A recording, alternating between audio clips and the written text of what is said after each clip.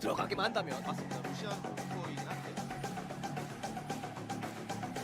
리브 샌드박스가 어떻게 이렇게 가 바텀 밀고 있나요?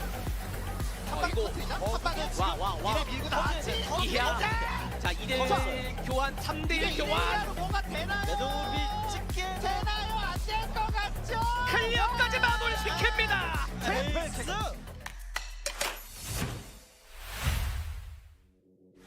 안 보여요 지금 젠지 글로벌 아카데미는. 그렇죠. 젠지 입장에서는 패기롭게 한번 밀고 들어가 보는데요. 대전의 마수 한번 묶었고 그리고 칼리 왔는데 뒤에서 퀴드가 뒤. 퀴드가 뒤. 아 근데 카르페가 살 수 있나요? 카르페가? 더 갈 수 있나요? 이게 랜서 이렇게 정리당하면 이거 랜서가 또 붙여날 길이 그렇죠. 답이 안 나오는. 더블 킬이에요 랜서. 남은 거 퀴드. 따라갑니다. 퀴드까지 퀴드 잡히면 잡힙니다. 피오라의 맹활약. 로스퍼까지 잡히기 일본 직전. 에이스 1번 직전. 야하. 와 있거든요. 그리고 빠져 있고요. 그렇죠. 타라투스 선수가 중요해요. 사이드 전멸 다 되고 있고 체크 안 된 거 같아요. 빨간이 잠깐 몰라요. 들어갑니다. 찌릿. 포레스가 잡아냅니다. 그리고 이후에 헤맨이 잡히긴 했지만 근데 혹시 베이스가 있긴 한데 근데 한 방에 이게 뭔가 녹일 딜이 붐할 수 있나요? 위협적이 붐이 안 되잖아. 안 돼요, 이게. 조합으로 뭐가 되나요? 한 방에 펑! 뭐 이렇게 돼야 되는데 핵폭탄 떨어뜨리듯이 붐 이게 안 됐어요. 뒤플러스 기어는 뭐 그리고 때려봐야 풀백과 이거 스톱으로 이런 느낌이고. 자 드래곤 싸움. 아직까지 대충. 근데 사킹이 지금 애쉬도 굉장히 거슬리고 리사드라가 위쪽으로 돌고 사이드 있습니다. 앞에서 열심히 맞았는데 어느새 바피예요. 그렇죠. 아니, 지금 체력 아이, 이거 저거 사이드 아니면 체력까지 안 야, 차니까 이장 터졌다. 진짜 한타. 끝났어요. 대승. 애쉬 잡은 거 대세 큰 지장 없고요. 사이온까지 잡히고 바루스도 풀어요. 완전 잡아냅니다. 풀백. 플러스 기어. 네 플러스 기아 1위 자격이 충분합니다. 와. 그렇습니다.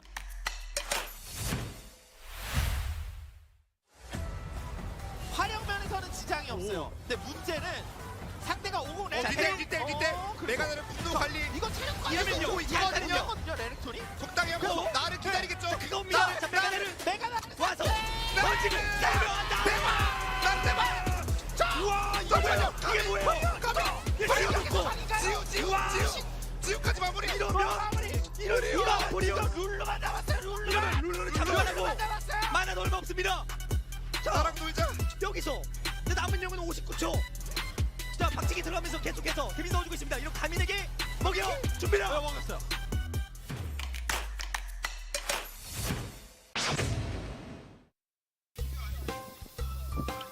저도 콧바람 소리 들리긴 해요.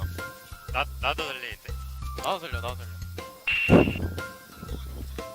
형이야? 어? 나 아닌 것 같아. 아, 제 콧바람 누구야 이거? 아, 좀 심해 진짜. 전 마스크 쓰고 있는데요. 누구야?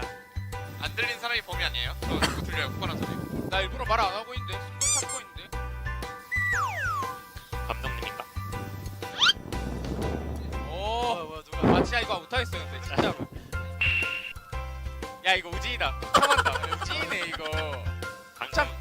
방금 날. 아니야. 방금이랑 처음이랑 비슷했어. 아 이거 우진이네 이거. 숨이 잘 안 쉬어. 아 콧소리 누구야? 아이 누구야? 누구냐? 홍준석이지. 딱 봐도 홍준석. 아야 홍준석인데. 나 아닌데? 너야 너. 너잖아. 아 진짜 하지 마. 나야? 어.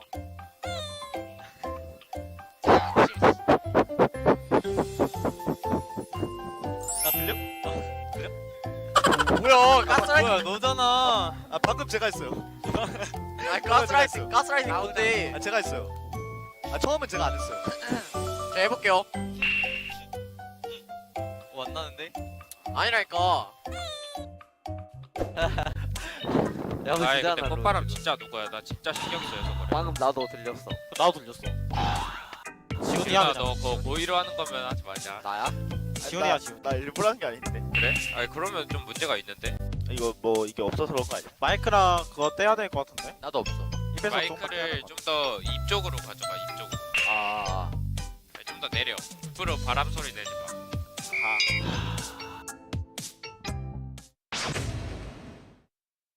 정한이 형. 어? 빨리 눈치 싸며. 빨리 문지어 쏴. 레이저 쏘기. 레이저 쏴. 네 스펀지 형님 좀 무서운데?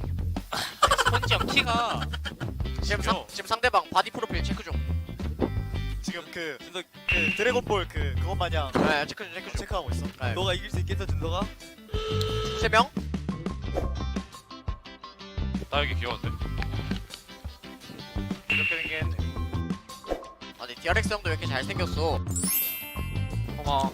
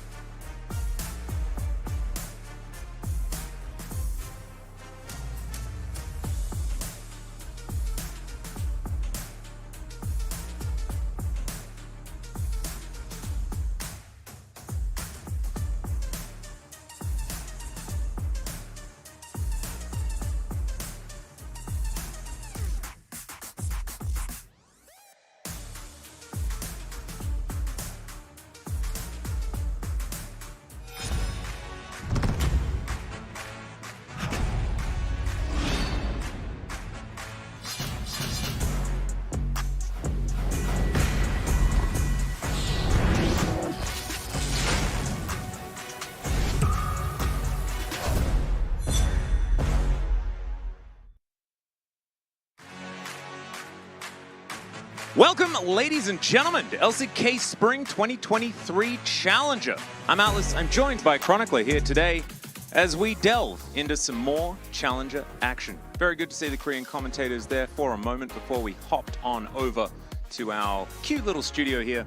We're going to bring you some sweet, sweet Challenger. Only a couple of best of threes here today. Not exactly the marathon that the boys went on yesterday. It's but the don't worry, normal amount. It's 2. Yeah, Yeah, it's two. yeah that's so normal. way less. No, this is well, factually yes, but this is not short. The other one is just long. Yeah, okay, that's a good point. So today we have 66% of the games that we had yesterday, most likely, of course, with some variation. But we do have some interesting matches, as of course, DRX looking to try and prove themselves. You know that they haven't lost that much after Jun left, and they'll be taking on Breon here today in our first series. And we have clearly seen that the DRX have kind of started to develop back into the team that they weren't quite in last year's spring, but at the very least looking a wee bit better than what we saw at the beginning of the split, which was all over the place and not very good and kind of overall just very sad, keeping in mind how good this team was in Challengers. Yeah. And it's been a combination of the players individually, I think, clicking a little bit more. Also, we had some great Spongius memes, which I don't think actually helped, but I'd like to think that they contributed to the overall enjoyment, as that is, I think, the most I've ever lost my mind, and I think you as well. I would have to agree. I think Spongius definitely came out and the worst. I did love the part where he sponged. He did definitely do that. We will try not to delve as deep. Oh no, into we're fine. We had a day of rest. Yeah. We can't have 9 games. No, exactly. We can only have Not 6. happening. If it gets to the 6th or even probably the 5th game, then we'll probably lose our minds. A little bit. Just in I general. don't think it'll get that bad. It shouldn't. It shouldn't. But because next Monday though. next Monday we'll be there. We'll be back with you. Yesterday, Wolf and Valdez had a very good time. I was sitting at home, just enjoying some sweet Challenger action. It was great to have the boys on the screen, hoping that they're just enjoying a day off here today. If we see them in the chat, tell them to go back to bed. I reckon that's important. Let's check out the standings though. As D plus Kia, they did suffer their first loss yesterday. KT absolutely ruthless, and now hot on their heels, Chronicler. And I gotta say, thus far, some new challengers coming up. We have Hanwha Live and KT, I think both looking a lot better than was expected of me. T1, a little bit middling. Not, in a terrible spot, but especially considering their match score of this team, the expectations should be higher. They have some very experienced players on the roster. Forrest has been in Challenger for a while now. They, of course, have Bay, so them being kind of around 5th place is not ideally what you're looking for.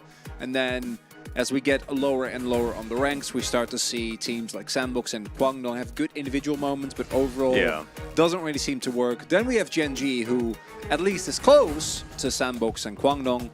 And then we have Brion, who are our heroes, even though their gameplay has not shown a lot of promise. What we're seeing from Brion is the fact that you don't need to win to have a good time. You don't. They're here just to have a good time. They did win one game, I believe. That's just one, though. We'll see whether they can get one here up against DRX. Not necessarily the most formidable opposition here in LCK Challenger. However, they are still better than Brion, just to put it bluntly. That's sort of how That's we're the expectation. expecting things to go. As, sponging all over the people is the aim of the game here, and then we'll see whether they're going to effectively sponge. Yeah, very important to remind everyone this is a rebroadcast. This is, in fact, not happening live. Nothing of what you see is real. Yeah. And if anyone tells you otherwise, you know, you should not trust them. As our friend Valdez said yesterday, this is a rebroadcast of a match that happened in 2025. Yeah. But it's a rebroadcast. It already happened in 2025. We are just rebroadcasting it as live as we possibly Everything can. is predetermined, so it doesn't matter. Yeah. Overall, Bro DRX to me is not as interesting as Sandbox Gen.G. As we mentioned previously, those two teams actually very close. Also the one that I expect to go into a third game as opposed to the first one, which for Brion, trying to find an angle after losing some of their strongest members, right? We've seen both Feisty and Loopy go on and to do very well individually. Yeah. Loopy, of course, kind of crushing it over at D+, whereas Feisty, I want to say is on KT or on Hanwha? Feisty? I feel like he's on Hanwha. I think Hanwha rings a bell, but... But either of those, regardless, is doing very well. Challengers, KT, of course. never mind. There you go. Wolf, go back to bed. It's your day off. What are you doing here? Yeah. Stop it. He's backing us up in case we need help. He's also... I should have known. I watched Mod. KT Feisty win yesterday against D+ Kia. But we're gaming here today, as you can see. Not Feisty Loopy gaming, though, which, as you say, is a little bit disappointing because they were such linchpins really to nice. this squad. Yeah. And do have some fans, some great fan signs. My hope is that one day even the Challenger fans will know about Brion being the Giga Chats that they are. I don't know if we'll ever get there. I don't know if we can go full circle. I know that the main team is aware of it now.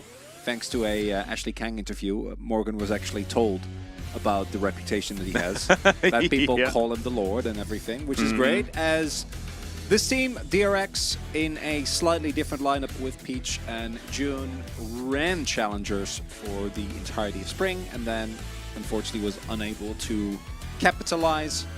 I don't know what happened to Peach. Yes, I miss Peach. He was... I'm almost as bothered by not knowing where Peach went. You're gonna talk about where Fly went. Yeah, there you go. Yeah. I think Wolf and I really do. It's just you and Wolf that are emotionally invested. It irks us a lot. We just we want to know. Sometimes you want to know, and sometimes you can't. You can't know. And that's sort of yeah. Cuz has a really good question, Chronicler. Do you want to answer it? His wife keeps getting mad at him for spending too much time watching games. How can I get her off his back? Spend time with your wife. I would recommend doing that also. That seems to me like it's a very easy solution. Actually, the question already gives the answer. Yeah, and also you've heard of work-life balance. When you're married, it becomes work-wife balance. That's what you need to work out. Because remember, happy wife equals happy wife. Wise words. Yeah. That's what you need. Happy wife. No. Nadro, that's not how it works. Happy wife, happy wife. That's how it works. I feel like that goes without saying, as fortunately... That's my father's quote. That makes it better and also makes complete sense. I've heard on and off stories and yeah.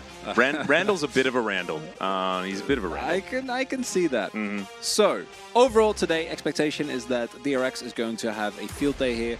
Also wondering to what extent we are going to see these players actually adopt to the changes, because adopting to change is hard in the LCK and subsequently also in Challengers. Although in Challengers they're a little bit more eager to just do very weird stuff in general. Yeah. So maybe that means we'll see some you know, some Guild Force quick play Zaya, like G-Woo showed yesterday. That's a very good build. That's cool. That would be fun. Some other shenanigans. I know you don't like Jin, but he's a lot better now. You know, Oh, that sucks. he got buffed, and he can go IE second now. Yeah, I don't really care what items he builds. He's still Jin. That's sort of the situation for me. Oh no, she's on her phone. She doesn't know that she's on the TV. Oh, it's a disaster. Quickly look up. Look up and check out the TV. Ah! There we go.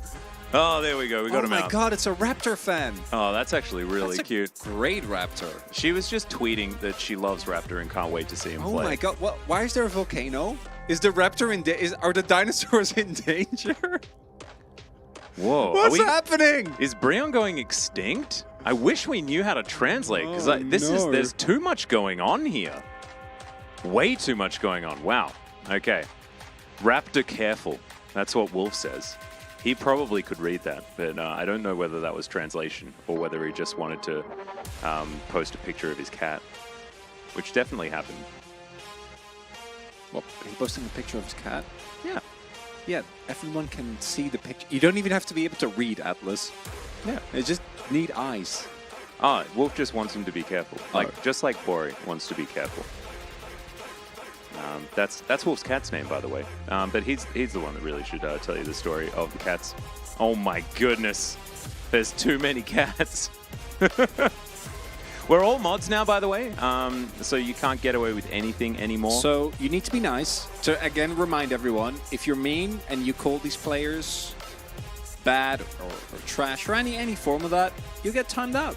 Or if you say anything that just bothers us, to be honest. Well, because I don't want to immediately power trip. I want to give ourselves some room. Oh, no.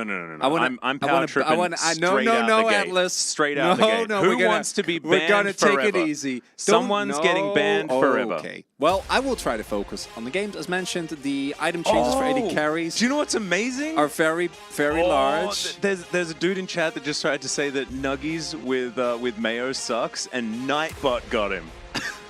I was talking about power tripping. Nightbot's going nuts, man. That was hectic. As I think we are having some issues here, so we're back to us, but that's okay because we were having a good time with chat anyway. How do you feel? So I actually think that there are mayos that are nice with chicken nuggets. I think it makes sense. Well, I think If you that get like Mayo's delicious. Chicken nuggets are delicious. Why can't we have both? Yeah, I don't really see the difficulty. I think if you go to Just like ice cream's delicious. France, Roast beef's delicious. Okay, well you're quickly losing the plot, Atlas. As you have different types Did of I mayo, ever right? have the plot? Well, not as long as I've known you, but maybe Hey, at Yundo's some in the point. It doesn't So- match. What's Okay, happening with Atlas- the games, Yundo? We don't really understand Atlas- why we're back. Atlas, Sorry. no, it's okay. I'm used to you cutting me off when you want to talk about chat, when we talk about the game, but I'm trying to talk about chat. And then yes, true. You're Sorry. cutting me off trying to talk about chat when I'm trying to talk to you About and chat. chat. Okay. Yes. Then do it. Well, now I You've don't. got the floor no, I now. don't. No, now I don't want to anymore. Now it's your turn. Oh no! No, I wasted all my time. Why does it always become this? It always becomes this. It's a device issue. Device is actually a player in a different game, I believe, Counter-Strike. He plays Jax's E the majority of the time, but he has an issue. So we're sending everyone here in the studio to go over to... Where does Device play? Is he an American player? No idea. I think he's a North American player. So we're sending everyone to North America, or is he European? In which game does he play? Danish. Yeah, European. There we Is go. it? He's a It's Danish player. It's Counter-Strike. Yeah, I think so. I And don't so know. everyone's going to Denmark right now to make sure that Device, all of his issues are sorted out. Feldus and Chronicler back at it again with more challenges. Yeah.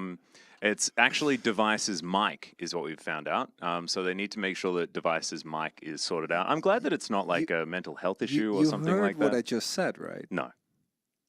Okay, well, I was on my Device everyone rant. else heard, so we're just gonna leave it be. Uh-huh. As overall, hopefully it'll be fixed soon. It was said Feldus, and as Feldus and Chronicle, you're like, yeah. Oh, yeah. Yeah, I was expecting a bit of a quip. I'm okay with Usually being you're Valdez. pretty quippy. Yeah. Well, who wouldn't be? He's great. He's pretty Big good. fan. We played some video games after he came home last night. Nice. It was a really good time. I'm hoping that he's still asleep. League, right? Yeah. We played just some solo queue. Just what we like to do is play League of Legends when we're feeling a bit down, you know, because it always just then you brings can feel really down. Yeah, it just brings you back up again, bit of grounding, you know. So we're playing together, having a really great time. The other 3 players on our team, as usual, were just lovely, absolute saints. We messed up a few times, but they said, it's all That's going to okay. be fine. Mistakes happen. Yeah, that's precisely what they said. And we all just went ahead and had a phenomenal time on the Rift. Nice.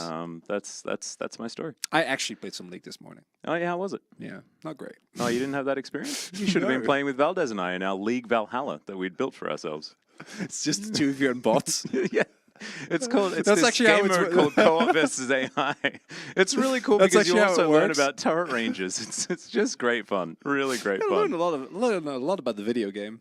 What role do I play? I play the role of across the obelisk at the moment, generally, which is, I guess, turn-based, card-based strategy. Just League of Legends character with that being probably Twisted Fate. I think my main role would be Twisted Fate for that reason. Do you guys live together? We could. We don't, but No, not I yet. could see it. Yeah, but Maybe. you know, one day, if my fiance kicks me out, for example, maybe we'll live together. Yeah. Haven't Might as gotten well. that much hot water just yet, so we're doing all right.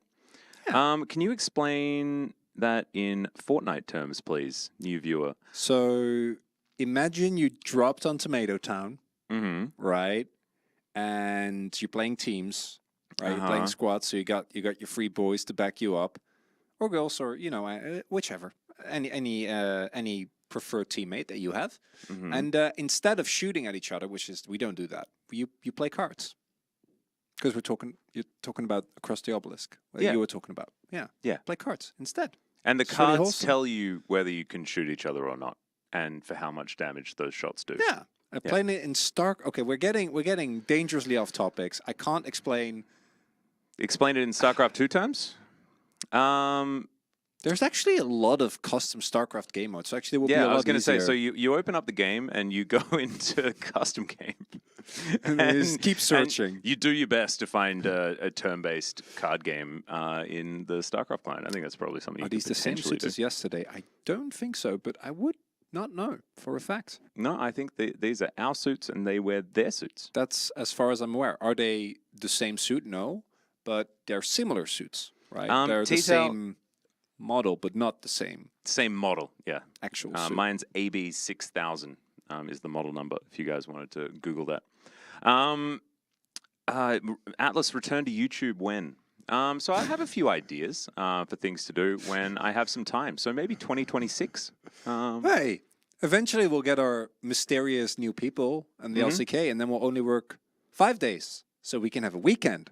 Yeah. And then you can also still not do anything on that weekend. Definitely not going to be doing No. YouTube. No, No. that's.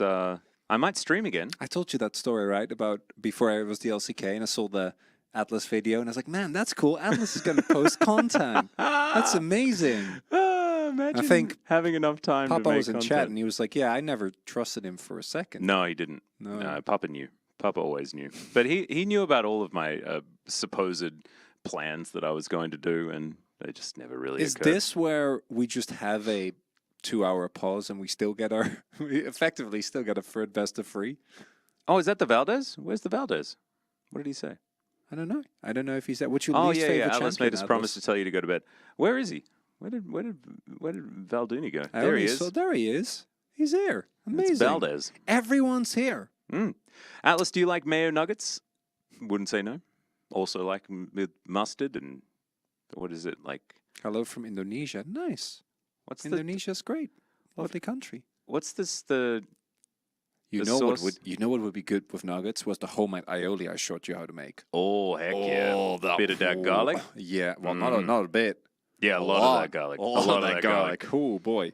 That would be good. Very nice though. Mm. Very tasty. If you guys Goes insult well a team together. or player because you lost a bet, I will ban you. Oh, get wrecked. Nice. Yeah, I'm glad Valdez is here. the Valdez hammer is a dangerous one. You want to look out for that. So because as far as hammers go, I don't really know about Wolf or Atlas. I'm a little bit too soft on the. I'm more of a timeout kind of guy. I have an issue with. Oh, you're a timeouter? Yeah, you don't. I have an issue with like really unless Commitment. it's like blatant. You don't want right? to commit to the ban. Yes, but Valdez does not have these issues. No. he will. He will. I'm a sweep bit of you a under the I'm a rug. bit of a perma banner as well. Yeah. I'm a bit of a fan of it. Well, it depends, you know, because if it's like something just super egregious, I'm very happy to perma ban. You know. Yeah. Well, there, okay, Like there's, if there's it's one of the- lines, right? Yeah. If there's one of those things that you're like, I never want anything like that said ever again. No, that's okay. That person is done. You know. Yeah. No, I agree. There are obviously lines as we can update that there will be a short break. I don't know if we're gonna throw the break. Yeah, I think we are. So we're going to have a short break. When Let's we get see. back, we'll give you an update from Denmark and see how Device's mic has been going. We'll see you after the break. 젠지 입장에서는 패기롭게 한번 밀고 들어가 보는데요. 대전의 마수 한번 묶었고 그리고 아칼리 왔는데 뒤에서 퀴드가 뒤. 퀴드가 뒤. 퀴드가 뒤. 아 근데 카르페가 살 수 있나요? 카르페가 더 할 수 있나요? 이게 랜서가 이렇게 정리당하면 이거 랜서가 또 미쳐날지 그렇죠. 답이 안 나오는 더블킬이 랜서. 남은 거 퀴드. 따라갑니다. 퀴드까지 퀴드 잡히면 잡힙니다. 피오라의 맹활약. 로스프까지 잡히기 일본 직전. 에이스 일본 직전. 야하. 있거든요. 그리고 빠져 있고요. 그렇죠. 타라투스 선수가 중요해요. 전멸 다 되고 있고 체크 안 된 거 완전히 잠깐은 너 몰라요. 들어갑니다. 지릿지릿. 포레스가 잡아냅니다. 그리고 이후에 헤벤이 잡히긴 했지만 근데 베이스가 있긴 한데 근데 한 방에 이게 뭔가 녹일 딜이 붐 할 수 있나요? 위협적인 붐이 안 되잖아. 안 돼요. 조합으로 뭐가 되나요? 한 방에 펑! 뭐 이렇게 돼야 되는데 핵폭탄 떠뜨리시 붐 이게 안 됐어요.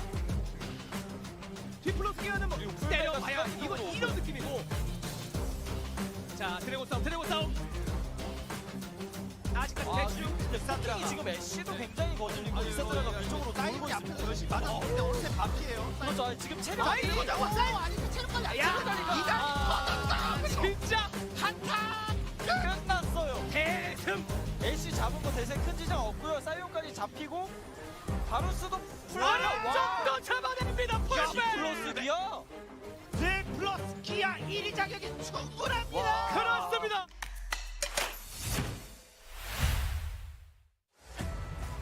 활용면에서는 지장이 없어요. 근데 문제는 상대가 오고 이때 메가나는 분노 관리 이거 체력 관리 이러면 오고 이거거든요. 있거든요. 레넥톤이 적당히 하고 나를 기다리겠죠. 그겁니다. 자, 메가나를 와서 던지고 세려한다.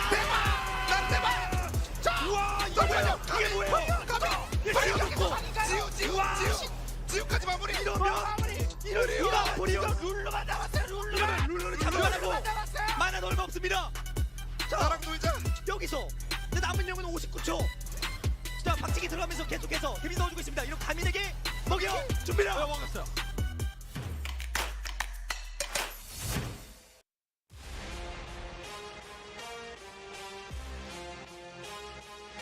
Welcome back, everyone.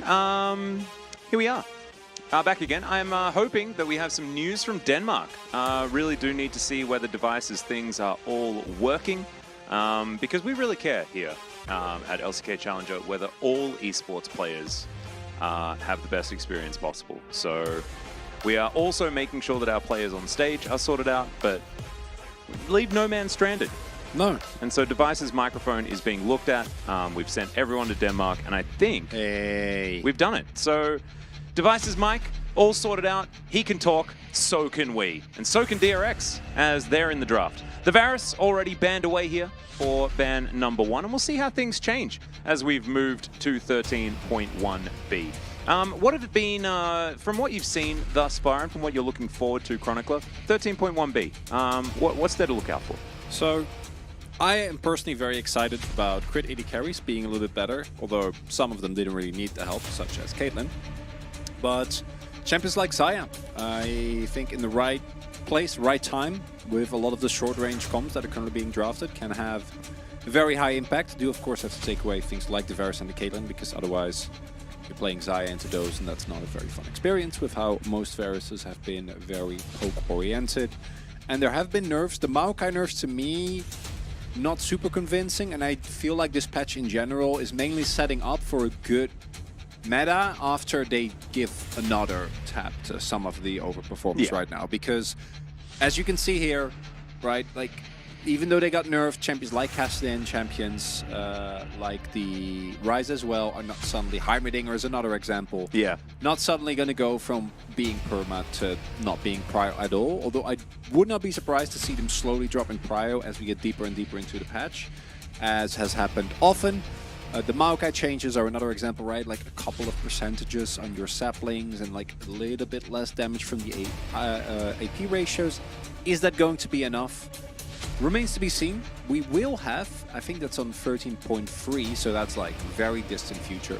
But we will have some nerfs to early ganks, and that should hopefully stabilize the meta a bit, because one of the big reasons why champions like Maokai can just bot side clear and then, you know, just gank bot and then not fall behind at all in experience is not good. That shouldn't be a thing. No. Should be a bit of a risk reward, and with counter jungling nerf that right now is not the case, so hopefully that will be coming down the line. But for the foreseeable future, we are having none of that excitement. We are ignoring every cool change that was introduced to the game on this patch. I mean, Jin, I guess, is somewhat... Yeah, true. Because otherwise, like, I'd be getting really upset about them ignoring Caitlyn. He I did think it's get just pretty big.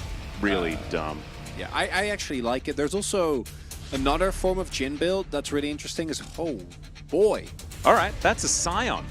Frim popping off. Okay, let's see how the Scion's going to go. Ivory, of course, could theoretically be playing it as well. This is Bro. They're cooking things up. You know, we're going to see what they're going to bring out. Raptor might be playing Jungle Scion. What do you reckon? When was the last time you saw a Jungle Scion? Never. I do Me not too. recall, and I don't... Yeah. I appreciate your enthusiasm. Those Cho'Gath ban have really not been paying attention. Imagine the Cho'Gath ban. Clear would. I can see Clear do that. I wouldn't be surprised. Oh. I mean, I don't think Scion even really cares that much about Na. I mean, Na's annoying, and you can go low in the earlier game, but I think after that, do you really care about Na? I think Gnar mostly with Maokai is just obnoxious to play into. That would be my main thing, where once the Maokai gets access to consistent ultimates, it makes Gnar way stronger because he has actual setup. Yep. But overall, yeah. Also, do you think that maybe Brion wants to... Play Sejuani. Well, that would be kind of a no-brainer here. Yeah. I don't really understand why it wasn't banned. That's Nidalee. Okay. As far That's locked in. There it is. Okay. Raptor is gaming. Or Frim is gaming. We don't necessarily know. This Nidalee could be going anywhere. Ivory, when was the last time we saw mid Nidalee? Season 2? Yeah, I was going to say that was when my old mate Rusty was a pro gamer. He was a mean Nidalee. I think Garen does fit the comp here. Like this a lot. The Renekton pick away. Renekton, of course, playable both mid and top. Have we ever seen mid Nidalee? Oh my god, people don't even remember. Like, They probably didn't watch League back then, and that's okay. it was Faker's first game. Yeah, doesn't... Famously. Wow. Yeah. Hotshot Doesn't GG. matter. There was a world champion. Stanley played Nidalee top lane, Chalice first. Yeah, none of the things you're saying make any sense in the context of the game. At we're in season 13. Yeah, true. This is a rebroadcast from... Oh, no. You know what? No, I not Nidalee. Corki. Norky. Or look at... Because if you think about it, like Nidalee and Corki have so much CC. Here we go. That's it's better. the Yone. This is much better. We like that one a lot. This is... they've been cooking. Bro, there's something stewing over there. I don't know whether it's going to be good, because on the other side of the rift, DRX have got the most cookie-cutter classic draft that we have ever seen ever in the history of 13.1. Yes. It's as basic as it gets. Has a lot of power picks, has a lot of ability to create space, has good engage, a lot of lanes you can play through. It's overall very strong. And I think the early game for Brion should be better. Obviously should have Shelve on the bot side of the map. and they might be able to play through that. Raptor possibly looking for some early impact around the bot lane, but I do think that in terms of mid and top, DRX should still have a modicum of pressure. Can play around that, and if you can just get a couple of early objectives and play the game slow, as DRX, you're gonna be in a very good spot to win the game. Oh, yeah. You have Azir and Zeri, doesn't get much better than that. Maokai, Lulu, all self-explanatory. And the Renekton, you know, is not going to skill nearly as well, but then you look at the other end and you have Jin in Italy, and you know that if Brienne fall behind, they're in very deep trouble. Yeah. However, their setup around objectives, pretty sexy. I'm pretty keen to see how this one's going to go. Of course, I think this will require Raptor to be extraordinarily active in the early stages of the game. Nidalee going to have to be all over that tree. That's a fact in my mind. We'll have to see whether Brion can play that high-tempo League of Legends that, you know, their team in the LCK has definitely shown they're more than capable of. And that was sarcasm. Let's get onto the Rift.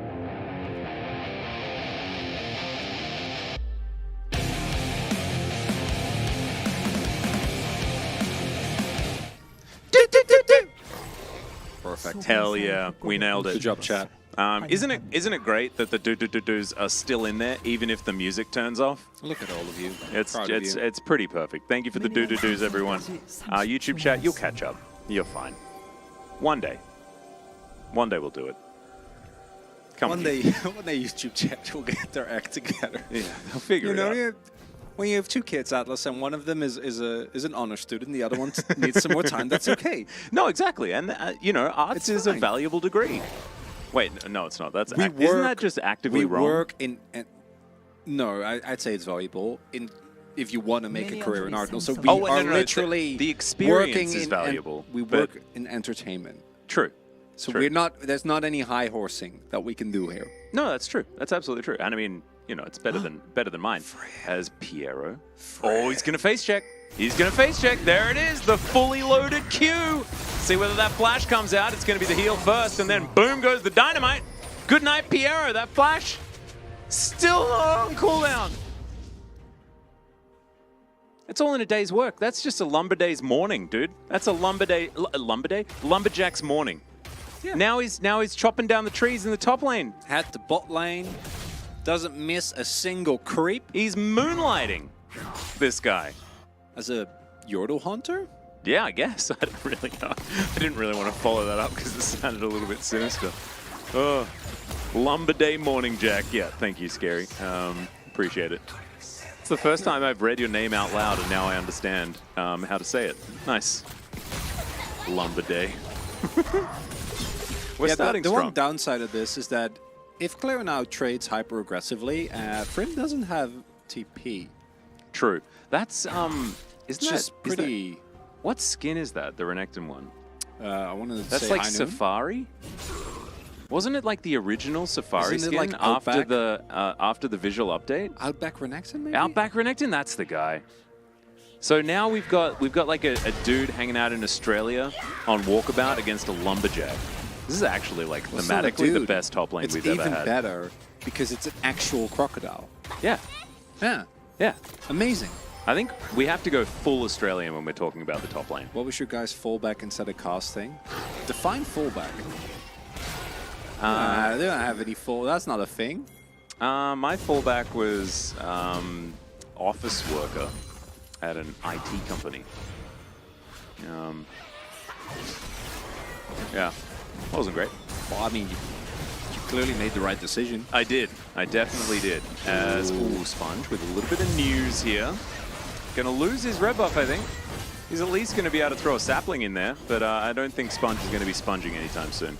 Yeah, as expected, as we mentioned in the draft, right now Gamin and Polu, we're always gonna have prio, but if Lulu dies level 1, you're gonna have even more prio.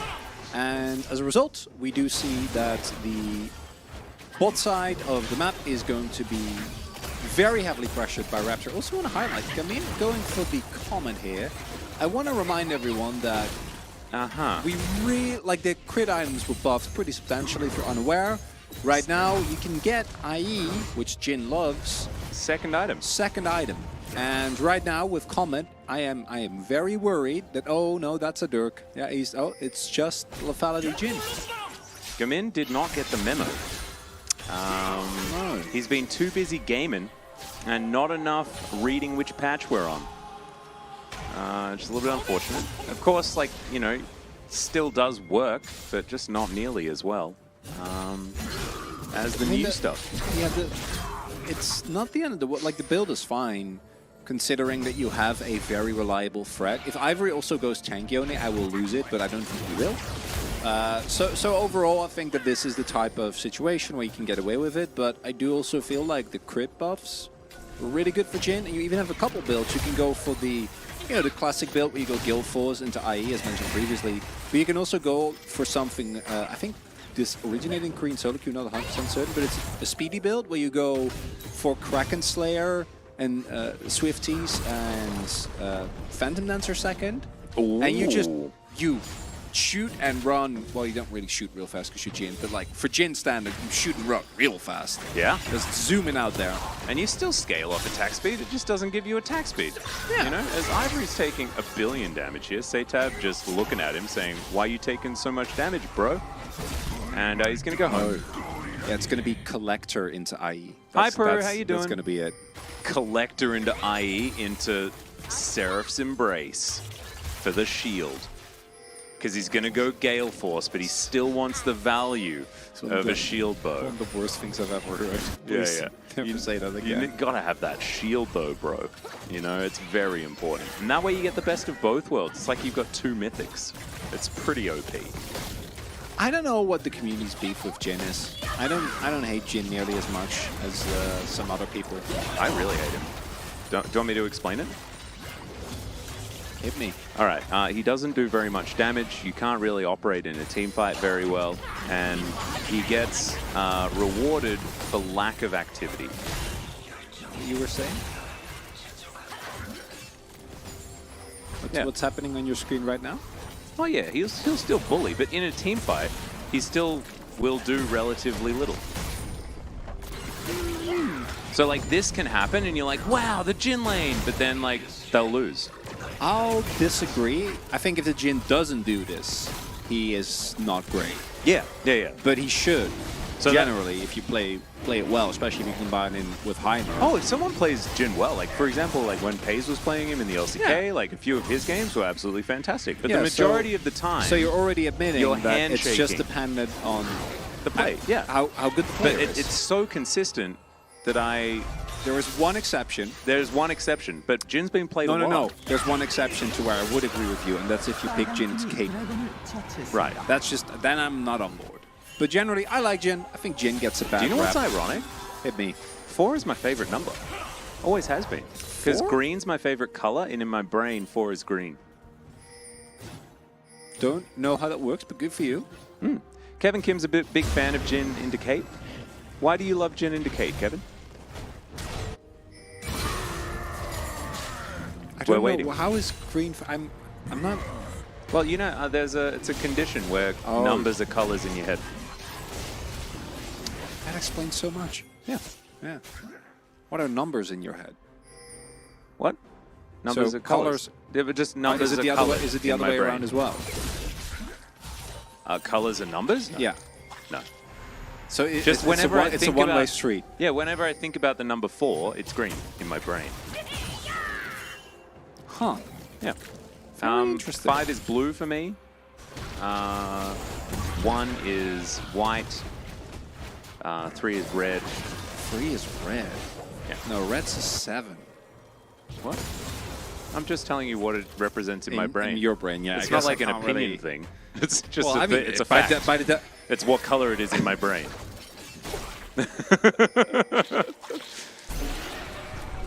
0 is black in my head. 3 is yellow.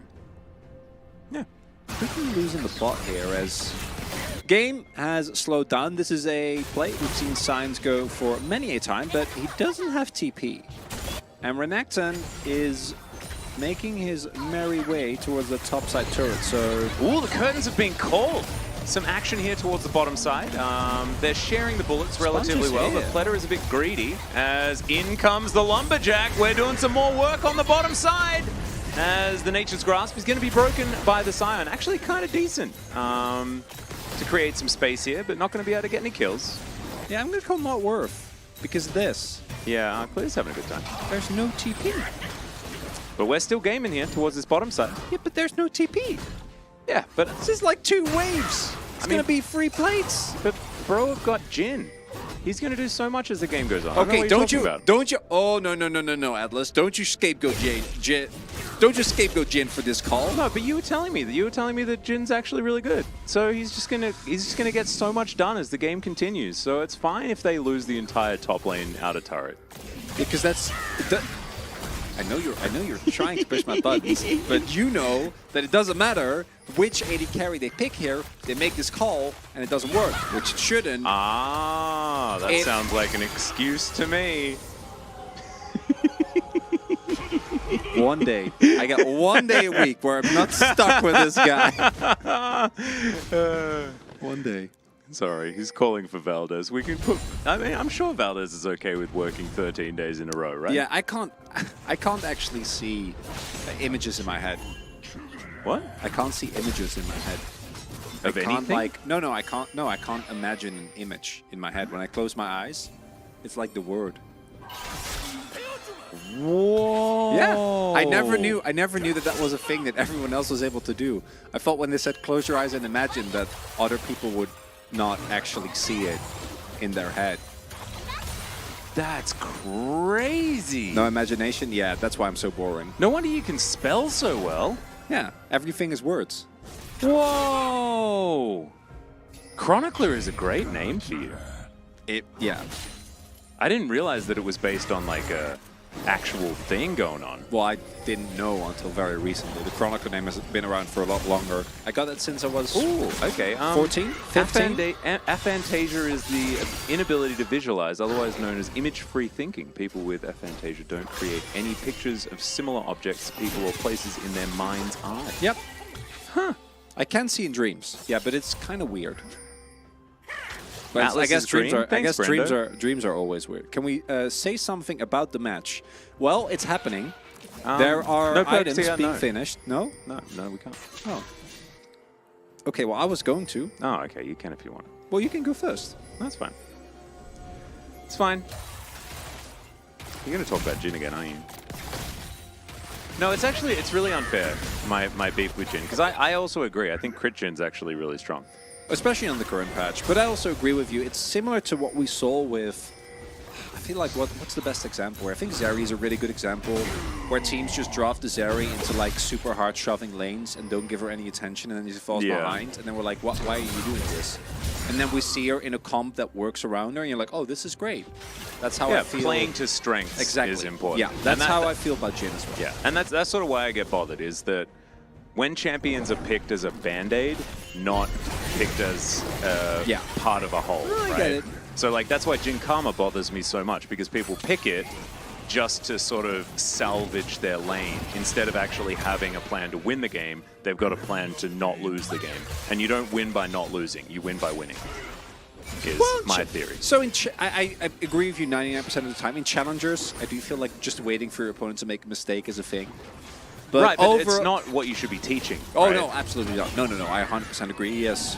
Well, Sponge is sponging. Action. Let's see whether he can sponge effectively. It looks like the answer is yeah. They get control of the Drake. It's going to reset for a moment, though, as Raptor takes a sapling. This is important for Bro. They need to get some stuff done. They're not going to be able to find that one. Twisted Advance is going to close the gap very nicely. Wild Growth is there. There's not a lot of damage going on, as Raptor's going to get booped back into the team. That is it. And Pletter is going to go for that Zeri moment. Frim's also, I don't know. I think he went on an excursion. He was going to a conference and he took the wrong flight. I think that, do they have Lumberjack conferences? I don't know. Empress Divide's going to go down here as Ivory goes on the shortest journey ever back to his unbound soul. He's going to bind it back up again. We're going to be fine. And overall, really big win there for DRX. Let's put a pin in that Lumberjack conversation. I'm actually very interested. Yeah, sure. Imagine there would be. Lumberjack conference? Sure there is. Yeah. As overall, DRX are able to walk away with a number of kills. The overall game state getting worse and worse for Breon. They kind of need to be ahead. Their only win condition in the late game is a side laning Yone, which is not in the worst of spots. Yone himself isn't behind, but the game state is rapidly collapsing around him.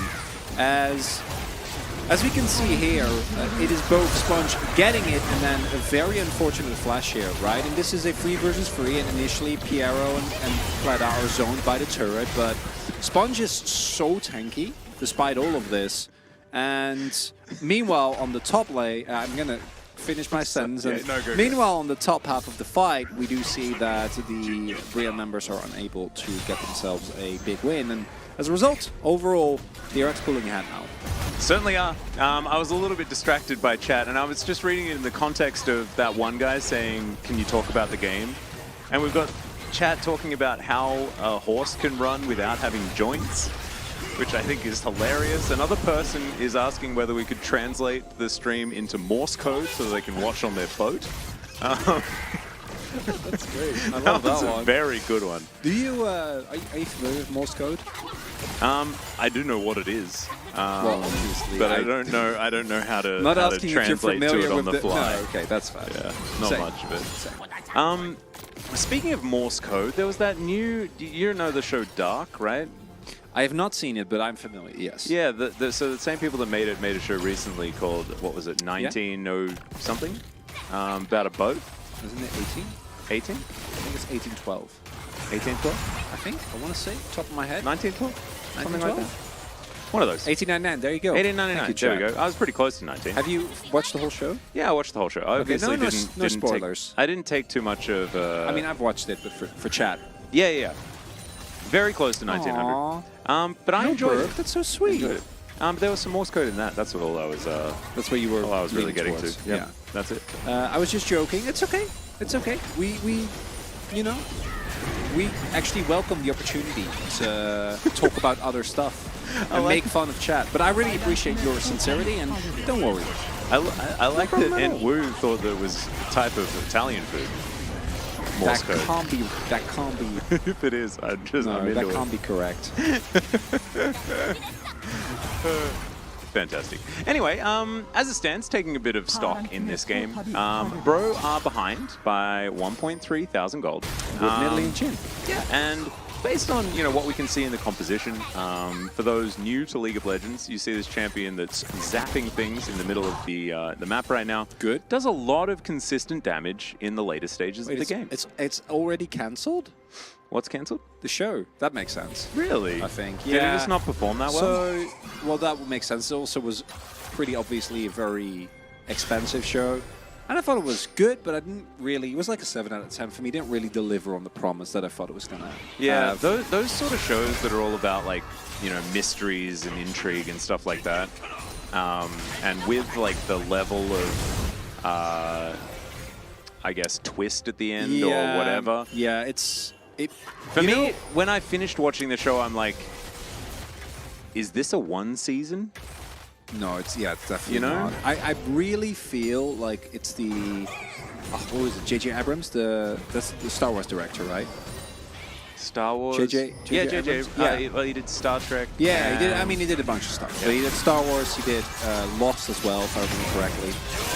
Oh yes. Maybe. Yeah. Okay. That's a dead say tap. Ivory having a great time here towards this bottom side. Bit of a battle, slashed him up, and the Yone getting some work done. So he talks a lot about what he calls the mystery box, which is like, oh yeah, there's this cool mystery. I feel like very often that is cool, but then actually having a good mystery inside the box when you open it is important. And I felt like the show didn't really deliver on that. No, I feel What's like important it is never showing what's in the box. Well, but that's worse. No, it's not. That's Yeah. actually that's the point. Because No, you should but that- never show what's in the box, and Yeah, then but the no, but audience that's will keep but being you need interested to know in what's in the box. No, that's the point. What's in the box? Exactly. Atlas? That's why they keep watching. We should actually have a box permanently on the LCK broadcast that we never look at and never have anything inside it. That we'll never say what's inside it, because then it could be anything.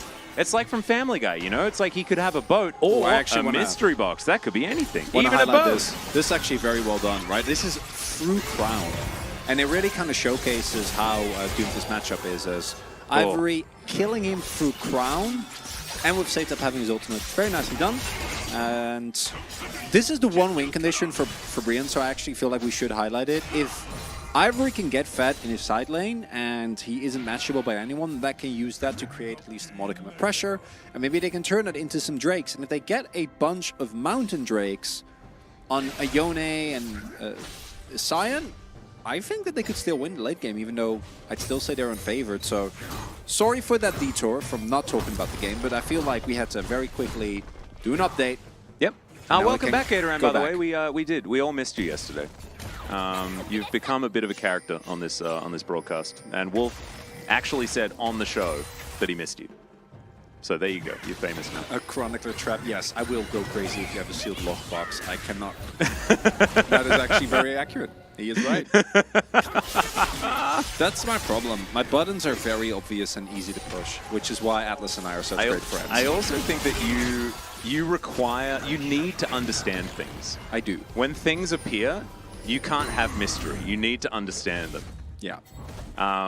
Which is why we need to get the mystery box. I think that's really... And we pretend everyone knows what's in it except me. Yeah, well, no. Oh, yeah, we could just pretend to know. Oh my god, this is amazing. That would drive me so crazy. Just imagining it is making me mad. Oh. Ooh, look at this build choice from Setap. Going for the Nash's 2 phase, so... Ooh, bit of a auto-attack DPS. Yeah, like that. So both good into Frin, right? Like going for more tank or tank shredding oriented build, and then also good for Baron and good for side lane. So I think overall great atomization choice, although I think Raptor's Ivory now here. knows what's going on. Yeah, Raptor's going to turn up. Are we just 50-50? DRX feeling like they're under a bit of pressure as it turns out. Okay, let's see whether this curtain is going to be called effectively. The flip. I feel like Bro are very happy with the situation here as Raptor has to get out of the pit. Never mind! The Baron is not going to be smoked by Bro this game. It's going to be taken by Sponge. Brim also going to get auto attack down as Pletter is going to join the fight now. Clear is an absolute raid boss. Pletter, yeah, you just can't walk past a zombie Scion like that. And he was a little bit scared, but they take the Baron. They only lose 2. DRX back in control. Overall, big win there from DRX. Raptor to dodge the Azir has to flash into the pit where he is standing behind Baron, and it's Azir. So Azir doesn't really care about you being in another place. Zeri wasn't actually really in that fight. You might be thinking, oh, she did 3.5. Yeah, that's because she was just sitting Cyan. Frim had one job. He did that job well. Yeah. As overall, as we can see here again, the ultimate from Setap, I think very nicely done, is able to get the flash out of Raptor. And then as a result, we see that on the top half of the map, Setap and Sponge are able to kill the Nidalee. Unfortunately for the Ivory Frim duo, they want to kill Plata very badly, but there is an angry crocodile that says no, stands in between, and as a result, not able to get that backline access. A little bit disjointed here from Brion. If they arrive at the same time and Frim and Ivory can actually get on top of Plata, then maybe they can kill the Zeri and then move towards the top half of the fight. Yeah. But not meant to be. Now they lost Baron, and that silent win condition that I mentioned is not happening. Ooh, cute little knock up there. That is a very long way to go, Sponge. He doesn't mind. He's happy to go on journeys like this. If you're curious about the patch, it is on the bottom left of your screen. No need to write it in chat. It's the patch that has been put in, then was accidentally removed, and then put back in. Did you hear that? No. Yeah, What? the patch accidentally got reverted. Huh. Maybe Yeah. that's why Gaiman's building these items. Yeah, no, it's live now. Yeah, I guess he wouldn't... this is his new idea with the slightly changed Ravenous Hydra or Costa's something looking like at that. Twitch chat? No, we're not. We would As never do that. overall... Yeah, I saw some tweets from one of my friends from the Benelux, is one of the best ribbons in Europe, and he was crying with joy because the revert of the bruiser items made him very happy, and it was only temporary, so Oh, no. it's a bit of a sad situation. Oh, with yeah, that wow. one. Removing all the Omnivamp? Like, it's like, Yeah. hey, Riven, stop having fun. Yeah. To be fair, the build was... Aw. I saw him do some truly obnoxious things. It was definitely a little bit overpowered, but of course, playing that is always going to feel very, very fun. So seeing it removed is a sad time as Siege continues, and getting these Drakes, I think, for DRX is very important. They don't need them necessarily, but being able to deny them to Bro is very, very important. Well, they are now going to zone everyone away from this turret. That is what Nature's Grasp can be used for. You might be thinking, oh, they just used the ult button. No, it's Sponge creating distance, making sure they can open up this map. Couple more inners do remain as we're heading over towards this Mountain Drake, Earth, Wind, and Fire. We're big fans here on the LCK and LCK CL broadcasts of Earth, Wind, and Fire just in general. Group tonight is probably my favorite track of theirs, but September is their most famous. How did Atlas know what I was thinking about Maokai's ult? Well, Scary, I'm in your brain. I'm actually not. What if if in everyone's brain what we say is heard differently? It is. Well, no, but what if what we're actually saying, like our words are targeted to the specific individual because we're AI casters? Oh, yeah. We're like a broadcast tailored to everyone Every individually? yes. The algorithm reads, you know, your habits, and then what you hear is only something you hear. Whoa. I know. That's crazy. I wonder whose commentator I am. Well, everyone's. No, but like, what if I was just the one tailored to a specific person? I wonder who I'm tailored to. Good question. I don't think you're supposed to know, because that would make you self-aware. Ah, Bookie Booze. Oh, thanks. His first chat, he's like, it's me. All right. Well, good to know, Bookie Booze. I'd be interested to know a bit about you. Why is my algorithm feeding you such weird commentary? Well, look in the mirror. Okay, again, that might be a you problem. We're not sure. Overall, game state pretty important here for Breon. As far as Hail Marys goes, you're really looking for everyone to jump in to a choke point and then create a big playmaking potential for Ivory, who is sitting on an Infinity Edge. Yeah, we've seen this play before. Yeah, is also alone. Yeah. Utilizing the item update in a way that works a little bit better than his bottom lane counterpart is doing. Well, that's fine. What you gonna do about it? Pleta heading towards Infinity Edge for the third item. Nice. Good choice. Yeah, feeling good about it. As clear in this side lane, just having the greatest of times. And I think that ultimately, if we're going to talk about what went wrong for Breon, it was mainly the Crocodile.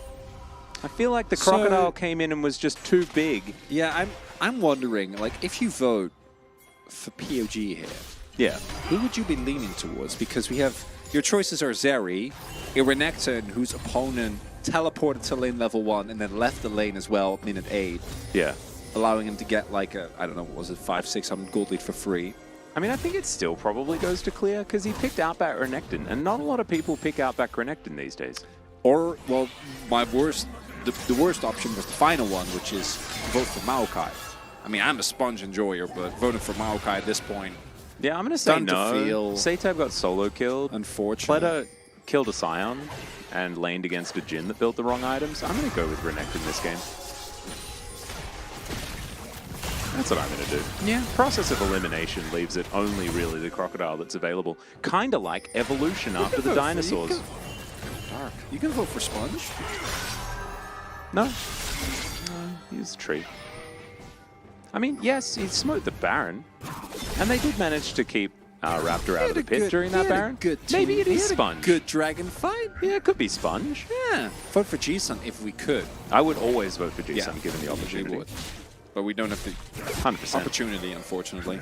All right. Jhin has the 5-head build. Alex Sama, could you please explain to us why that is your response to the build? I'd really appreciate it. Well, I don't even think this particular combination of items is bad, right? I don't mind it that much, but considering the crit item buffs and you playing into some pretty beefy frontline, I do think that it's just not going to get that much done. And you do have a frontline yourself there as well, right? So you do actually have a bit more space, allowing you to get more autos in. Yeah. Oh, Kraken PD Rapid Fire Cannon. Yeah, that's bro the, built it and that makes it 5-head. I get it. That's the... Yeah, that's the fun one. No, Kraken P... Yeah, that's the Zumi build. Yeah, I like that. Don't even need Yuumi for that one. So you can avoid your Chin Yuumi. Should I build Jack Show on tank G-Sun? That is the... I don't know whether this is like a problem with like Okay, never mind. Raptor is going to get divided emperorially. Oh my god, Piero. All right, let's see whether Ivory can do it. He finds Piero. That's definitely good, but now Clear is coming up. Satab doesn't have a lot of CC, but the Crocodile does with a flash, slice, and dice. Now DRX will head over and just sort themselves out this Baron. Easy Get it, peasy. Clear. That's it. We're getting the vote. As overall, this game, Sometimes you like, You just honestly, know, that teleport right? would have worked if there was no Crocodile, right? Because there was would've. no CC. From yeah, Satab. I don't think the teleport itself is bad. I'm not trying to dunk on Ivory, or just that the overall game state just feels so desolate. And this is unfortunately has been the case for Brion for the look at entirety that. of challengers. They really are bros. Like starting off the Drake for DRX, they're like, we don't want you wasting your time on this Drake. Like let's do most of the damage here for you. And they did that. Satab going to take this this turret away as well. We're gonna have a look. This is Raptor, actually really funny. spotted out. Yeah. So watch this. Watch the bloodthirstiness of this Lulu. He's like, I got it. I'm going in. As Ivory really trying. Yeah. But unfortunately for him, I actually like this teleport a lot. I think it's a pretty cool call. And doesn't end up working, doesn't end up getting out, but he was very close. Does also force the flash from the Renekton. And in an even game state, you can be like, oh yeah, Renekton has no flash, or our backline has more space. It's not gonna matter. We're down 6,000 gold with this composition. And it's gonna be game over. Well, Look at that Zeri damage. Look though. at that Jin damage, baby. He's Mina's actually played fairly well. I still don't like his build, but it's been fine. yeah. I think it was. No, it's not that bad.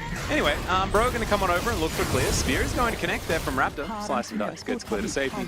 And the rest of the map is a bit of a disaster. Sending people towards this bottom lane means your inhibitor does go down. And with this Baron, it was almost an inevitability anyway. I almost forgot that there was a Heimerdinger in this game. I haven't seen him in a while. He really hasn't done all that Oh, much. it's just gonna end. Well, we're going to call the curtains. And DRX seemed to have forgotten that DRX existed on their plane of existence, which is kind of interesting. In goes Satab, manages to pick up the Nidalee very nicely. Good flash out from Polo, but with Raptor dead, it's going to become very difficult for them as Satab does so much damage. What the heck? Didn't he build a crown? What's going on? It's the Tearing them apart. I don't know, Atlas. I mean, he did get solo killed in the bottom lane against Ivory. I don't know whether I really want to give it to him, but maybe we have to. He did the cool things outside of that. He definitely did. He built a fun item. Yeah. In the Nash's Yeah, too, as Death well. Cap It's been next. a while, and he's just destroying everyone now. Look at these autos. Flying through at lightning speed. Absolutely amazing. You want to go splitsies? Sure. One jungle, one mid? Sure. Let's do that. One jungle, one mid. Let's do it. The tree was stronger than the lumberjack. Oh. This pen is not safe. That pen. This pen is very inky. No, we don't need to. We don't need to No, vote we anymore? already did. There you go. Oh, God. They're stamped with my fingerprint now. That actually is your fingerprint. Like, we it's could- actually we could there. show We could chat. identify you. Yeah, well, you know, we are on air, Atlas. As Good. DRX take win here in game number 1. Brion, unfortunately, unable to match their team fighting. Really, the early inning phase, the only thing that went well. Nice little cheese there by getting the kill on Lulu, but then everything else kind of a disaster. The early sign roam not working out, and not getting Nidalee ahead meant that overall, game state for Brion was very bad heading into mid-game, and as a result, the game was over pretty quickly. It certainly was. It was hastily concluded by DRX in a beautiful, beautiful way. I, in the end, didn't really like the Bro composition, but I did like how they went for some cheese in the early stages of the game. You know, the lumberjack teleport while destroying his lane phase entirely was kind of cute to get the flash. To get the kill in the first minutes of the game. But with Lulu dying at level 1, it just wasn't enough to really do anything in the game. Bro put a lot of focus on that bottom side, and ultimately nothing really came of it. But Ivory did impress. I actually quite enjoyed watching Ivory's play. And although Satab did a bajillion damage and was largely unmitigated towards the end of the game, I think Ivory still gave it an honest crack. I'm into it. Brennan Valdez is Radiant, which is kind of cool. He's radiant. yeah. Really close. Kind of into He's that. been looking good recently. Hitting the gym a lot. Does Good for Huni him. count as a caster? He is a caster, of course. He casts on Saturdays on the Korean broadcast. I love working with Huni. It's actually been incredible. Yeah, it's been really been fun. so nice. It's also just been awesome having him in LoL Park as well. Even on days that we're not actually working with him, we just get to have a chat and talk about the games and all that sort of stuff. It's just very, very cool. Satab's going to pick it up.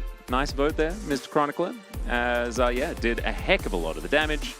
But it felt pretty elementary here for DRX. I want to see Bro really pull it together as far as being able to challenge DRX around the mid game, because yeah, you can try to win a bottom lane, but you have to have a plan after that. And Bro really, they didn't seem to have one of those.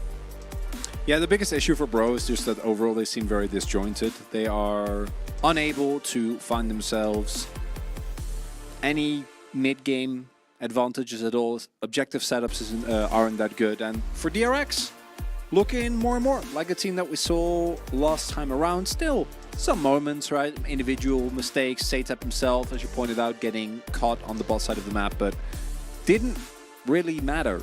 As looking at the performance of DRX in this first game, going to be a toughie for Breon to find a way back. It absolutely is going to be. But we are going to have a break's worth of time for Breon to sort that out. Let's see whether they can do it, and we'll see you after the break.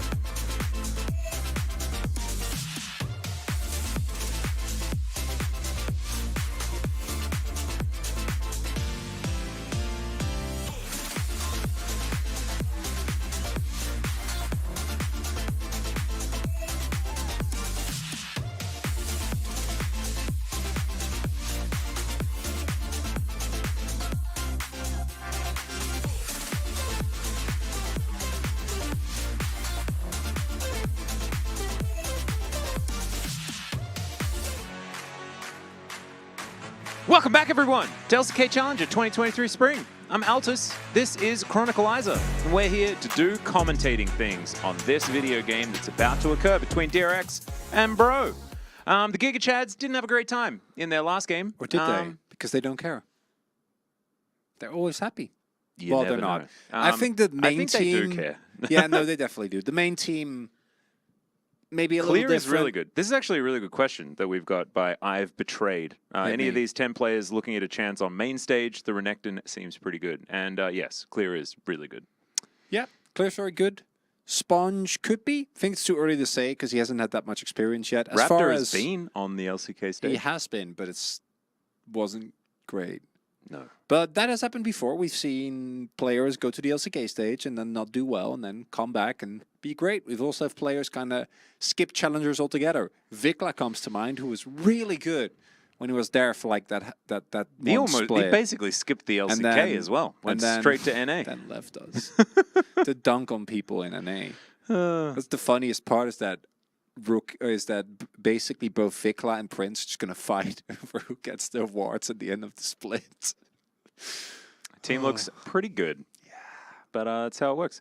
Hand mic to be able to cast the high plays. Yeah, that's what you need. Need a hand mic. Otherwise, you can't cast like that. The Korean broadcast has showed us that many times. Bro, Correct. they have side selection due to their loss, and they have chosen the blue side of the Rift this time around. DRX was blue last time, so we will have a little bit of a change up when it comes to the draft. That is definitely a good thing. Are we getting dung later? Always assume that the answer to that question is no, because as far as I'm aware, she does scrim every now and then with the Challengers team, but is still on the Academy roster, so not expected to play for the foreseeable future. And, you know, if it happens, it happens. And otherwise, Sandbox in general, I think, are quite a fun team. They are definitely part of the Sandbox spiritually, in that they like to throw down, which is Have a good style time. of Yeah. League of Legends. I really appreciate. The romance trickles down from the main broadcast. Where We do had I- a really interesting question here About of the suits? yeah, about the suits. Are we wearing pants? Yes, I can show my pants, but I feel like, I have to like lift my knees and it'll look awkward. So I'd rather not. But I Yeah. can. I I've shouldn't worn because these I'm not. pants many times on broadcast. They're like the stripy ones. They're nice. We're actually Dark in blue? the WDG office right now, and I'm not wearing pants, and so it's been quite uncomfortable for all of the people working here. But I'm not wearing pants that match the jacket. No, and where I got my own suits, I bought them in the Netherlands because it's hard for me to find suits elsewhere unless they're custom tailored. Because I have Dutch sizing, and that is hard to come by in Korea. the best thing about not wearing pants is not having to buy pants. Just never have to. Never have to worry about it. True. Yeah. And Never thought about it that way. As yeah. that's a dope jacket. Damn, that is fluffy. Yeah. I'm a big fan. Ooh, and they're Ivory fans too? That's Giga Chad. I like how we any fixed the Brian fan. framing in the middle of the showing of the fan signs as well. Give enough headroom. Love that. Really love that. Can you do rock, paper, scissors to prove that you are live? No. To proof you are live. We can't. How do you proof something? Well, To you proof check it. or not to proof? Yeah. It's not a real word. No, that's not how that... Yeah. but that's not how that word is used. It's OVE. So I don't know how to proof that we're live. Toughy. That is very, very tough. Anyway, the Heimerdinger is going to be banned away here by Bro. They're not wanting to see that in the hands of DRX. It's too scary. Someone just realized that you're Dutch. I am, in fact, Dutch. Wow. Yeah. You hide the accent strongly on broadcast. It is just vaguely European. People can hear I'm not English or from the US or from Australia, but I don't know if they know right from the get-go where I am I from. think you do have you have a British-leaning accent. It is, yeah. I lived in London for a bit, right? And actually, where I learned my English was in a World of Warcraft guild, where everyone was English or Swedish. That's how. But that's the how Swedish you didn't truly really stick. That is the depths of learning how to speak a language. That actually was the main reason why. Also I'm okay with languages in general. Otherwise, it wouldn't work. But that definitely was. Oh, and if you were an AI, would you have a nationality? Sure. I guess That's you'd part of be your from... backstory. Oh no, Yeah. Ashe is open. Well, she's not anymore. She's been picked. DRX are going to lean towards the Varus side of things. They banned the Maokai, though, so unable to pick that alongside him, which we've seen as being a very potent combo. We'll have to see exactly how this Ashe is going to be built here on 13.1B as well, or whether she is indeed going to be a support or an AD carry. So I think that the B patch should change stuff in pick and ban, but it hasn't at all. But this is classic LCK, to be fair. And our Is it teams are Ashe K? pretty, I hope so, pretty resilient to change. Might also be Ashe Jin, which... I mean, Kate Ashe is so strong. Yeah, but Ashe does, or Caitlyn rather, does have a pretty high barrier of actually executing it well. So if this is a crit build, I'm on board with this. That is a gigantic copy pasta. All right, I'm going to do... Valda's doing my job for me, so I'm going to It was continue. ChatGPT. Oh, is this it? Yeah. Oh my god, amazing. Okay, welcome to the exciting matchup between Bro and DRX. Both teams have been preparing for this moment, and it's sure to be a nail-biting match. Oh god. It's fine, it's copy It's past scrolled, that. it's scrolled. Bro, known for their aggressive playstyle, will be looking to take an early lead. Meanwhile, DRX will be relying on their signature coordination and strategy to turn the tables. This match has all the ingredients for a classic showdown, and we're ready for some thrilling action. Let's get ready for the first match of the day. So... Oh man, that is gorgeous. Keep them coming. Oh no, other moderator is getting a bit confused about what's going on here. He's like, oh god, the whole chat has It's exploded. okay. It's okay. Behave, everyone. No, don't worry about it. It's totally fine. This sort of copy pasta is okay, as that is also an okay pick. Here we go. So I don't love the Jin pickup. Again, think it can't work, but hopefully we'll have a more damage-oriented build this time around. However, Pyke into the Ashe is actually very obnoxious to play. There is a substantial amount of pressure that the Ashe needs to be able to withhold. I do think the level 1 is still, again, very tough to play out. Ashe, her early game, her first couple of levels, I think, are insane. But Pyke, Varus especially, is the type of combination that can, if a hook does land, really, really punish. And expecting this to be a double Halo Blades, hopefully not the Comet variety of Varus. Do really like to see the more aggressive early game here, because if you can keep Varus Jin underneath the turret, they are screwed, right? Like if you can find a way to not allow them to poke, have some all-in threat, or find the shove, then it really takes away a lot of the capabilities of this duo. Now, post 6 will be a very different story, but we'll cross that bridge when we get there. Yeah, well, there's Silas as well. So, it's kind of looking exciting. Lilia has been buffed in this patch. I think that Master Yi is objectively the better choice, as per usual. But that's fine. Brion is diving deep. I'm loving this. Well, it's just going to be... It's Diana Yasuo. Wukong. We're playing Diana Yasuo.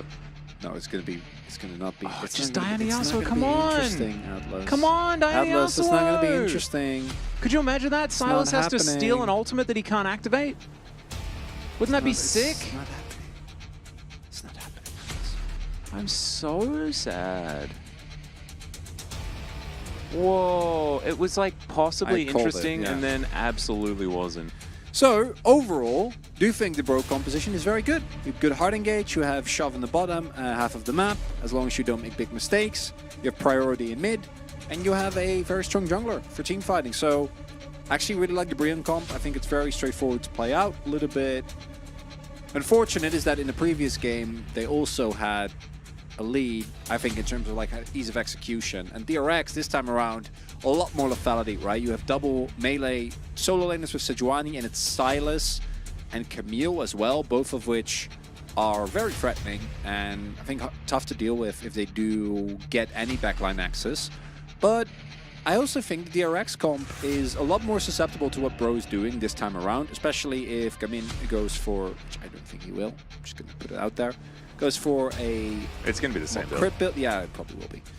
But he doesn't have, crucially, a Yona this time around. So really hope it's a crit build. I think even the Zumi build would be great. Yeah, So the I'm into amount it. of- I'm into anything other than lethality Jin, because it just does nothing and then loses. Yeah.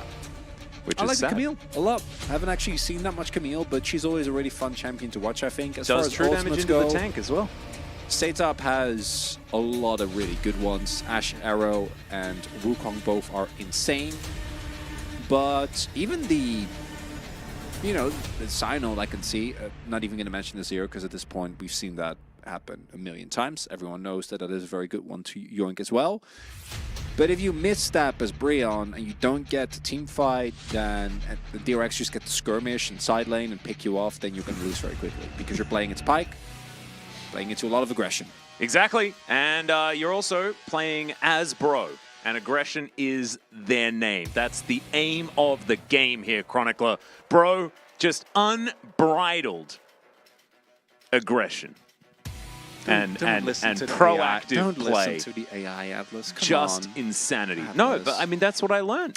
That's what I learned from chat. And that's where I get all of my information because I'm an AI. Let's hop into the game.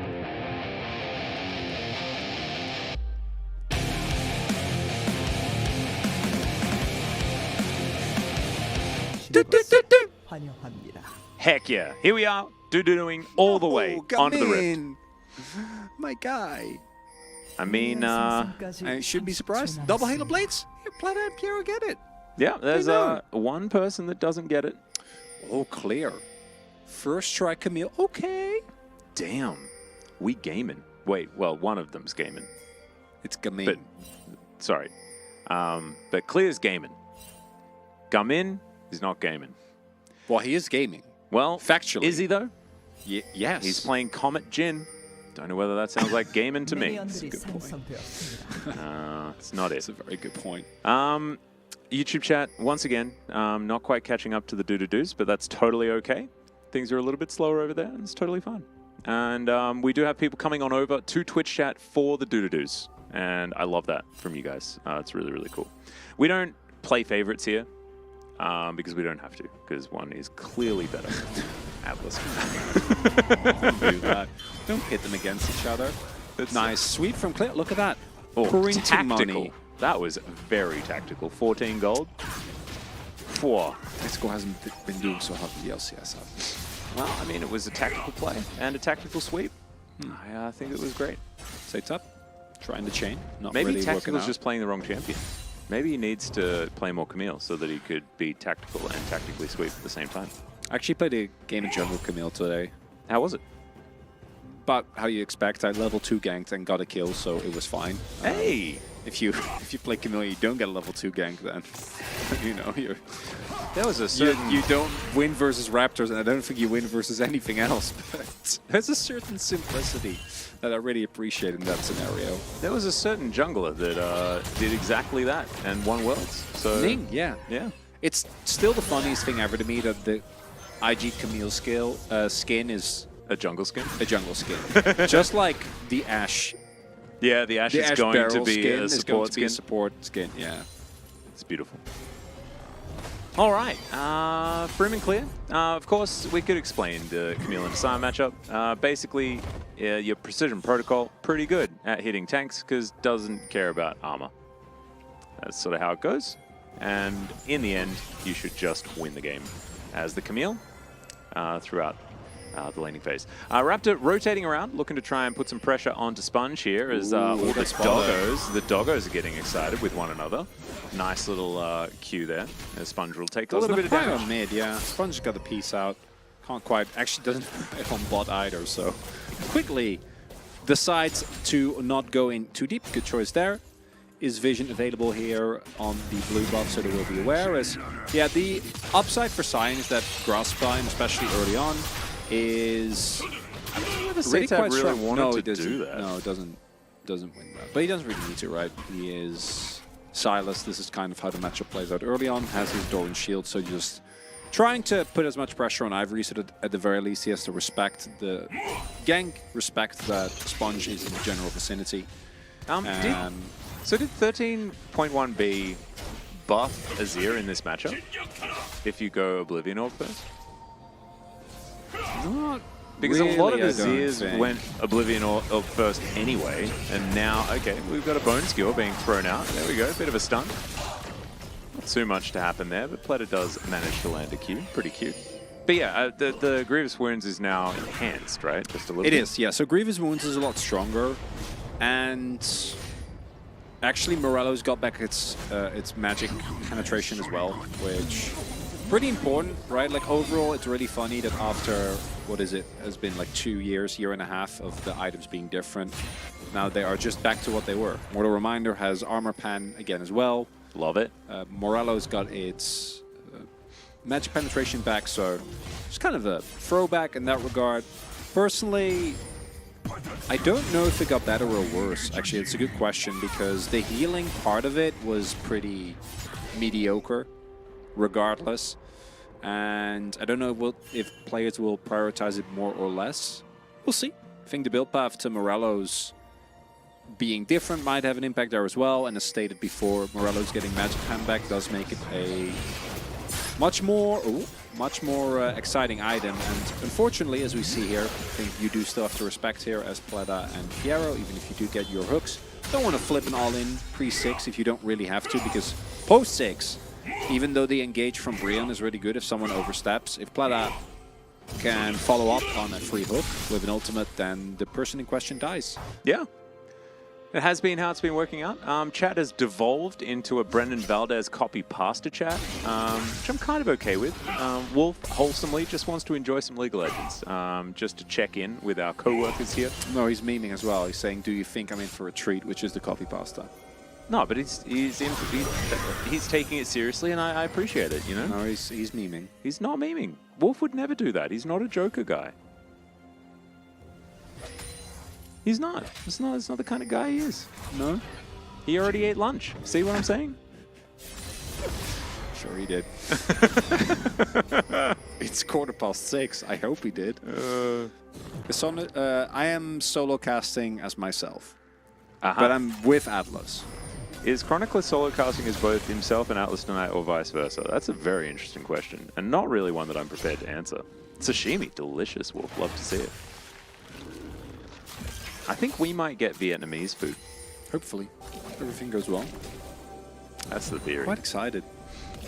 We love Vietnamese food as... Ooh, Hard Zombie has a good point. Maybe the entire chat are AI. Well, we could Maybe not. we're just by ourselves commentating to no one. Whoa, wouldn't that be a depressing The outcome? problem is we can't prove it, because if I say chat, type 1 if you're real, type 0 if you're an AI, then that's not going to do anything. Because if they're if they're smart enough to chat, then they're smart enough to... Yeah, there you go. Okay, so actually we do have our answer. So they're an AI. Yeah. People would never lie on the internet. Yeah, Wolf's not real. So, Wolf and Valdez both typed 0. So I feel like, you know, the last 5 years of my life I've been a lie. have been a lie. Brendan's not even a people. I was playing video games with that guy last night. He wasn't even real.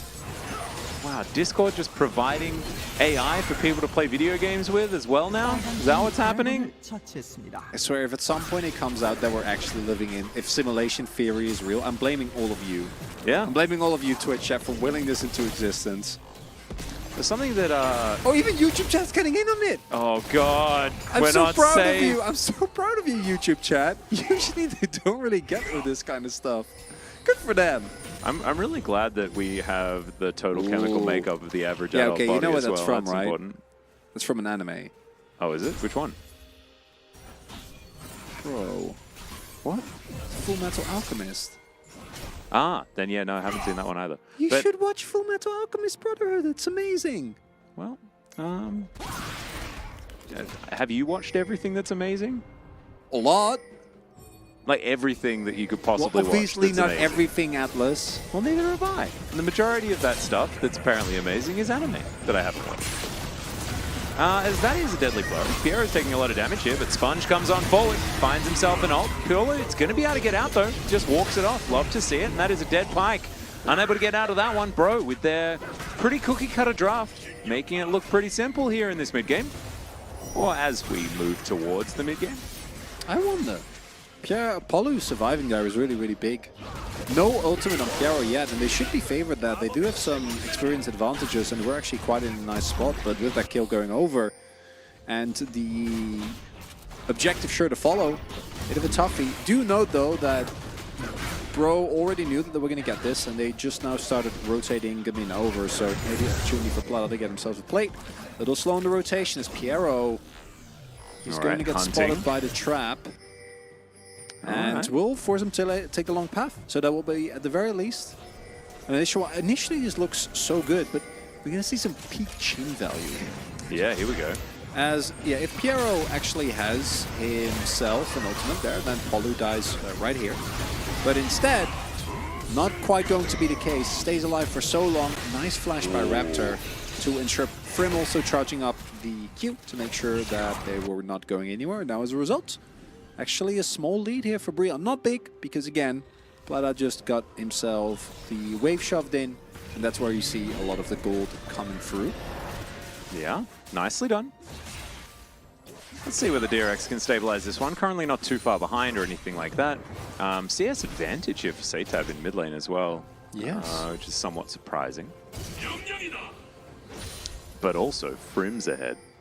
So this time around... Yeah, but that's not really, doesn't really matter Nah, for the matchup. It does though, because he didn't have to teleport top lane in the early game. Chronicler, I just got back into anime. First on the crunch, Chainsaw Man is really good. Blue Lock is good. A lot of people are watching that if you like sports anime. Spike's Family, big recommendation. Been trying to get everyone to watch that. They're not really taking yet, but very fun slice of life. Assume you've seen most of the, modern classics. Jujutsu Kaisen, Demon Slayer, if you like good shonen. All very nice. And Weebcaster, absolutely yes. I'm not as much. I Are play you- the are you I at play the all? I play the Weeb games. You play very weeby games. Yeah. You but would I don't love watch anime. Yeah, you would love it. If you can stomach Xenoblade 2, you can stomach anime. No, but I like the gameplay, because there's a lot of weebiness to JRPGs and stuff like that in general. But I like the games themselves. Two don't have to be. I guess they have to be mutually exclusive because there's no gameplay. Because I basically tolerate the story so that I can play the game. Oh, don't give me that, Atlas. Don't give me that. No, You no, can- no. On the outset, I do, and then I get into it as I get into Exactly. the game. But it's the game that gets me Yes, to but start playing in then- the first place.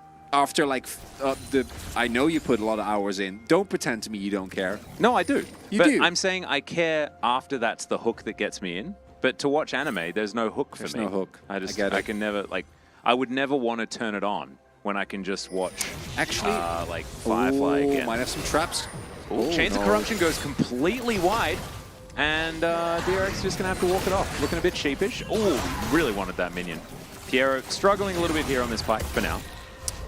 Persona 5 actually, I got Atlas to play finally, and he's playing it right now and has been enjoying it a lot. I am indeed.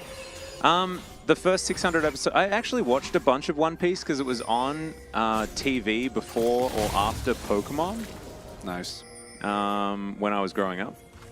So I have watched a bit of One Piece, but I normally got frustrated that it was One Piece because it meant that I was either too late to be watching, to catch the episode of Pokemon, or it was on instead, Did you on guys a specific day or have something. Galactic Football? Galactic what? Galactic Football. It's a French football show. It's very popular in the Netherlands and in Europe in general. Was it Aussie Rules Football? Then why the heck would I have had that ever? I don't know. I'm Australian. Yeah, I don't know. I have Pokemon on mine as well. Hold up, Frim in trouble, possibly. All right, there Is he is gonna the die? ultimate. Frim is just going to walk around for a bit, get some CC down. He's going to take a fair bit of damage, but there's the ult over the wall, and Clear should be able to lock this one down. There it is. Hookshot gets him back out and doesn't have to deal with the zombie. Very nicely done. But Raptor is looking to lock down their first Drake of the game, and a pretty good one at that. Is it happening? Too late. Not quite there. And Chronicle do play-by-play. I was a play-by-play in the Netherlands, but I was in Dutch. You could just do Dutch play-by-play for one of I these will fights. not do Dutch play-by-play. Why not? I've done English play-by-play at EUM as well. Where Just is wasn't great. Gumiushi? I was actually there for Cadril, his first cast. Really? Yeah. That's really cool. Cadril's first cast was with me as play-by-play There in you like go. 2020. Clear. That's fine. He has a goon squad. A little bit odd. That's an XDD in the chat right there. I don't know whether we have that activated yet, which is a little bit unfortunate. But that's fine. But that is a fun fact. Yeah. That is definitely a fun fact. We all know what the XDDs actually mean, so it's fine. podcaster occasionally talks about some kind of game. Yeah, sorry. We'll try our best to avoid doing that. 1-1 though, as far as the kill score is concerned. This is not my challengers, Atlas. What is this? What is this drivel? What drivel? The game? Yeah. Oh, yeah, I'm not sure. This is not what I signed up for. What I signed you guys up for. I was like, oh no, guys, I swear challengers is really fun. There's a lot of stuff going on. It's really enjoyable. Really, you have to come and watch. They're really new up-and-coming players. It's so cool, guys. Just come and watch, please. Well, Wolf asked us to be positive more, and Valdez wants the Atlanta-list. I want the Valdanalist, man. Where did the Valdanalist go? No one knows. He hasn't been sighted for quite a while. It has been a while. It has been a while. Isn't Frim playing Scion wrong? Shouldn't he have 5 to 10 deaths already? Oh, there we go. He's also not going phase rush and lethality, so clearly some major mistakes. He really he hasn't built the Prowler's Claw yet. Pretty sad. Bro is ramping up. Did you watch the... No, I am already at dangerously high levels of League of Legends that I take in, so I do not watch LEC as well. But I know my boy Photon is kicking everyone's teeth in, which I knew he would because he's really good. I saw your tweet today when someone said something about Photon not getting enough recognition. You're like, I haven't seen him play once in the LEC, but yes, I agree. Yeah, of course. And yeah, not surprising. I gotta say, guy is very, very good. Heck yeah. DRX now, yeah, just pushing. Trying to get these lanes sorted out. I think this is a pretty clear win condition on DRX's side. Raptor, no. No. He's fine. He's weak. Yeah, he'll be alright. You missed my hilarious pun. Pretty sad about it. I've built up a resistance to them, Atlas. Yeah. It's Bit of tough. shame. Arrow won't connect, as you can just abduct your way out of that. I don't know how that works. How can you abduct someone like in a direction when there's no one to abduct? Well, you can't. Actually, it's no. named really poorly. I think. No, you're wrong. It's abscond Whoa. and then abduct. I thought it's abduct abscond. I'm pretty sure. Doesn't the other way abducts around first. makes? Does it actually? Let's Yeah. let's no. check it now. It does make sense. Yeah, because that's why it first you frustrates me. abscond and then you. Yeah, right. I know. Yeah, so I was right. You should be, but I was pretty But sure maybe that you're it's not. the other way around. Okay, well that would make me mad. I know, right? If you're I'm right, mad about I'm mad, it. not That's- at you. That's why I use it that way. So here we are. Here's the E. Abscond abduct. Oh my god, it Nice. is. It is correct. Awesome. I remember doing this on a show once, and someone convinced me that it was the other way around. Yeah, because you can't abduct if there's no one there. No, of Your course. chains are going nowhere. No, I thought it was you really were right dumb. all along. I was, and then I was wrong for a really long time. Man. Well, that's okay. It's the other person's fault. Yeah. Well, abscond. He absconded from the arrow. And that makes a whole lot more sense. Love to see it. All right. Glad well, we had this educative moment. Yeah, me too. Educational. Without Challenger, we wouldn't have these really life-giving times that we're experiencing right now. They're giving life to the Rifts. No Indeed. one's going down. That's beautiful. Shirley may prompt someone to do a thing, as Piero is lurking in the shadows. There's no gaming. I think things are overrated, really. Where's my I prefer- gaming, Atlas? No, it's not really about gaming. Frim, he's gaming, as you can see here. Clear is just hitting him with abilities, and Frim is not caring about it too much. DRX continuing to look for openings, opportunities, dragons perhaps. 2 seconds on that one. Perchance. I believe it'll probably just be a we're going to hang out in mid lane type scenario, as Clear is going to spot the Scion teleporting and we'll say thank you for the inner turret. Which he's I not think is the away. right way to do I it. think he's just going to shove and then go fight for Dragon, no? No, I think you should shove and then go and take the inner turret, because Bro's not going to actually take the dragon. They're going to mill about in the river. And so Clear is going to go Take the down here and dragon! take He's this inner showing on the turret. bot wave! He is, yeah. Just take Drake! Start hitting it! I mean, Clear does have TP. Yeah. He's But- going to take this turret, and DRX are either going to not care about the Drake, which is also fine. You can't do neither! Arrow will connect, arrow will be cancelled on the other side, as the Drake is going to get started up once again. That turret that I said that Clear should take has now been taken. I think probably the correct play is to take an inhibitor turret at this point in time, while Bro continue to do nothing around this Drake. As alright, Bone Skill comes out for him. Not going to be too worried about it. Oh no. They're flipping for it now. Oh god. Which I think is also probably... Oh no, it's fine. DRX is going to say, you worked hard for this. DRX! Give that one over. It's totally okay. For him. Alright, here we go. Here's the engage. Ivory finds a decent Emperor's Divide. It's going to split up the fight, but Garmin's still going to go down first. Oh my goodness, the Pike's starting to get some things done, as Piero's trying to slink his way out. And Pleta managed to lock down the Ashe as well. So in the end, for DRX, it's looking pretty good.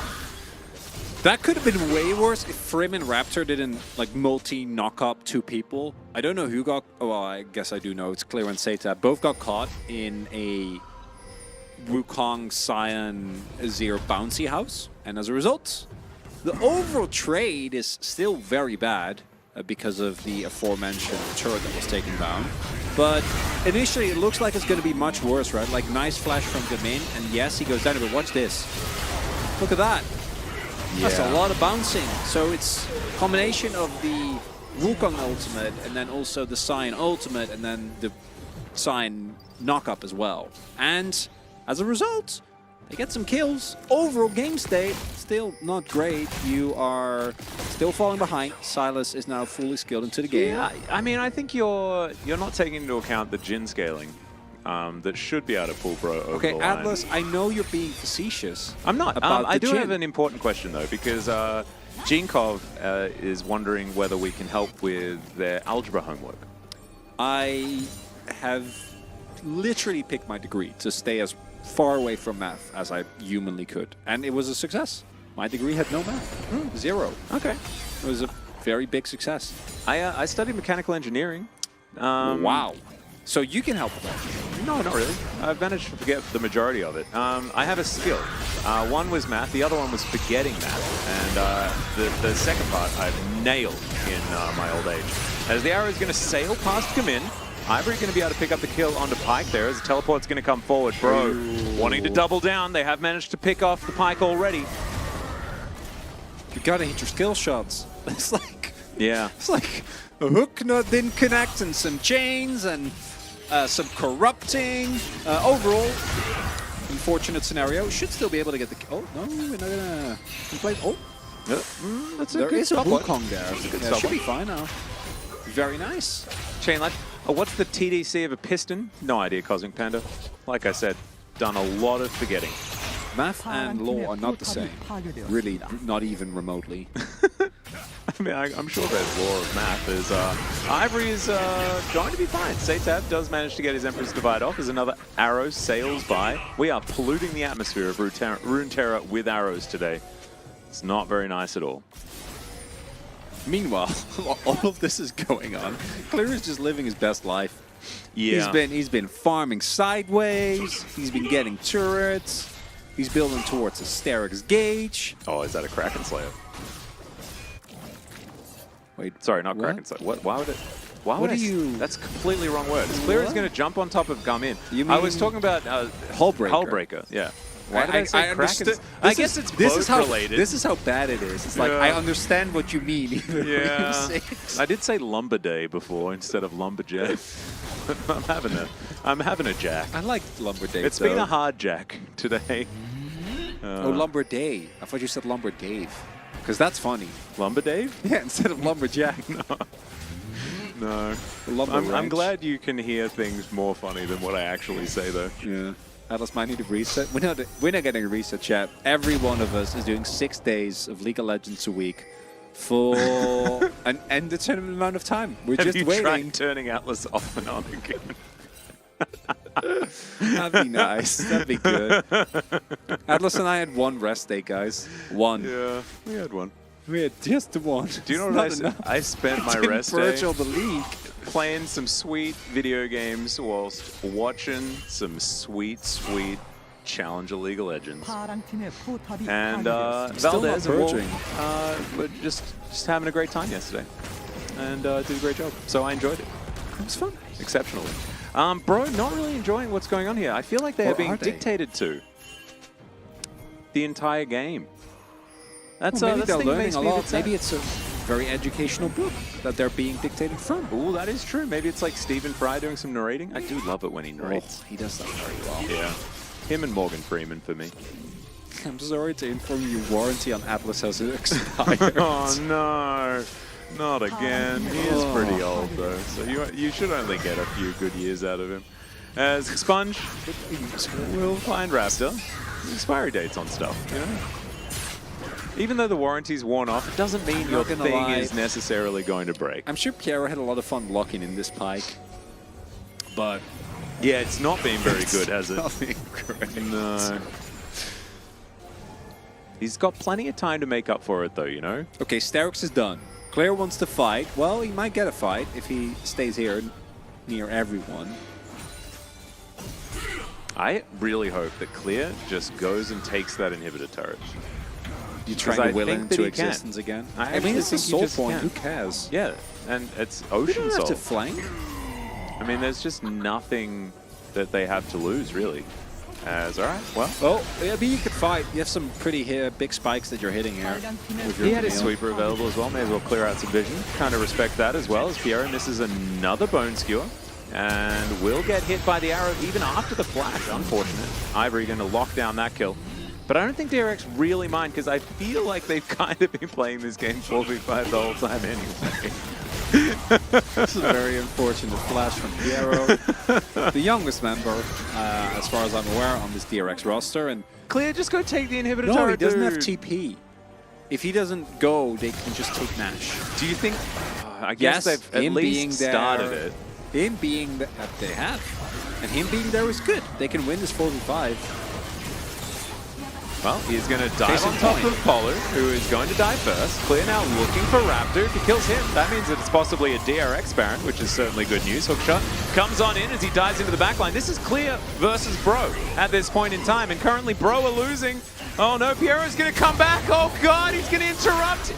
And there is the kill. Piero's going to steal that one away, because you may as well. And Gamin is the last man standing.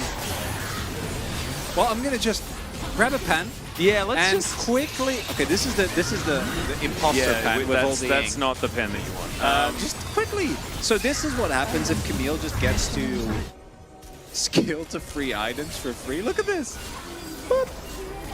There we go. Pretty nicely done here by Clear, right? Gets the initial Q activation in the blue buff so that we can use the upgraded second activation of Q, aka the Cho'Gath ultimate, then extends his hook shot by flashing. And everyone dies. Yeah, Clear is just gigantic. Pierre's like, hey guys, I got some money for everyone involved. Heck And yeah. that's nice. You know, he pressed oh god, yeah. Yeah, that's a lot more money that the Camille has over the side. Does she even have free items? Of course she does. She had Starix finished, which is why I said they should fight. God, Yeah, pay more attention, chat. I really would have liked the Hullbreaker, because I just think Clear can stand by himself. Like, I think Hullbreaker is also a great team fighting item for Clear, because I don't think he needs the rest of his team to be there. I know you know that. So he can start team fights by himself. I It's know perfect. you know that's not true. No, I think it's the way to go. This Bone Skewer is going to land. Brim going to get pulled back. And chat. Clear is just down here. Chat, copy busters are fine as long as you remain friendly. That's all I care about. Just be nice. Stop. Oh no. Okay, never mind. Oh, God. Oh no. Stop, God. chat. Stop. Oh, God. Stop. Oh no. Oh, this is dangerous. Chad, I would be very careful with how you tread forward. We cannot help you. I like how the copy pasta just becomes stop. All right, Arrow's going to come through. Bro going to look to try and fight this one out. Oh my goodness, Raptor is so close to dead. He's going to be able to make it out though. Satab gets on in there. That's a bone skewer that you can be proud of. As Frim going to avoid the Glacial Prison just barely. I don't think that was what Sponge was aiming for. Still, they're going to get their prize. Inhibitor goes down on the bottom side, and it's half health here in mid. DRX just on the regroup. looking for another opportunity as Piero gets himself out. Unstoppable Onslaught, going to be flashed there as it's a drive-by. Goodbye for him, and now the front line is gone, and bro, we're exposed. The Lumberjacks are going to teleport back in. This is craziness. And now he's running for his life. The Azir, though, is going to pay the price for his sins. That was a passage of play that occurred in this game. Oh my goodness. Maybe. Clear going to lock down the jungler. He was trying to catch the wave, but it's a Baron wave, so the wave didn't really care. Oh no. It's a last Ruby ditch effort. boy! If he gets on top of the Varus, then maybe there's an opportunity. But in the end, it was just a little bit comical. Oh dear. Well, these turrets are going to go down, and I think DRX have concluded this 2-0 for our first series of the day. Looking so much better, though, Chronicler. I have to say, just to go back on the game focus for a little bit of a rant here, we saw DRX in their first match here when we debuted Chronicler's global broadcast, and they looked a bit lost. They looked like they couldn't really get too much done last week. Looked a little bit better. Sponge had a really good performance, and this time we're seeing that vintage Clear that you were raving on about throughout all of last year and the year before. And he has been a mainstay for his versatility, his ability to play carries and whatever his team needs. And we're seeing it here a little bit.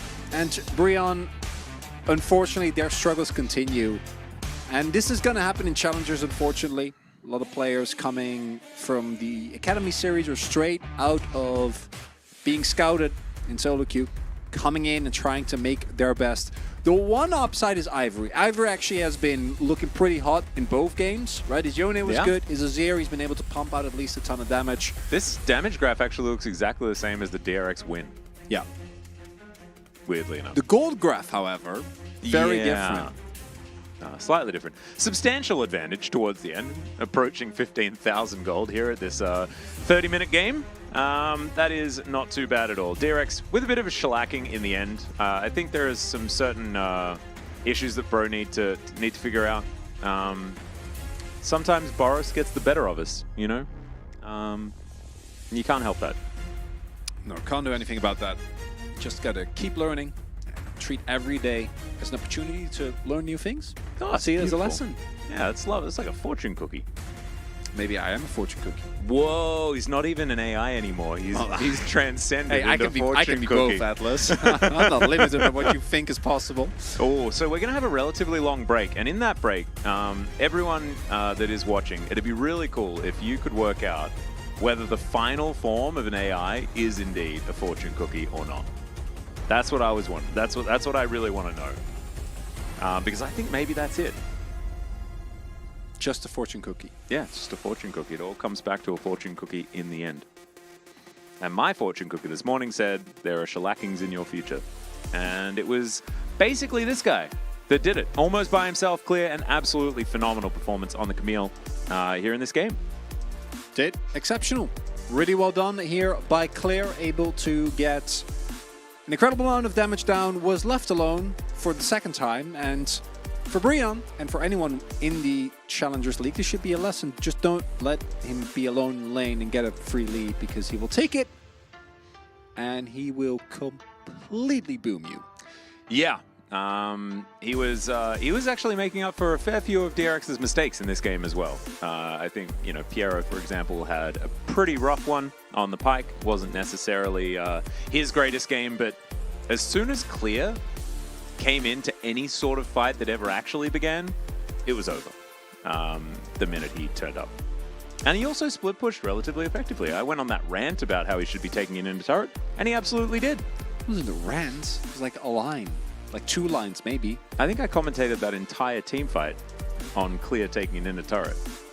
It wasn't a very long it wasn't team even fight. a fight. It was just them preparing for a potential fight that might happen. And for DRX to actually contest towards the top, this is what they needed to show. Because Brion is looking right now clearly like the weakest team within the Challengers scene. And going into a free game series, not looking convincing, would have been a bit of a disaster. So overall, nicely done here by Claire and the gang. Yeah. And as per usual, we'll be heading over to an interview later on with Claire and with it was Setap, right? Yeah. Yep, With Claire and Setap, Setap. but Not us. Not us. No, not that's you not what we do. guys. Now So this is where we talk about what we just experienced together So, in these 2 games. I want to give it a name, and I've been doing a little bit of brainstorming. Susan. Also, did we see this? Have we seen this yet? As I think Valdez or Wolf yesterday wrote, "Where is my 9-game day?" Well, I didn't get it. It's not here. Well, that's good. You do not. I don't. I get it, but also having experienced it, it's not good. There's also So- like a lot of triangles. How do you feel? Yeah, those have been there for a very long time. So how do you feel about the Caster Chat Community Corner? Where we just, Caster Chat Community Corner. we just now for like these last 5 minutes where the interview's happening, we just talk to chat and then give it a name. The Quad C. CCCC. You know, I get it. I'm not. I'm not looking at you like that because I don't understand. I'm looking at you because I don't think that's. Oh, I guess it's catching on. I mean, they were saying that before I was saying that. I think we're. Caster Chat Community Corner. There we go. That's because actually my AI brain C4. That's just heard actually- it. Oh, that's good. The C4. That's good. Wow, that's even All right, better. C4 time. How's everyone doing? How are we feeling today? Yeah, yeah, that's actually a really good point. Now we need to just have a little bit of chat, a little bit of a chat with you guys. Is there anything you want to get off your chest or anything like that? Anything you'd like to discuss in a very open forum? How are you, stream dads? I mean, we're doing pretty good, son. We're doing pretty good. I hope you're also having a good day. Better now that your 2 favorite AIs are on the screen. Oh, you're welcome. No, wholesome. Thank you, Frankie. Appreciate the support. Kill Masses does ask you to remember to reset me during the break. Oh, back to the Atlas pants situation. I was telling a lie, guys. I'm actually wearing pants. I'm really Yes. sorry. Otherwise, it would be inappropriate. Yeah. It's also really Oh, cold. I got so- a question for you. How do you Yeah. like the gameplay of Xenoblade 2? How Xenoblade 2, the gameplay? How many hours did you spend on the game? Only 600. Yeah, I'm a big fan. It's like 250, and that was already. There is a lot. there is a certain there's a somewhat of a lack of depth once you get everything to like completely cracked. Shocking. But I did like the challenge modes and stuff like that. But I like just breaking games. so- Coriander, absolutely yes. absolutely yes on coriander. Love coriander. Or cilantro or gosu, depending on which country you're in. Are you ever afraid you'll run out No. of topics to talk about? Never. Why would we be worried about that? We just look at you and download the things that we want to talk about. We are AI, as it turns out. Almost as much as you spent casting last week. Kind of hilarious. Yay. Atlas, being a Golden Sun fan makes him my favorite. Oh, that is. Golden I am Sun a is Golden my- Sun fan. I heard. I mean, the rumors have been there forever, but supposedly there'll be a direct sometime soon. Wouldn't it be Ooh. cool if they released a 2D HD remake of Golden Sun, like in the I know, right? Like in the Octopath engine. I know. I know. Can you imagine? Do you think that Golden Sun 2 was the best sequel that has ever come out of a JRPG? Ooh. For might me, be. I don't think that I've ever, like, apart from For Final Fantasy VII. JRPGs, might be. Because to be honest, I think that like Golden Sun 2 did sequel extraordinarily well. Because the Yeah. first game already felt really expansive. And when you have games like that sense of freedom and scope and stuff like that is a really powerful tool. And Golden Sun 2, I think, did that better than any other game. It was just extraordinarily good. Oh no. Unfortunately, Xenoblade 3 is technically a sequel, and that's the best game ever. So, to be honest, like that's okay, because also that was very good. Pokemon Gold and That's a Silver good is shout. another Although, one. I don't know, like, I know this is a gray area, but to me, Pokemon doesn't feel like a JRPG, even though it kind of is, if that makes sense. Yeah, I feel Pokemon's like Pokemon is sort of transcended. Isn't yeah. I feel like, but I do think Gold and Silver are like incredible sequels, so right in the money there. Is anyone oh, playing the no. Pokemon the Wizard game? No. Dark Cloud 2 kind of underrated. Never played that Who's one. the best chess player out of the casters? It's Probably Valdez, Valdez, yeah. Because Valdez plays really But Valdez gets, I semi-regularly know Valdez with gets Tasteless and clapped stuff. by Tasteless. So But I guess Tasteless it's is actually Tasteless. really good. Yeah. But I'm he's not I'm not one of us. No, okay. Well, between the four of us. But if you take casters in Korea, Oh yeah, then it's Then it'd be it's Tasteless. Nick and it was Dan. Nick and Dan used to go pretty even. I'm pretty sure. Yeah. Harvest Moon. That was a dope game. I back would on love the new SNES. Fire Emblem as well. That's actually the first Fire Emblem, still one of my favorite games of all time. The first one I played, which was 7. You know, with Lynn and Ellie Wood and Hector. Ah, I for the don't. Game Boy Advance. I don't remember. I think at that time I was playing. There was another similar game. It wasn't. I played Tactics Advance. Of course. But there was another Binding one. Blade. I played every strategy RPG. There was Tactics Ogre was a big one. Knights of Lotus. Wasn't there a Golden Sun like tactical RPG that came out? No. Wasn't there? Hmm. There was another tactical RPG that existed. It might have been a Pokemon tactical Why is RPG. Chronicler so scared of being caught? It's happening. I promise you, Chad. Just let me do it in the off season when my brain is not mush. Actually, maybe it's better if brain is mush. Tactics, yeah. Tactics Advance, really, really good. Yeah, Advance Wars also good, but you're not talking about I that. loved Advance Wars. That game was great. That should come out. What about The what? It was Final remake. Fantasy 12 on Game Boy Advance as well. Was it tactical RPG? Wasn't it? No, there is an RTS that was on the DS, a Final Fantasy 12 RTS. Yeah, that's the one that I played. Yeah, it's 10 actually. I don't think it was. It's 12. not an Actually, RTS maybe it's, though. no, I thought it was an like RTS. similar to. No, it was an RTS. But I played Kind it, of. and Yeah. it wasn't really because you didn't On the build DS. units out of buildings and stuff. Kind. Did you? 12 Revenant Wings. Yeah, It kind is? of.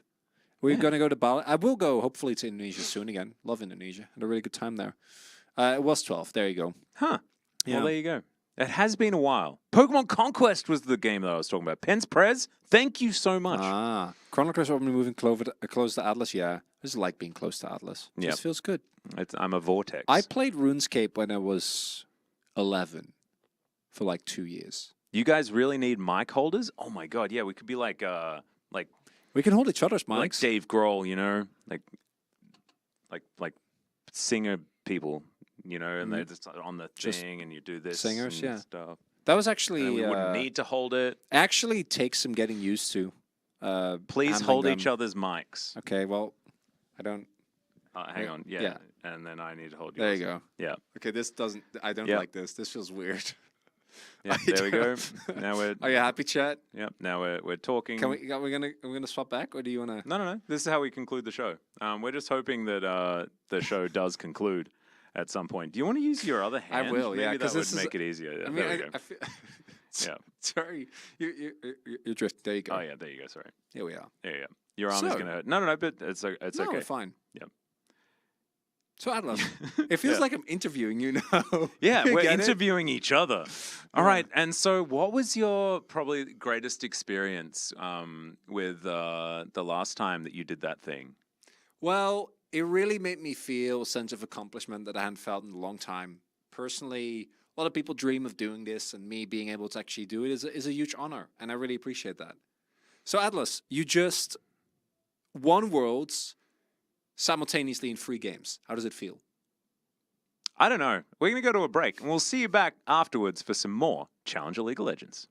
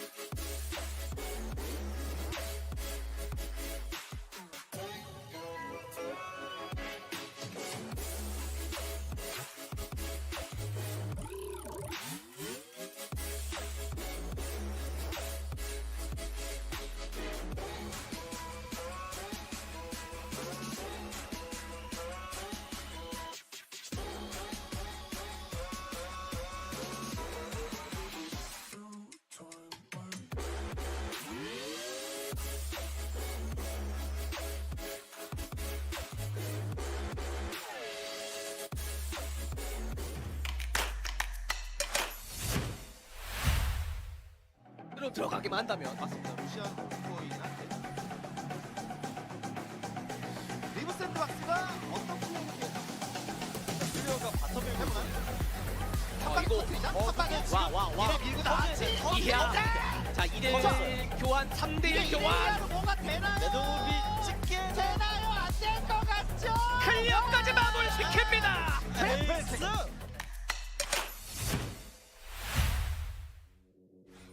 안 보여요 지금 젠지 글로벌 아카데미는. 그렇죠. 젠지 입장에서는 패기롭게 한번 밀고 들어가 보는데요. 대전의 마수 한번 묶었고 그리고 아칼리 왔는데 뒤에서 퀴드가 뒤. 퀴드가 뒤. 아 근데 카르페가 살 수 있나요? 카르페가 더 갈 수 있나요? 이게 어. 랜서가 이렇게 정리당하면 이거 랜서가 또 미쳐날 수 있죠. 답이 안 나오는. 더블 킬을 했어. 남은 거 퀴드. 따라갑니다. 퀴드까지 퀴드 잡히면 잡힙니다. 피오라의 맹활약. 로스프까지 잡히기 일보 직전. 에이스 1번 직전. 야하. 와 있거든요. 그리고 빠져 있고요. 그렇죠. 타라투스 선수가 중요해요. 사이드 전멸 다 되고 있고 체크 안 된 거 같아요. 걔는 잠깐 너 몰라요. 들어갑니다. 지릿. 포레스가 잡아냅니다. 그리고 이후에 헤맨이 잡히긴 했지만 근데 베이스가 있긴 한데 근데 한 방에 이게 뭔가 녹일 딜이 붐할 수 있나요? 위협적인 붐이 안 되잖아. 안 돼요, 이게. 조합으로 뭐가 되나요? 한 방에 펑! 뭐 이렇게 돼야 되는데 핵폭탄 떨어뜨리듯이 붐 이게 안 됐어요. 디플로스 기어는 뭐 때려봐야 이거 이런 느낌이고. 자 드래곤 싸움. 아직까지 대충 이 지금 애쉬도 굉장히 거슬리고 이사드라가 위쪽으로 돌고 앞에서 열심히 맞았는데 어느새 바피예요. 그렇죠. 지금 체력 아이고, 이거 잡았어요. 아니면 체력까지 안 야 진짜 한타 끝났어요. 대승. 애쉬 잡은 거 대세 큰 지장 없고요. 사이온까지 잡히고 바루스도 완전도 잡아냅니다. 풀백. 플러스 기어. 플러스 기아 1위 자격이 충분합니다. 그렇습니다.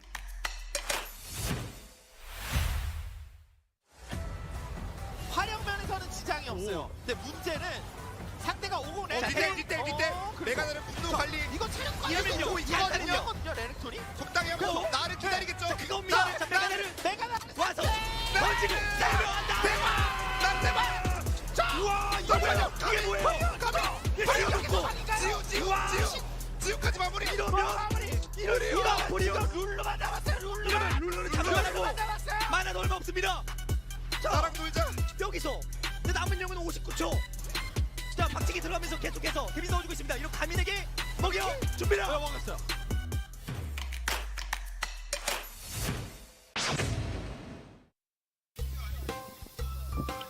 저도 콧바람 소리 들리긴 해요. 나도 들리는데. 나도 들려. 형이야? 어? 나 아닌 것 같아. 아, 제 콧바람 누구야 이거? 아, 여기 조심해 진짜. 전 마스크 쓰고 있는데요? 뭐야? 안 들린 사람이 범이 아니에요? 저 누구 들려요? 콧바람 소리. 나 일부러 말 안 하고 있는데, 숨도 참고 있는데. 감독님인가? 오, 뭐야 누가? 아 진짜 이거 못하겠어요, 근데 진짜. 야 이거 우진이다. 참았다. 우진이네 이거. 방금 나야.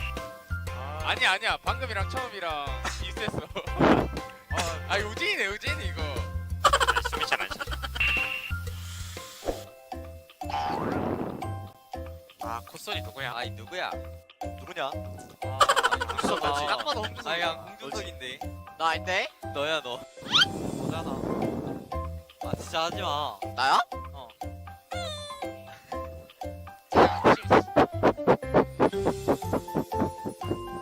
나 들려? 뭐야? 가스라이팅. 뭐야 너잖아. 아 방금 제가 했어요. 아 가스라이팅 뭔데? 아 제가 했어요. 아 처음은 제가 안 했어요. 자 해볼게요. 뭐 안 나는데? 아니라니까. 야 아이 근데 콧바람 진짜 누구야? 나 진짜 신경 써요 저거를. 방금 나도 들렸어. 나도 들렸어. 지훈아 너 그거 고의로 하는 거면 하지 말자. 나야? 지훈이야 지훈. 나 일부러 한 게 아닌데. 그래? 아니 그러면 좀 문제가 있는데. 이거 뭐 이게 없어서 그런 거 아니야? 마이크랑 그거 떼야 될 것 같은데. 나도 없어. 입에서 마이크를 좀 더 입 쪽으로 가져가. 입 쪽으로.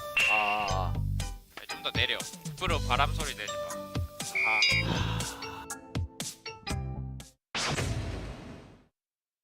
정환이 형. 어? 빨리 눈치 싸며. 빨리 무늬도 쏴. 레이저 쏘기. 레이저 쏴. 네 스펀지 형님 좀 무서운데? 스펀지 형 키가 지금 상대방 바디 프로필 체크 중.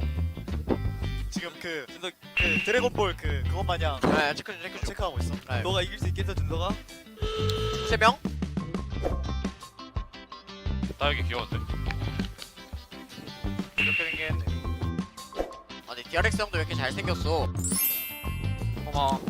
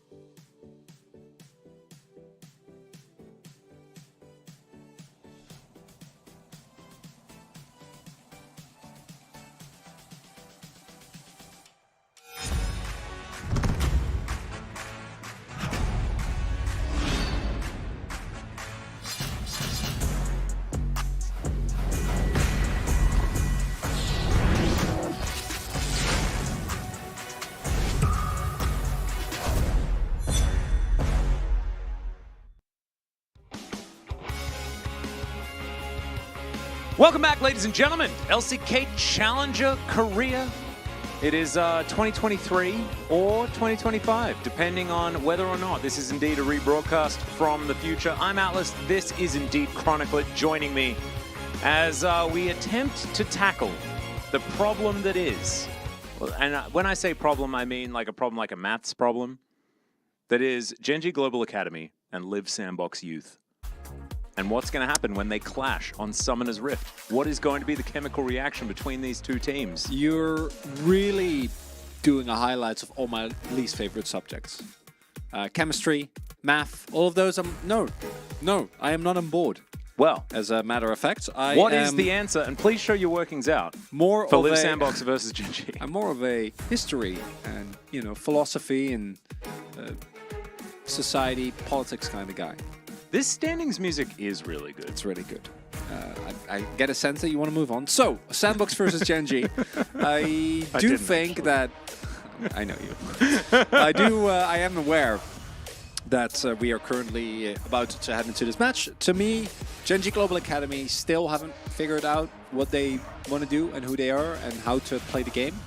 Because it really puts into perspective that PaZe is currently tied first place for POC points in the LCK, and that he's like one of the better AD carries that we have in the league at the moment. Yeah.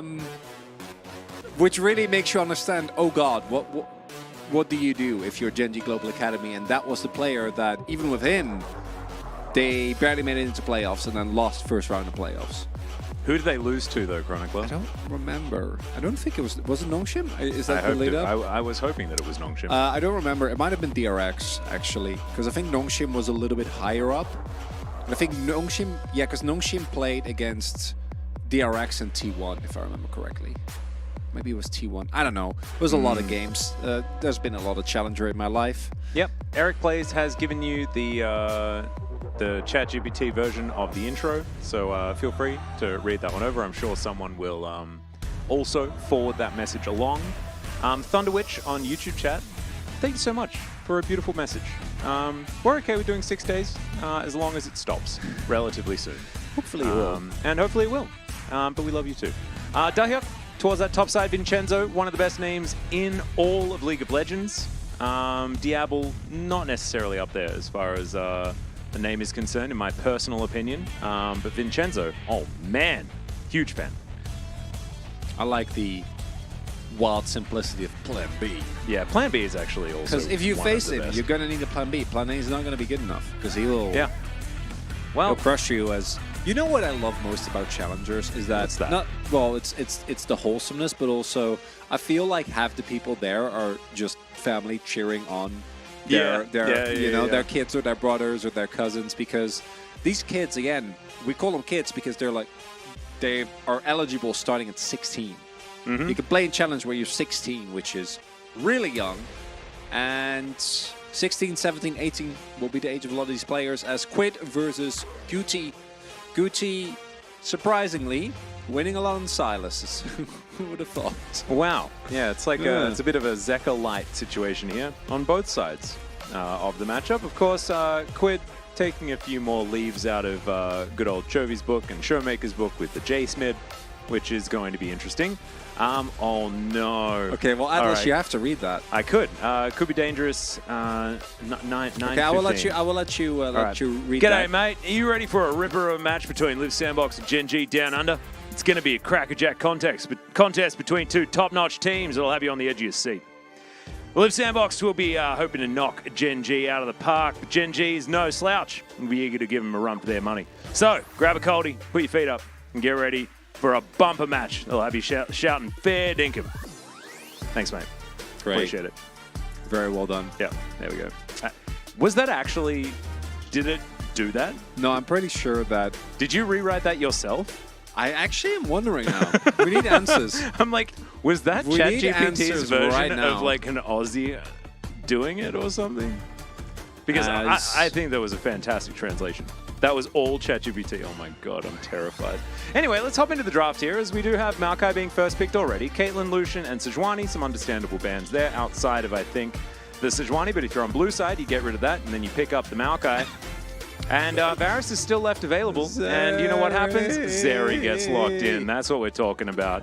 Wukong Zeri. You got to make sure you lock down that Wukong if you've got that Zeri. And now we see Jace Varus. I mean, why not just lock in Jace Varus? Yeah, are you feeling good about that? There's the Lulu to income. Is Okay. it? Have we killed This Yuumi is- yet?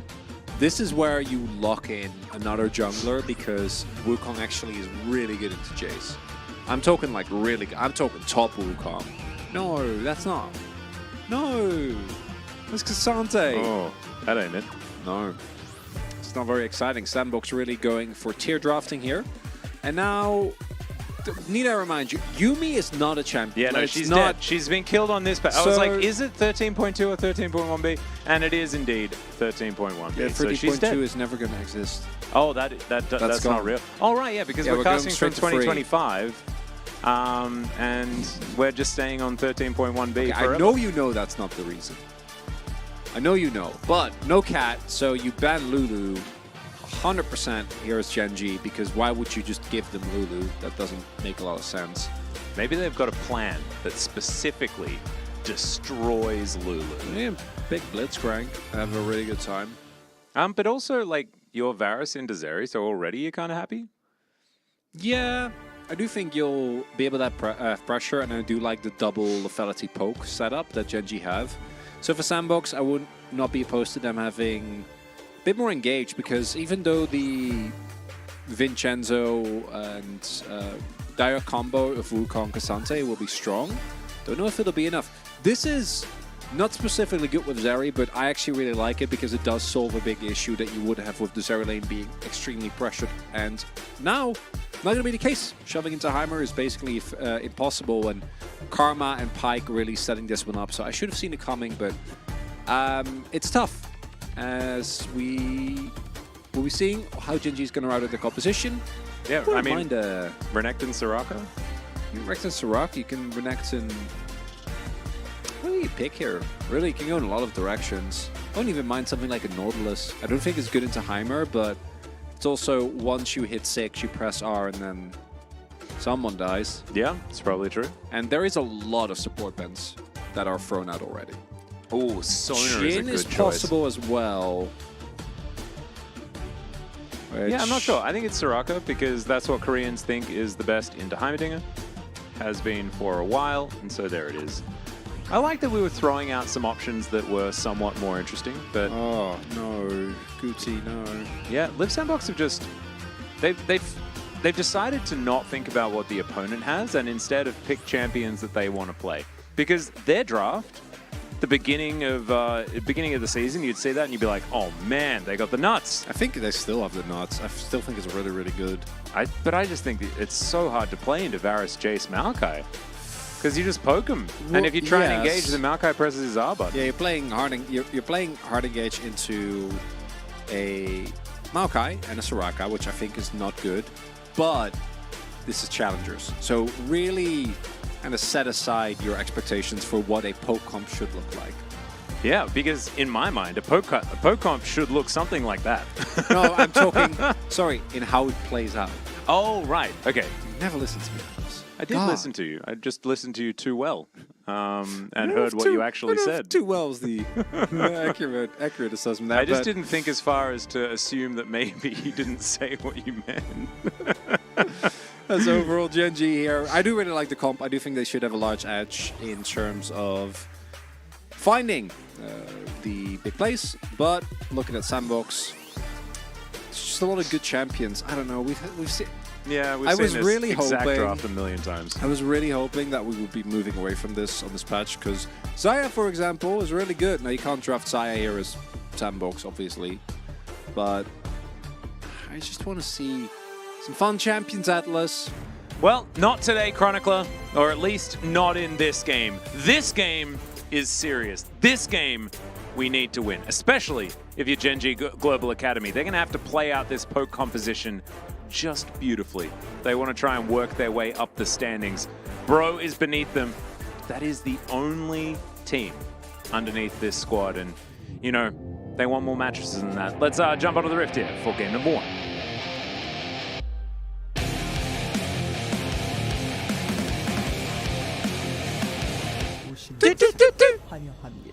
We did it.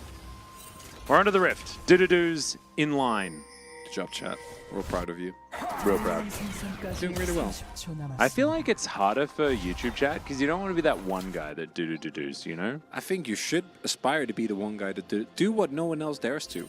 No, but it's like when you're in like a hall and the artist like tells you to sing along and you don't want to be the only one singing along because you'll look silly in front of your friends. No, you should. Just do it. I mean, you should. Coming from a Carly Rae Jepsen fan, Hey, I that's do not true. can't relate. So, a couple of interesting choices here. Cafe going for a teleport build, or teleport choice here in terms of summoners. Now we've seen it be used both offensively and defensively very well. The obvious downside is that in actual all-ins, you're going to have a much tougher time. But in this lane, shouldn't be a whole lot of all-inning, right? You're basically playing poke into Soraka, or you're playing poke into the Zeri. So should And be also- just a lot of back and forth. Yeah, I feel like Gen.G should be able to dictate terms in this lane relatively effectively because you have to choose to fight into a Heimerdinger, right? Yeah, I find it just, even after the nerfs, I find it hard considering that Heimer has been so oppressive, but I also wouldn't be surprised if teams quickly realize that, hey, the nerf to turret was actually a really big deal. But at least for now, they will still have prio, and they will for the foreseeable future in this lane. The main benefit of teleport is that Carfe can, after a shove, or after getting shoved in, use all his mana, right, and then quickly get back. We've also seen Tristanas, for example, Bulldog comes to mind, go for very aggressive playstyles with teleport, but more centered towards shoving, as Vincenzo going to be spotted on the ward here, so full information for Gen.G. Not that their bot lane is shoving, but in case of a bounce, they will be very, very safe. Yeah. And Chronicle, I don't know whether this is like going to be a controversial opinion or not, but I think that Gen.G's composition and like their game plan heading into this is like 3 times better. Than sandboxes? Yeah. I don't think it's that crazy. I think that the overall composition of Sandbox still has a ton of power in team fights. And for Gen.G, I do think they have less room for mistakes in the mid game. They can really quickly get run over, because even though Diablo obviously is not going to be a big factor until a little bit later, the Zeri actually benefited as well from the changes, right? You can now go quick blade second, which on Zeri is That's true. It's very strong. pretty scary.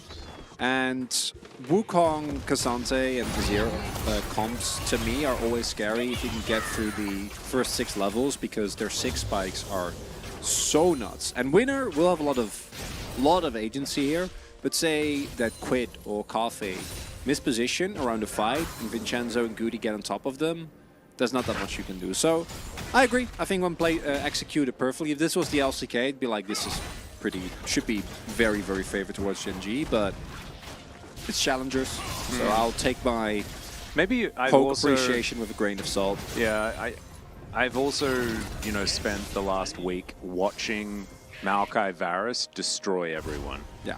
It has been pretty unstoppable over in the LCK and shouldn't have changed too much heading into this patch.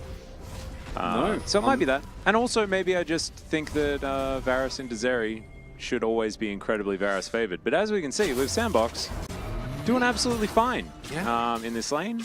And so I'm just going to be mildly confused and just accept what's going to happen in the future of this game. Yeah, it's support diff.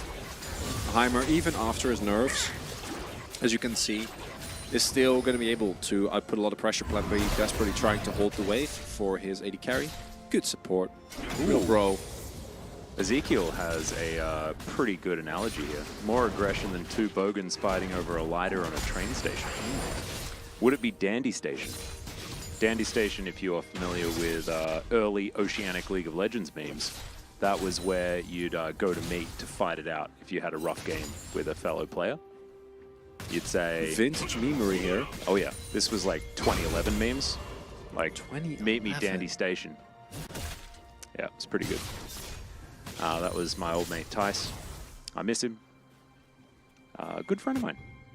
Used to play jungle semi-professionally, and he would just run into the enemy base, and flash in and then back.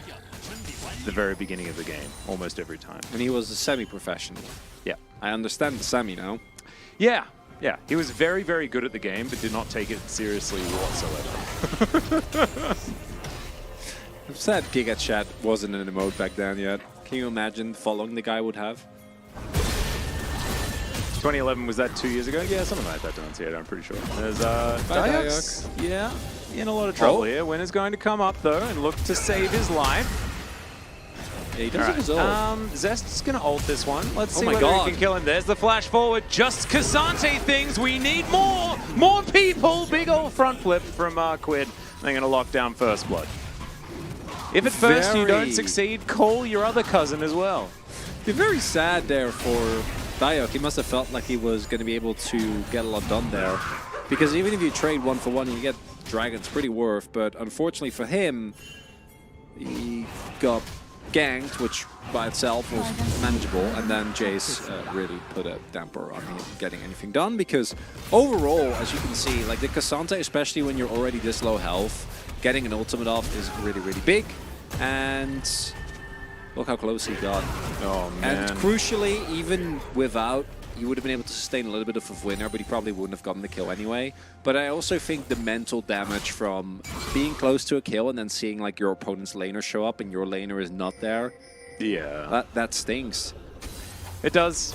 Quid going to be very happy about that as well, because Goody was punishing him quite a bit earlier on in this game. But the thing that blows my mind a little bit, Chronicler, is the fact that this Varus Soraka is not very capable of bullying the Heimerdinger Zeri. And I was thinking that maybe the Varus's large range advantage would be a factor, but I guess it isn't. So with the Varus, it's interesting because his Q obviously is very strong, but it is not really that strong, especially the build path he's gone for. He doesn't have an early Dirk.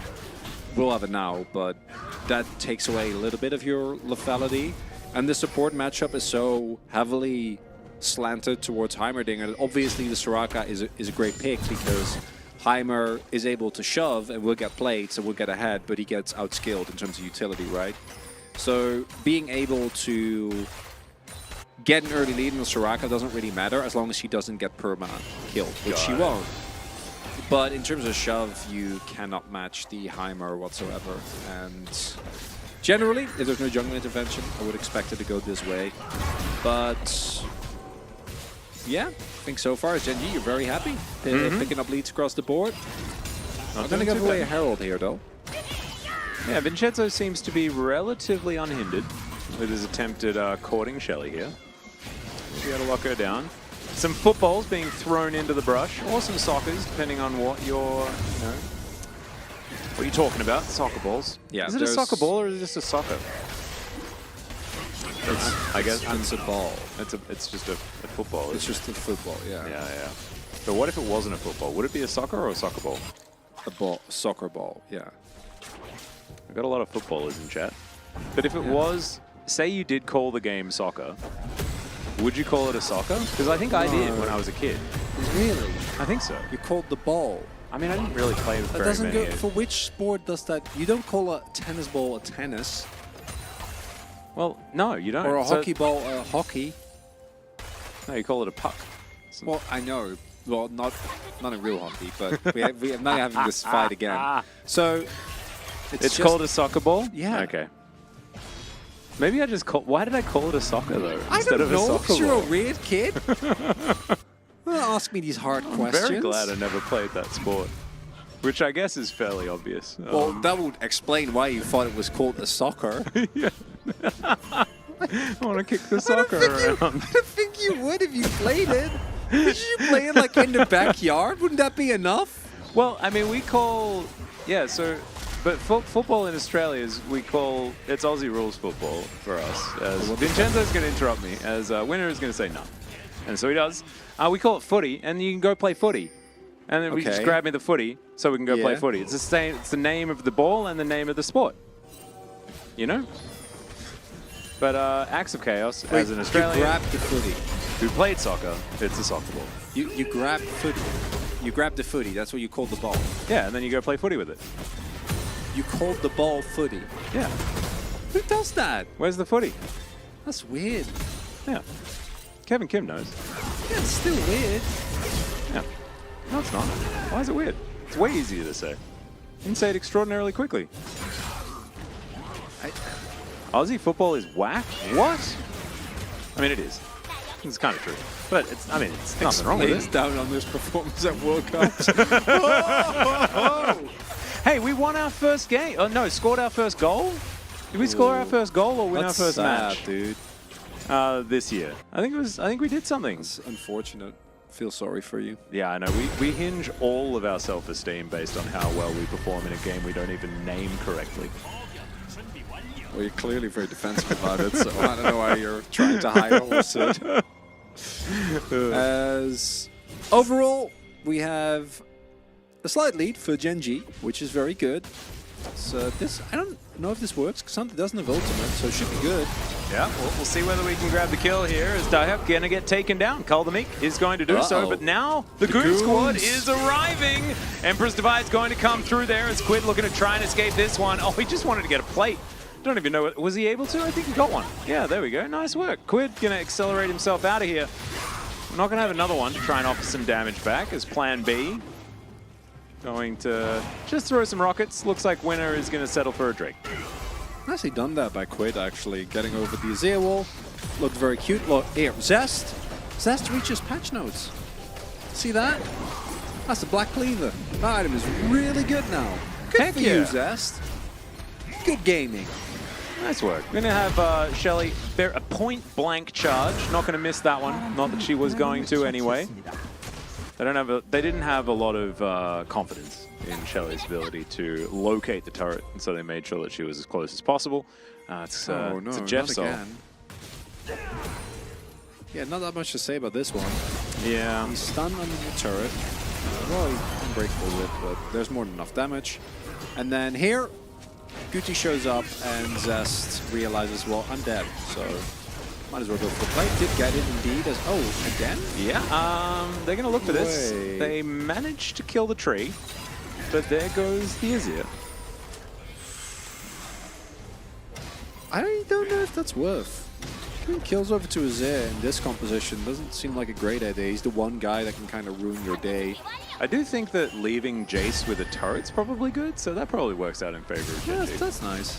It's like you press W and the thing kind of dies. It does. And especially because Goody just teleported towards it, so is just teleported in here. And unfortunately, Crown into Jace, Varus, not that good.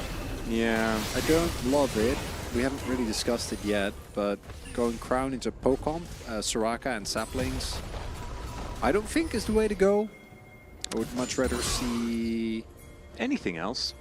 Leandris would be my preference, but hey, Yeah. what you gonna do? I like Gale Force more than Crown, personally. We might be spending the next 3 hours. Is really how you want to spend it, Atlas? With Gale Force Azir? Gale Force Azir is a bro. He's a nice guy. I don't think he is. Oh, he is. He is. He doesn't know what items to build, but he's just really lovely, and he'll have a Just chat a with you good about dude. anything you want. It's just a good dude. Yeah, just a real nice guy. All right, Live Sandbox. Can Oh my they God. get this composition back together? What? Look, What's happening? look at Cousin. He did a good job. Mark got done all the household chores, and then I set up a movie to watch after cast. She is happy with me watching the stream now. Happy wife, happy life. Heck Nice. yeah! Well done. You misspelled wife at the end there, because it's happy wife, happy wife. Oh, the good old Randall special. Yeah, you gotta have that. But otherwise, huge dub. Nice work, cuz. Good for you. I'm real proud of you. Look at that. Twitch chat and a broadcast that spends a lot of time talking to it can get some good done. As Diok is a Cassante. It's pretty tanky. Vincenzo in a lot of trouble here, though. His winner has just caught him out of position. Quid gonna flip on him. And there he goes. This Live Sandbox comp just kind of falling apart. Well, it's partially the comp. It's also Vincenzo just dying there with Flash and Hold Up. And the team overall clearly making the call that we don't care. We are going to just shove bot lane. Look at that. Guti, another of these, I was going to say Runans, Nashers. I know, but imagine if it was with the Leandris. Yeah, but I like it. I'm a little bit more okay. If he goes or if he went Crown into Zhonya's, I would be very Yeah, no, that'd be very, very So sad. at least in this case, he'll be able to do a lot of damage, which in terms of side laning is nice. And 5v5 in this turn, it's often into the Gen.G comp because of the aforementioned problem with you engaging and poke. As this starts off as Diok into two people, you're like, okay, this is fine. And Vincenzo just walks Phase in. checks. Yeah. And then gets 100 to 0. Oh, that's why, was yeah. silenced But- forever. Yeah, just change CC. Hopefully we'll be getting Merc soon. Not sure if he went for Tenacity runes, but yeah, couldn't really do anything there. Now, the cool thing about this soul is that it doesn't matter at all. The individual Drakes are quite good. I do think that Tenacity is a valuable stat, nonetheless. But the soul is bad. So... I mean, it's pretty good for Gen.G with Soraka, maybe? That's kind of cool. No, it's really... No, it's not. It's There's no real salvage. the soul. No, the soul can't be salvaged. Individual Drakes, like I said, I think are quite good. All right. Well, Gen.G going to see what they can do. Yeah, the about healing getting power. some control Yeah, back. yeah. No, again, individual Drakes, very good. Yeah? It's more so the soul. The soul is not salvageable. The Drakes are fine. Yeah. Ooh, that shock blast. Starting to hurt. There is Zest being a handbag. But a pretty maneuverable one, as we can see. Oh, no. No. All right, winner is going to go for the engage. Good Cyclone this time, but it's not enough to save him. The heal comes through from the Wish. And that's Cassante potentially dying as Carpe picks it up. The longest range auto attack ever went through the sky for a million years and managed to pick him up as Gen.G going to get a flash out of Plan B there as well before they take down the first of the Jeff Drakes. And this one is feeling pretty done, Atlas, as now Gen.G going to be building up a lead with a poke composition. And Sam looks just kind of looking all over the place. That again was an example of, I think you can win that fight. Yes, you're 2k gold down, but as mentioned previously, Gen.G also just straight up run into you. There's no poking happening here, right? They're just going in, but we have Diablo in mid, clearing a wave. Ooh, I've got a theory. I got a theory for why Poke is good. Oh, the chains. Oh, was it the chains? I was thought the it was chains. just an auto attack that was still in the it was air. the chains. Chains popped off. You love to see it. All right, I got a theory. So this is why poke comps are good in Challenger and less coordinated games, right? It's because if your Maokai or your Crocodile engage, you can always follow up from a million miles away no matter what. So even if you are slightly off, as far as your timing is concerned, there's always an accelerated shock blast from like a screen and a half away. Yeah, but Or a piercing arrow. Diablo Zeri is like one of the most mobile AD carries in the game.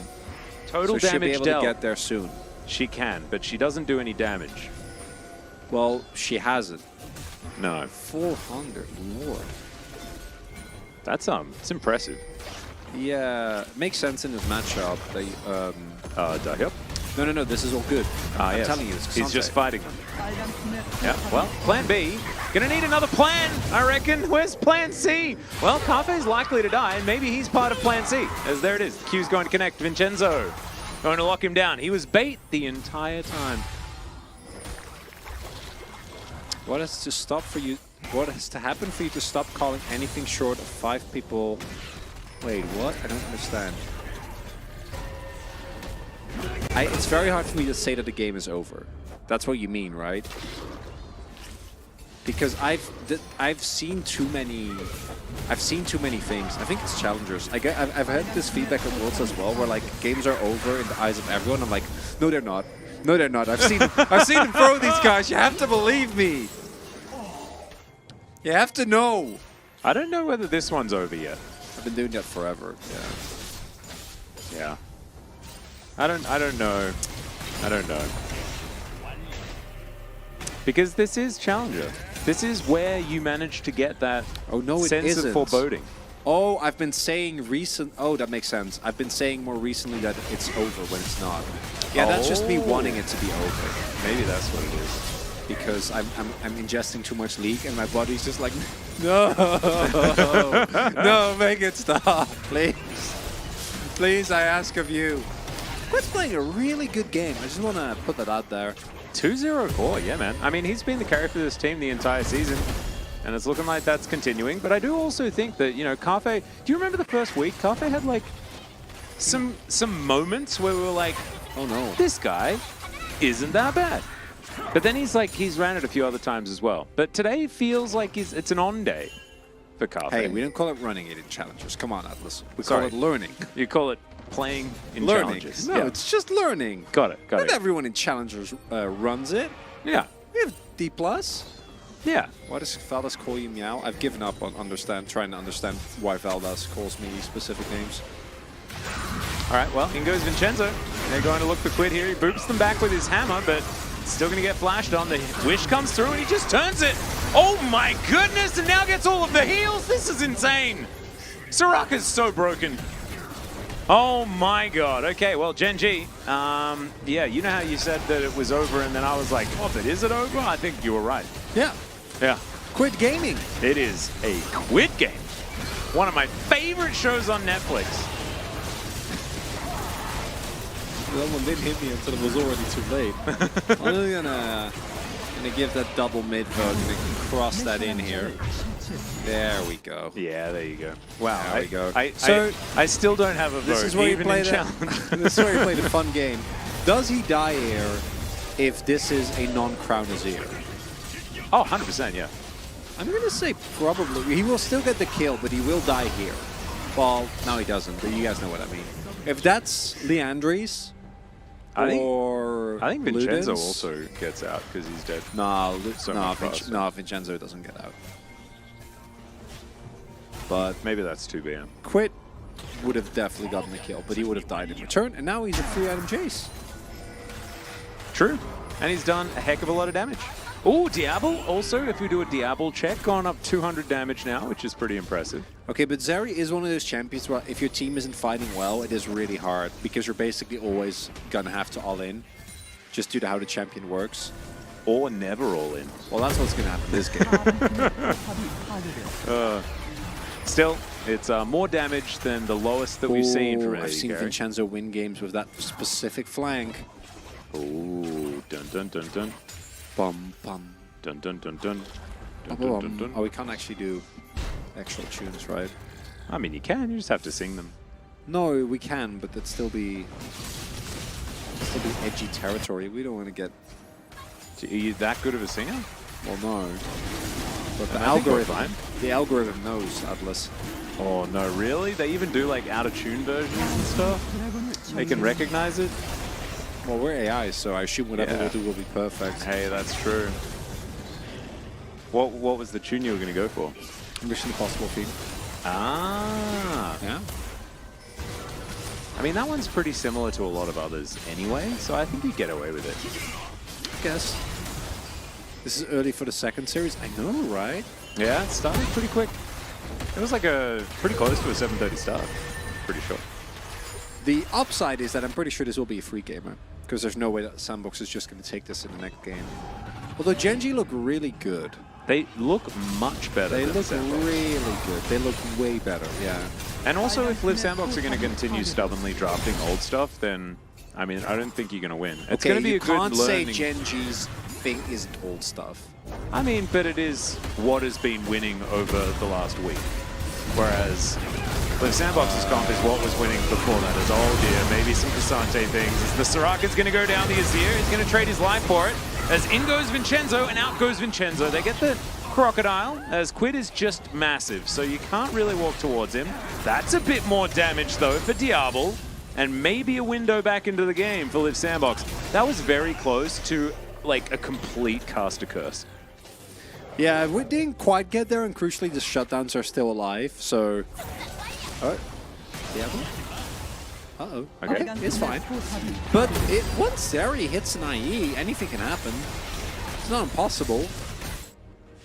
God, that would be such a tilter, as the curious choice to hard engage onto a Cassante. He gets a 2-man knock-up, and Lospa just immediately dead. Parfait, nice flash, but will be without that for the next fight. Vincenzo occupying the back line, but will die as a result. And if they could have gone Quid or Carfe here, they'd be in mint condition. Quid in particular, my God, he is so fat. He is huge. That's 3 items, yeah, like you said before. 3-item Jace means a lot of damage on good old Jace. Also isn't as worried about Dahlia anymore. Does have his form of armor penetration of choice. Feeling happy about it. So we're going to have to see whether Gen.G can get themselves into a position to grab the next Baron as well, which is in 2 minutes' time. They've definitely exhausted a lot of the objectives on the map, though. And looking for a soul in 2.5 minutes as well as Plan B. Woof. Yeah. Yeah. What do you even say to that? You ask him whether he should go back to Plan A. I'm now really appreciating Guti's crown, because the crown actually is value now. Because now you can tank one and be fine. You know, it's actually really smart. When they're this fat, you just let them proc the crown, and then you only take 20% of your health bar instead of 40. Yeah, and then when they go into engage... Oh, wait. Then you don't have the crown, right? No, well, if you wait 30 seconds, you... Hey, there we go. 40 seconds, I don't know specifically. Hey, and setup. Gen.G may not be able to time an engagement around that, although I think Winner has been pretty good at just pressing his W on people and getting stuff started. Zest will also want to do that because otherwise he just does nothing and stands around. Which doesn't feel so good. Now making their way back onto the Rift yet again. The Gore Drinker completed, looking for Asterix next for the red build on the Crocodile. So Diablo's going for the BT here, which actually really good item into Gen.G, but does mean that the singularity point where Zeri becomes true Zeri is still fairly far away. But, you know, Gen.G aren't really doing anything. Yeah. There is... We need to see a bit more stuff Not a lot is being happening done. Because now you're just waiting for Goody to hit his Death Cap spike and Diablo to hit a BT, I guess, which isn't as big of a spike, but also it's very sad that we haven't actually seen anyone make use of the crit buffs at all. Well, Just I go mean, quick were blade there seconds. even really crit buffs? You don't know unless they actually happen. And so far, they haven't really happened. Like, Asriel is a bunch of It's good. You can go Essence Reaver quickly. It's a really good build. You reckon Vincenzo can get through in that? Oh my god, the damage! That is just insane. Plan B just died. He just died. He walked in towards what Quid was... he just walked towards him and he died. Just dead. Big time dead. Now the rest of the team also dead. 2 kills from the Maokai. They're dead, guys. Gen.G are going to win the game. Look at Zest's damage. What? He's not even needed. So, Whoa. Okay. it was over. Well, there's the bloodthirsty power spike here for Diablo. This Gen.G, this Gen.G's looking real good. This is a team that looked lost. The last 2 weeks they've looked lost, Chronicler. And here they have found a poke composition and a mid Jace. And yeah, Quid's played it a couple of times already, but damn, he looks great in this game. Gonna get themselves a soul here. And... oh god. Am I gonna flip a Nash? Yep. Yep, we're flipping a Nash, Atlas. Oh god, okay. Game's not over yet. Goody's just teleporting in. They're gonna see if they can rush it down. Oh my god, I think they get this. I mean, they've got With a this build? death cap Nash's tooth. That I don't think they. I think they do. I think there might be the possibility of some sort of fight. No, they they're gonna have to. They should try. I think they're gonna try and go for it because they're gonna have to. That shock blast, a hell of a lot of value. God. Is now they're gonna turn. That's not what you want. It's Carpe. Just kills the Azir from half health. That's the W activation. Now the Nature's Grasp is going to come through. I kind of respect the idea. It, however, did not work whatsoever. Triple kill Penta? for the Varus. It's Penta? the Penta angle. Plan B's running away. He's not hit by the hail of arrows. And Quid is going to say, sorry about your Penta, mate. We're just going to win the game. Zest chasing after him. He's going to collect a kill for himself as well. And Gen.G, clean ace. After a desperate play from Live Sandbox, they'll teleport in and they'll finish it. Appreciated commitment, as the main team of Sandbox does. When the game is over, just end quickly. Yeah. Sandbox way. Yeah, very humane indeed. As Gen.G, Global Academy, going to take down the Nexus. An impressive game out of the young squad. Very well done. Yeah. And overall, unsurprisingly, a amazing game from Mr. Quid. Oh man, remember Quid and Ophelia? Yeah. The LCK.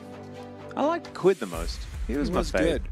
As we saw, in that final fight, if Zeri had an IE, probably could have actually 1v5 there in the end with the BT, but so in didn't the last what 5 minutes of the game, Zeri did 13,000 damage. Yeah, which I'm going to reiterate. I like the drop from Gen.G a lot, but I also think that Sandbox individual is playing really bad. Right, like people were just getting caught. They didn't set up around any objectives, and the builds were questionable. And as a result, they just got completely boomed. Big boomed. Big boomed. Mega boomed. And I think that after this, they're probably not going to be allowed the same draft again. And Gen.G going to have to go back to the drawing board a little bit. And also, Live Sandbox will likely choose blue side, I guess. Feels like a 5-gamer, Atlas. I've seen the... A 5-gamer? I've seen the... Is this a best of 5? Yes, I've seen the way too dominant game one too often. We've got a lot gotta of hit 8 Nasho's games. tooth haters in our chat, by the way. Is that ban-worthy? Should we permaban everyone that says bad things about an item? No, people can talk about items. That's okay. I mean, it's still considered negativity in my mind. I think it's okay. As long as you Quid's going to pick it up. Yeah, as long as you don't get too personal of the play, itemization discussion is fine. As Shocker, Quid picks it up, really good snowballing on the Jace, able to find a couple of key plays in the side lane as well. 100% kill participation with 9, 0, and 10. 1100 DPM on Jace. Look at that damage per gold. It's absolutely ridiculous. Holy lord. This is like one of the most hard carry mid Jace performances I've ever seen, actually. And we've seen a few pretty good ones. But I mean, this is like whole team on your back levels of Jace. Hey, as it turned out, all that Gen.G needed was find their new player who they play around completely. Previously was Paze and he left, so gotta get a new one. And Quinn Really already well done. proved himself to be pretty good. You know, we've been keeping just our haven't eye on really this seen guy. it as much. No, I think I you're think. right. But today came through for his team. Really nicely done. And what did we learn this game? Hard to tell. It's challengers. We never really know. It's a very good point.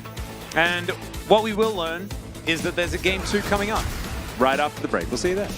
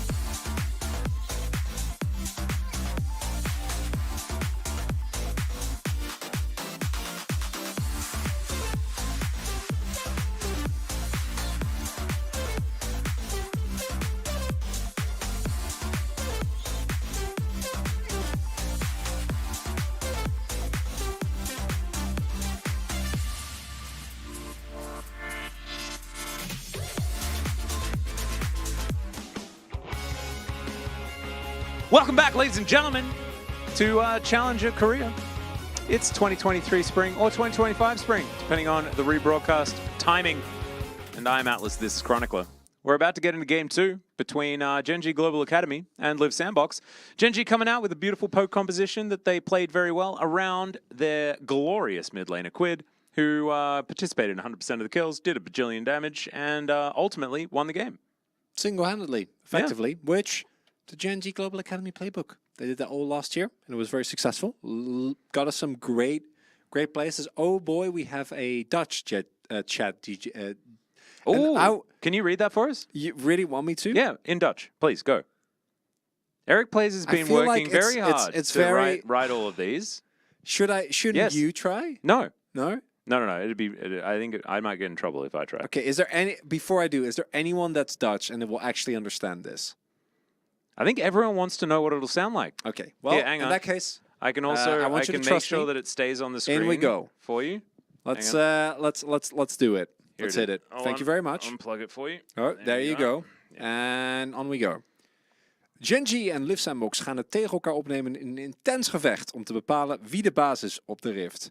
Beide teams hebben uitzonderlijke spelers die elkaar niet zullen gunnen en het is moeilijk te voorspellen wie er als overwinnaar uit de bus zal komen. Maar één ding is zeker. Het zal een wedstrijd zijn om nooit te vergeten. Blijf dus zitten, want deze wedstrijd zal u niet... Oké, de final sentence is kind of borked. Want deze wedstrijd zal u niet snel vergeten, I guess. Is my guess that was supposed to be the ending. There you go. Beautiful. Yeah. Love to see it. That's Dutch. I hope you all enjoyed it. A bit of the Dutch broadcast as well. We got claps in the chat. We Love to see it. are not just the English broadcast. Actually, we're the global broadcast. We're the global broadcast, yeah. Yeah. So, I mean, if I could read any other languages, I would offer to read something else. I read it in Australian. That's as far as I've got. Yeah. Unfortunately. He's busy. Yep. But there it He is. speaks the language. It's just Dutch, YouTube chat. Come on. What do you mean it's just Dutch? It's another language. It's impressive.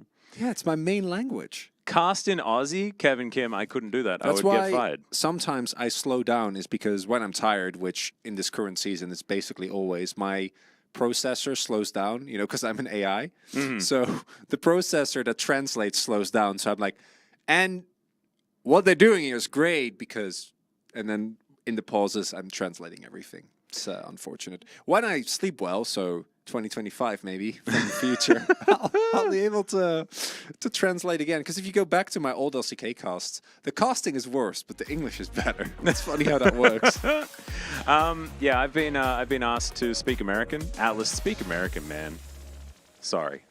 I'll try. However, my American accents that I'm capable of, I think it's either I can do Southern pretty offensively. Don't do Southern. Actually, they're just kind of.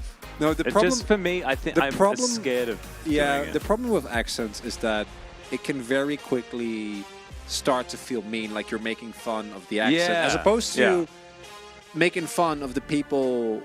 Or making fun of yourself for doing a bad accent, right? Yeah. And so I'm we also, don't want to. We don't want to do that. I'm very incapable of doing it consistently as well. My accent's Yeah, just and it warped. verges very quickly into problematic territory. It So does. I think It we does. should dodge it. Yeah, every road leads to Rome. Every one of Max's accents leads to Indian. Is how Atlas it hit it goes. with the nah. He does do a lot of nahs, actually. I'm a yeah Nara.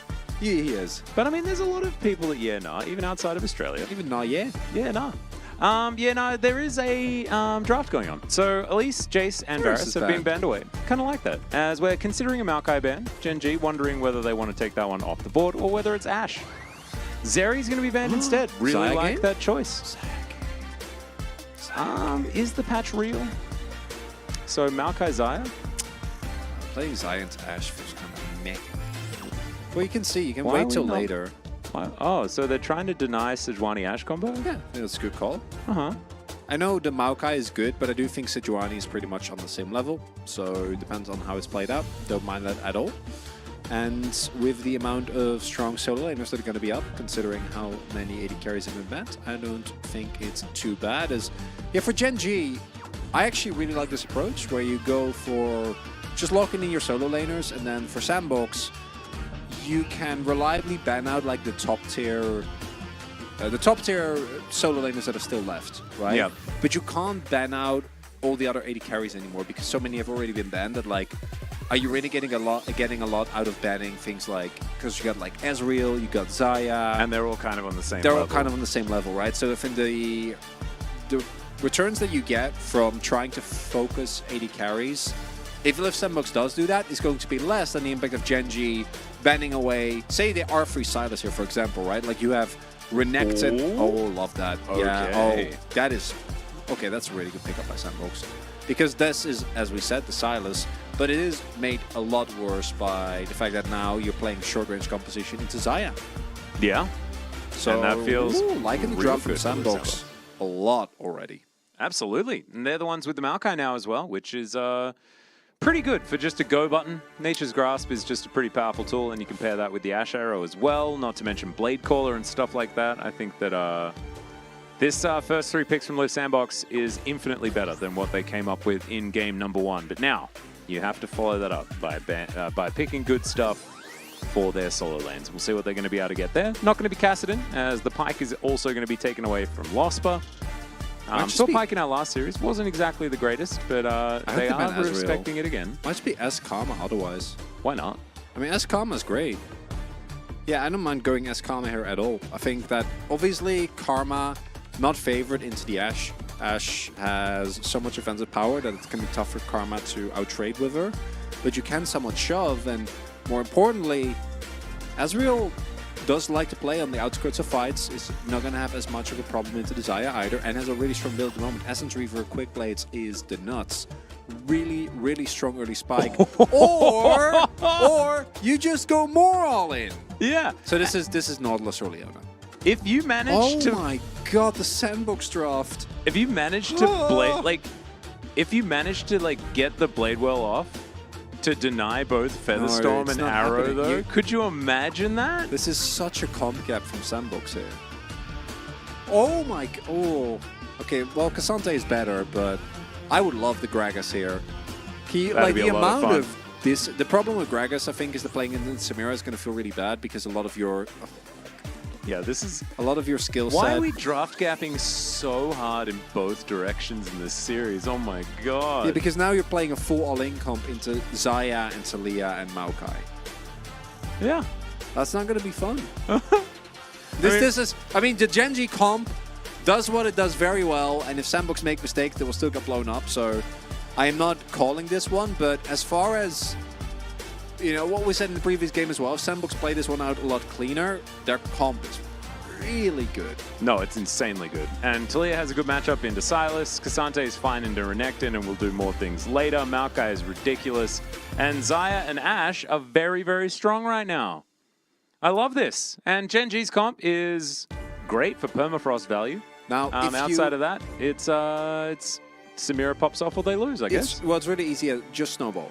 And you won't just win the game. If any of these champions snowball, like heart stomp, you really, really run them over. So, Gen.G, just win the first 15 minutes for it. Get 2 dragons, get yourself an early, what's it called? Shelly? Early Shelly, and get down some turrets, and you'll be okay. No problem. If you don't, you take it easy, and you give Sandbox the opportunity to get things like Kill Force and Talia item, then you're not gonna be having a good time. Oh no, cuz. No. I want to read it. No. Okay, can't do it. But I respect what you've done there. Okay. Yeah, no, I agree with you. And I'm just a bit like, I'm 2 things. I'm feeling 2 things right now. You are 2 things. You're an AI and... I am an AI, and I am also in need of a reset. And I am also conflicted. Because Live Sandbox, how did they know to make this draft when their last draft was so boring? You know? That's the thing that I was a bit sad about. But let's not think about that anymore. Let's just get onto the Rift and rock out.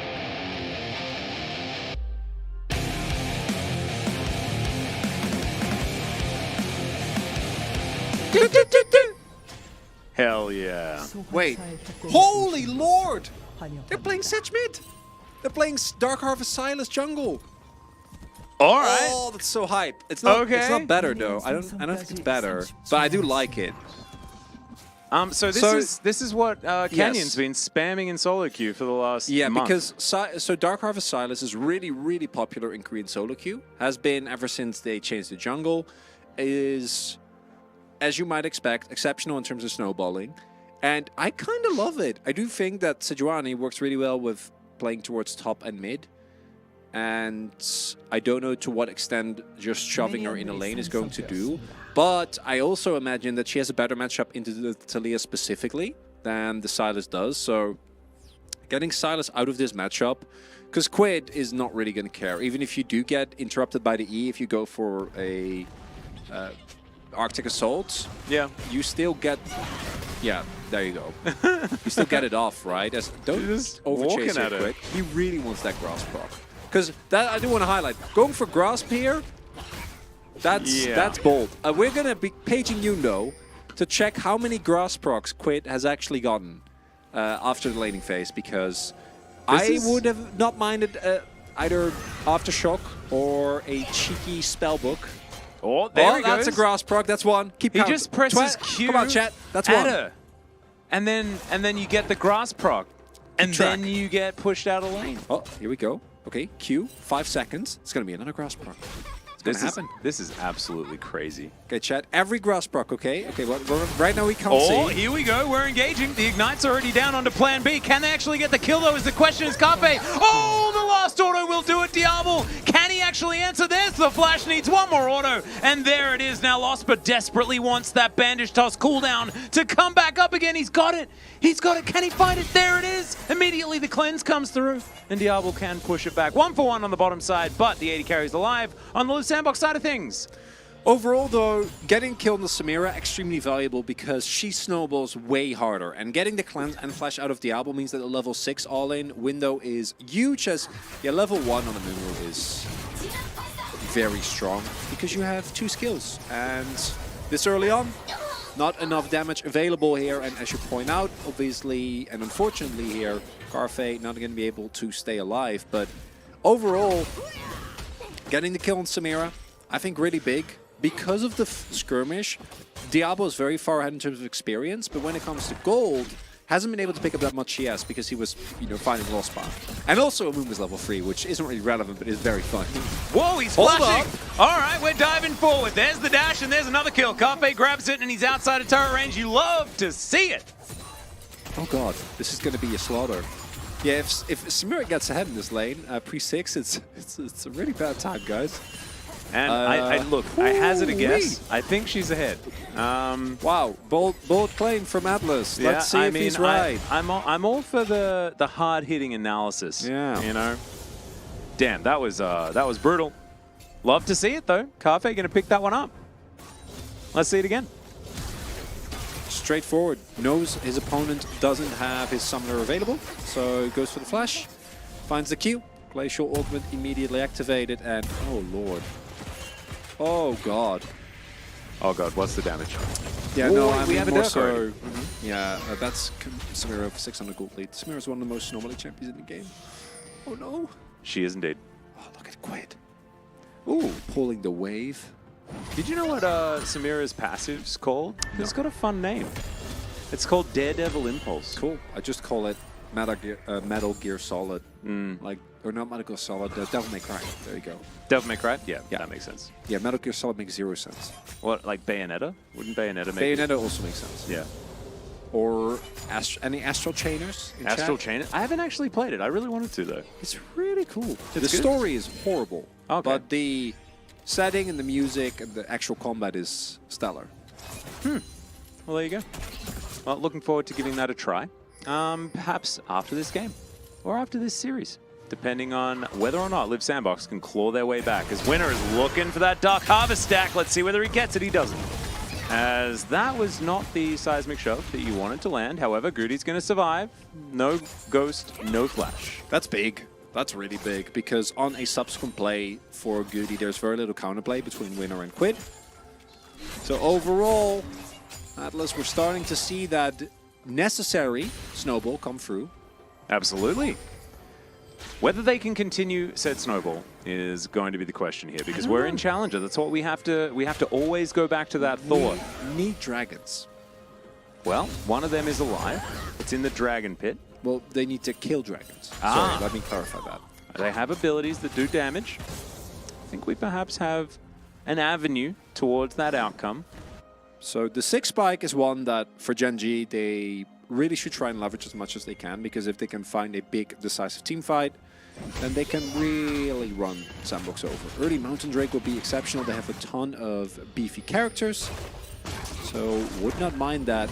We're taking some damage here, but not going to be too bothered as a whole. Yeah. There's no cross, bro. But still, gonna get the permafrost. Gonna feel okay about it. Yeah. Oh, did he? I'm seeing chat say 4. Maybe he did.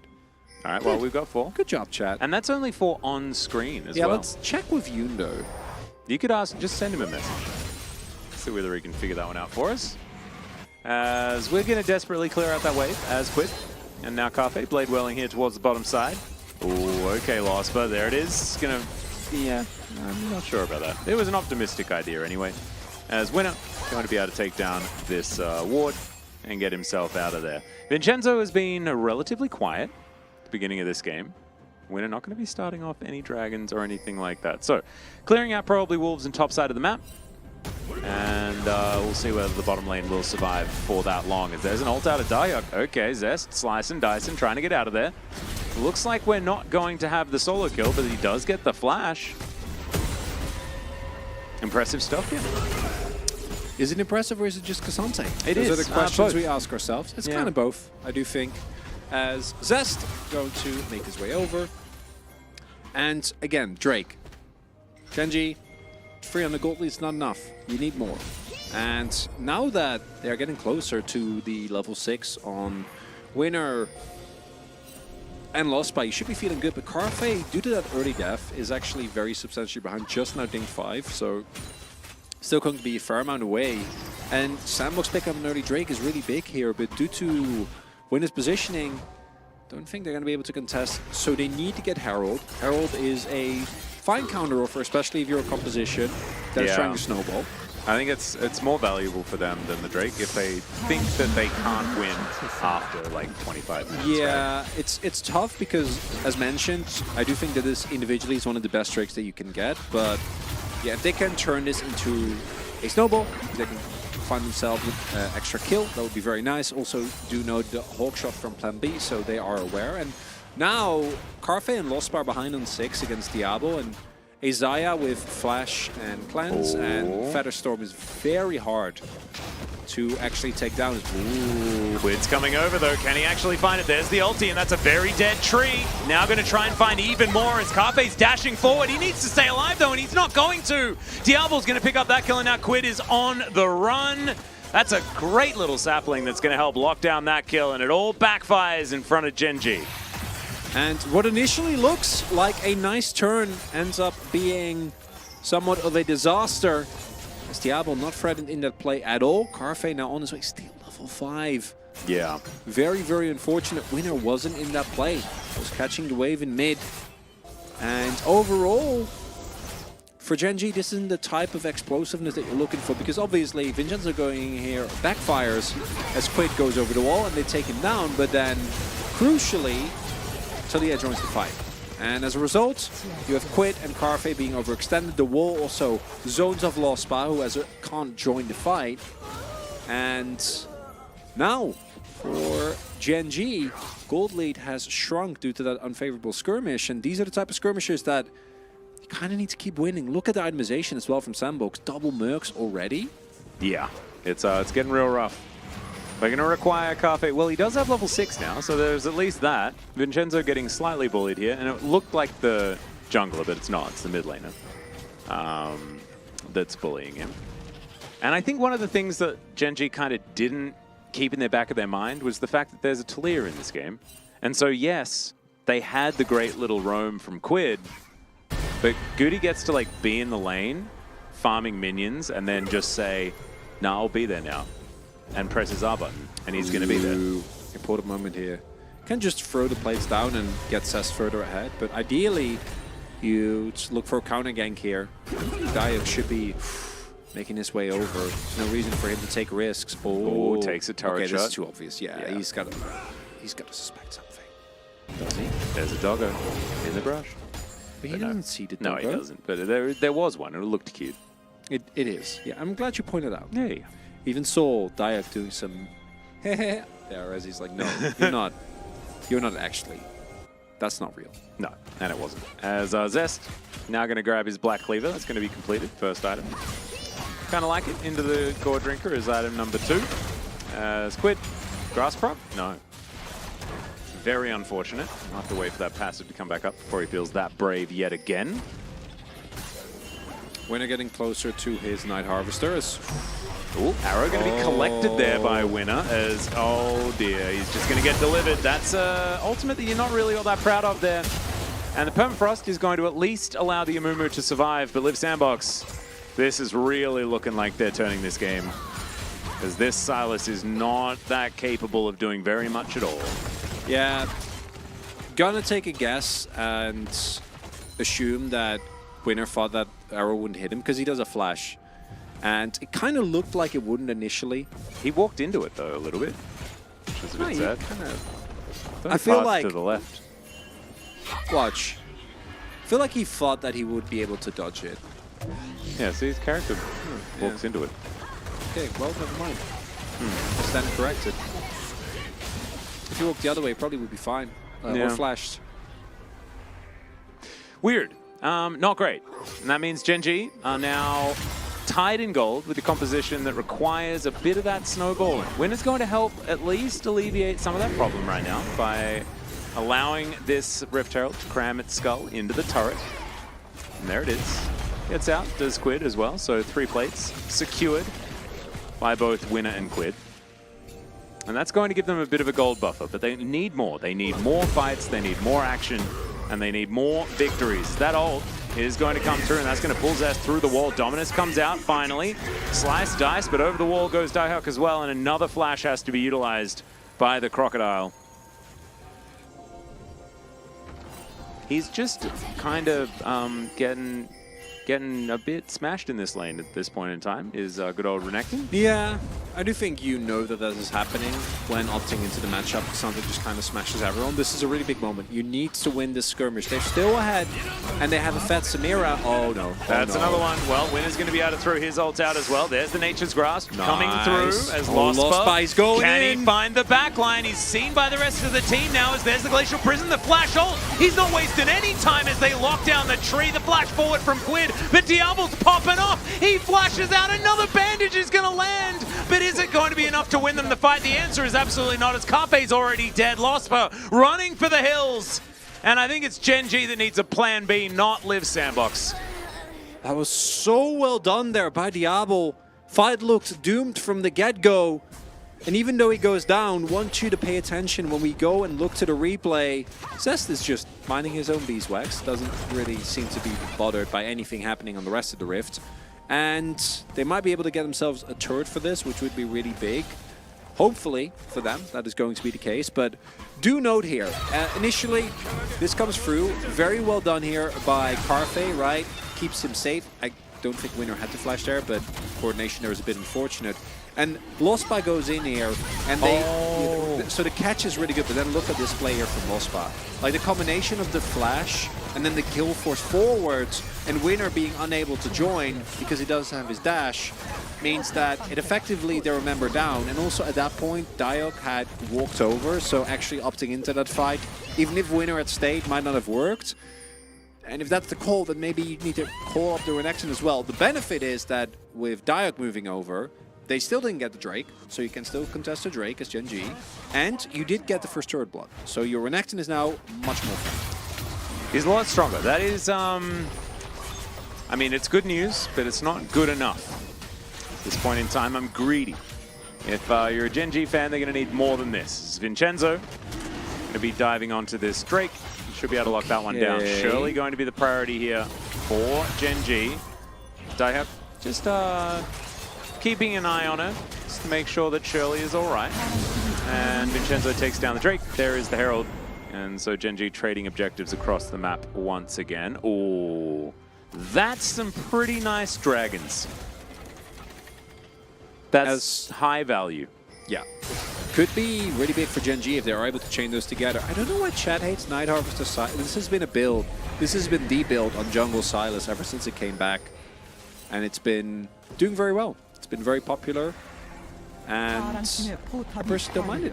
I actually like the extra abilities that you get on Silas in particular. The movement speed is quite good as well.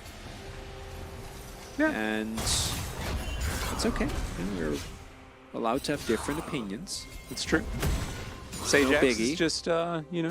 It's just chat in general, and that's okay. You don't always need to agree with chat. The beauty is that we can acknowledge it, and then we can move past. As do want to highlight that even though the current game state, I'd say, favors Sandbox because of the draft diff, do note that any misstep that they make, a single misposition on Gutis and Revolver for Diablo being where he shouldn't be, and a big Amumu ult effectively ends the game because this Samira is still a menace, even though it looks like we are heading towards a collector second, which I do not love, into double front line, but that's where we're going, I guess. That's everyone in chat losing their mind over this Night Harvester and Silas. There's much more important stuff to focus on. Oh, I mean, there's also a crown on the Talia. Yeah, but that's fine. You're playing into an all-in comp. True. No problem with that at all. I just, you know, you don't You need really to hate crown, don't you? Yeah, you just don't need to worry about the Talia doing damage to you, so that's good.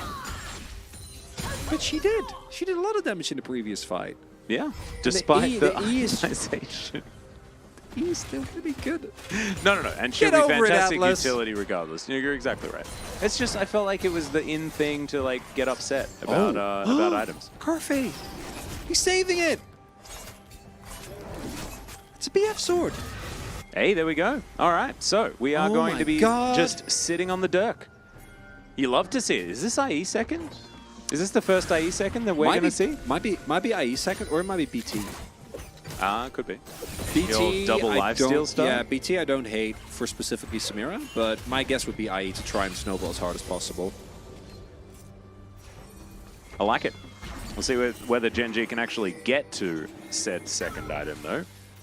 Because, of course... Second item should be fine. It's more about what then? Yeah, and What also next? about what items the enemy team will have at that point in time as well. So, next fight, need to actually throw down as Gen.G. You haven't really committed to a hard 5. Oh, here we go.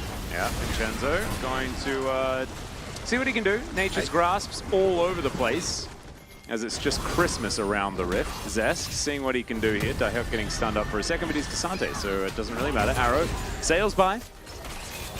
I gotta say, don't love the Sejuani play from Quitter thus far. You don't open with your ultimate, ideally. Yeah, it's different if you have immediate follow-up, right? But in situations like that, just going for the Q on Vincenzo should be enough to force him to do something, and then you can have an ultimate advantage when going into the fight. Do love Jack Show's Sedge. That's something that I haven't really seen yet, and that's fun. It does seem fun. I mean, yeah, I get worried when I see, you know, players being a little bit awkward on these picks because it makes you think that maybe something went wrong during the drafting phase. Like, they're like, oh crap, well, like we goofed up this. Can you just play this champion for me, please? And they're like, oh god, okay, I'll try, I'll give it a crack, you know. I think it doesn't necessarily look quite as planned as it could have otherwise been. I think it's... Yeah, no, it definitely doesn't. No, the actual level of play is not really what you're looking for. But I don't mind it personally. I do think, as mentioned, that the Sejuani clearly has a better matchup into the Talia than the Silas would have. I think Silas would get bullied a lot more, and there would be a lot more roam timers for the Talia, which in this case did happen, but Quid was there first. It was just that winner wasn't there. This is the must-win fight, though. This is a big breakpoint for the game. You have 2-item spike on Zest as well. He is huge. Even Shroud's done. Diablo doesn't have quick plates yet, crucially. Vincenzo's in that fight. You need this fight. You need to win for Gen.G. Very, very important. Important, rather. Quid's already teleported in, so they know. As winner picks up an ulti, exactly. Ash Arrow going to be there. He doesn't have level 11, so... The order with a dream. Okay, Vincenzo off to the side. And yeah, can Losper do it? Is the Sad Mummy going to be able to turn the tides on this one? Oh, they're going to kick it up. Yeah, it looks like Liv Sandbox are just not willing to fight for it, as the Amumu is finally going to be put on vision. Does know that he's being seen as he can get in there. There we go. Bandage toss comes through. They're still fighting for the Drake. They're going to be able to lock that one down. And now the Glacial Prison comes in. The flash ult from the Amumu as well. He breaks his stopwatch, keeps himself alive. The Samira still up as well. Carpe, oh, he gets the S rank, but doesn't manage to survive. Just gets Kazantated. There's the flash forward. Quid gonna lock down the support. You love to see it, but Liv Sandbox still gonna walk away with a W in this fight. Overall, it's an even trade. You're gonna lose the mid turret though, so Sandbox going to come out ahead. I mean, it's an even trade in a game where Gen.G fall fall off a cliff late.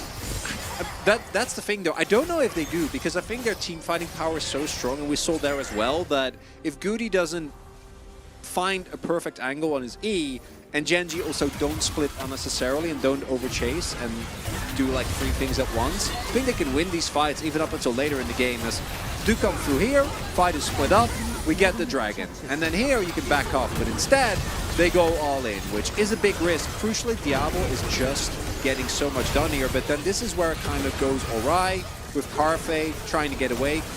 Very, very weak at this point because it doesn't have a 2-item power spike yet, so kind of behind the curve. And they weren't able to deal with Diablo, who is now super fed, so actually counting everything up, I think you're right. I think it's doomed, and I think we're going to game number 5. It's seeming like that. Or game number 3 in this series, but one mistake from Sandbox, and that lead is thrown away very quickly because the Gen.G comp is really foolproof. Like, really foolproof. So, Sandbox just don't make mistakes. Don't mess it up. Keep it simple, stupid, or something like that. Quid is going to get into the Baron pit. He's hanging out there with the Baron, having a good time. They need a sapling though, not feeling the greatest about that. Is he taking a fair bit of damage? We'll see when he actually manages to put his next item together. Would really like to see a Warmogs if he's going to continue just wandering around, being the living ward, getting in amongst it. But we'll see. That might be a bit of a pipe dream. It's not really what this game is about right now, as what we really need is for Carfe to get some items and for Gen.G to be able to fight with a Samira that actually does some things. Because, yeah, they managed to get a couple of kills early, but the fact that after that, nothing really happened was the real worry. There's one win condition here for Gen.G, besides just Sandbox messing up, and that is Drake control. Because if you do stack multiple of these Drakes, your Samira and your Silas are going to be unreasonably strong. True. And that can be an angle, but for Sandbox now, let's keep the pressure on. Denied vision, you have some great tools, as Quid should spot this, does see the people, and no. Doesn't want that present either, as Goody's going to be able to lock down the turret. So comfortably moving into a gold advantage is Liv Sandbox, but only barely. Actually, not going to quite get there on that turret take, because Zest is going to be able to even it out. And now Liv Sandbox is starting this one off. Let's see whether this Baron is going to survive. Ooh, turns really good. And again, remember, Gen.G very short range here. Well, Winner's going to walk over a ward, gets a control ward into this pit. Are they going to commit to this? Are they flipping for this? Surely not, as Nature's Grasp comes through. That is not the ultimate you were looking for there. But the Nature's Grasp did do a fair bit of work. Gen.G are now in the pit. They're fighting the Baron as well as the Crocodile manages to get the Baron. What the hell's going on there? Carfe is popping off in the fight as well. Oh my god, Gen.G, they may have just done it. There's the dash. Picks up the extra one, of course. Yeah, Talia is pretty frustrating to deal with, but Gen.G walk away with the Baron. Why would you just give a Baron? They want a challenge, Chronicler. They were like, this game's too easy. You know what we need? We need an enemy with a Baron. Need to not turn it into a chaotic mess.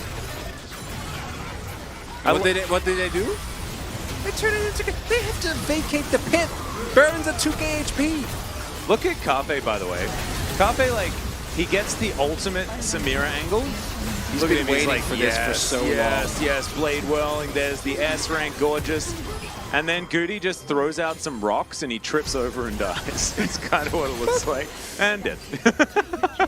Yeah, there was also, Diablo hitting me in the face. Yeah, I mean, that's also a Completely- problem. Diablo's positioning on this Zaya has been really good and very Really impressive. But with that Baron buff, that's going to be a second Drake. And that was a call that Sandbox didn't have to make. They didn't need to go for a desperation Baron. They weren't desperate, no. Not at all. Well, now that I feel like they were because they went for the Baron. Oh, and now right, they yeah, gave yeah. it up. But Their situation wasn't desperate. I 100% agree, Atlas. Oh, that was almost the arrow splash damage steals the Drake angle. Love to see it.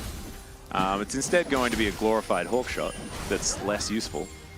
And Quid splitting on this bottom side. Oh, Carface actually do. Look at we were worried. I'm now going to everyone. I'm formally apologizing to Carface.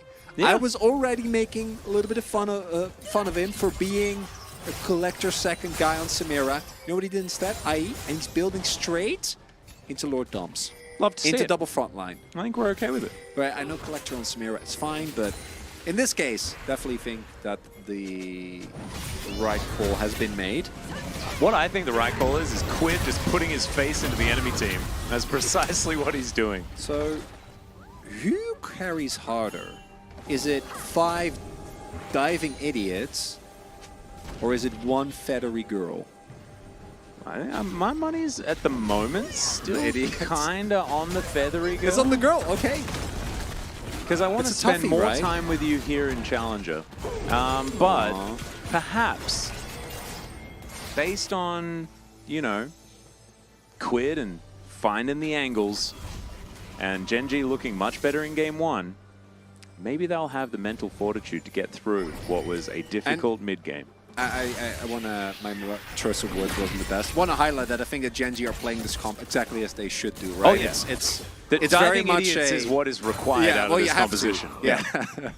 Because overall, after a couple of awkward first fights, they are really starting to kind of communicate better, trying to all be on the same page and actually hard commit to these 5v5 fights, which, again, they can win. Although it's going to get harder and harder. Guti now also finishing the Void stuff. And Diablo, as mentioned previously, sitting on the quick plates, now also finished Lord Dumps as well. So everyone gets shredded very, very quickly. And his positioning in teamfights has been pretty exceptional. So gonna be a tough one to fix for Gen.G, but they have so much dive and a Fat Samira. So we'll see. We shall indeed. Do want to talk about the calling games over, by the way, in inverted commas. I'm doing it, but you can't see me. I'm not on the screen. No commentator it's ever challengers. actually calls a game over, even if they do say it. They say that the game should be over from here. Well, except Wolf. No, but Wolf does it as well. He's like, it's over. And largely, the reason why Wolf is often very confident when he says it is because there are less mistakes made in the LCK, and so theoretically, when a team has a clear avenue for victory after a like a fight win or something like that, this is more a PSA. I'm not talking to you. I'm talking to those in chat that are getting upset about people saying that games are over. Oh, yeah. What it means is that we're saying that there is now a clear avenue for this team to win unless the opponent messes up horribly. So basically what we're saying is if played correctly, this should be over. Not we, it's you. You made it very clear. Yeah. Yeah. You said what we're saying, which I don't appreciate. Yeah. So just yeah, so I know you're just being Sajak. That's absolutely fine. But I just wanted to make it clear. I'm not a caster, so there is no consequence. True. Guthanadolia? Absolutely correct. Although I'm reading what you're saying, and so therefore maybe we can make some consequences by banning you forever from the chat. That's mean. I could, but I mean, I'm just saying. I have that power. Corn is the most. Where does that come from? I don't know. It's probably soy, but corn? No, it's probably soy, as in the most versatile crop on the planet. The most versatile crop? Yeah, probably.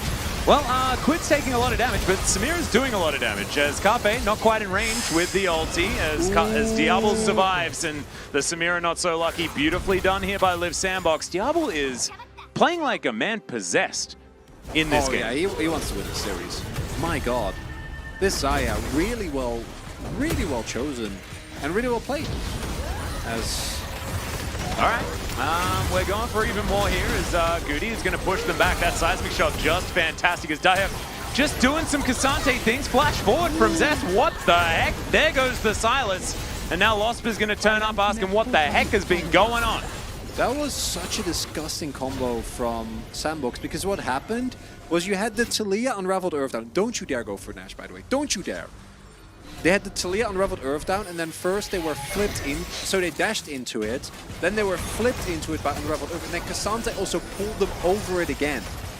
Oh my goodness. Yeah, it was insane. So they were mopping the floor. They actually mopped the floor with Gen.G, unironically.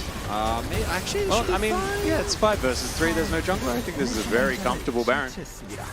Precisely what you should do. And Liv Sandbox, full control, still behind in gold by just a little. And that is going to be soul point for Gen.G.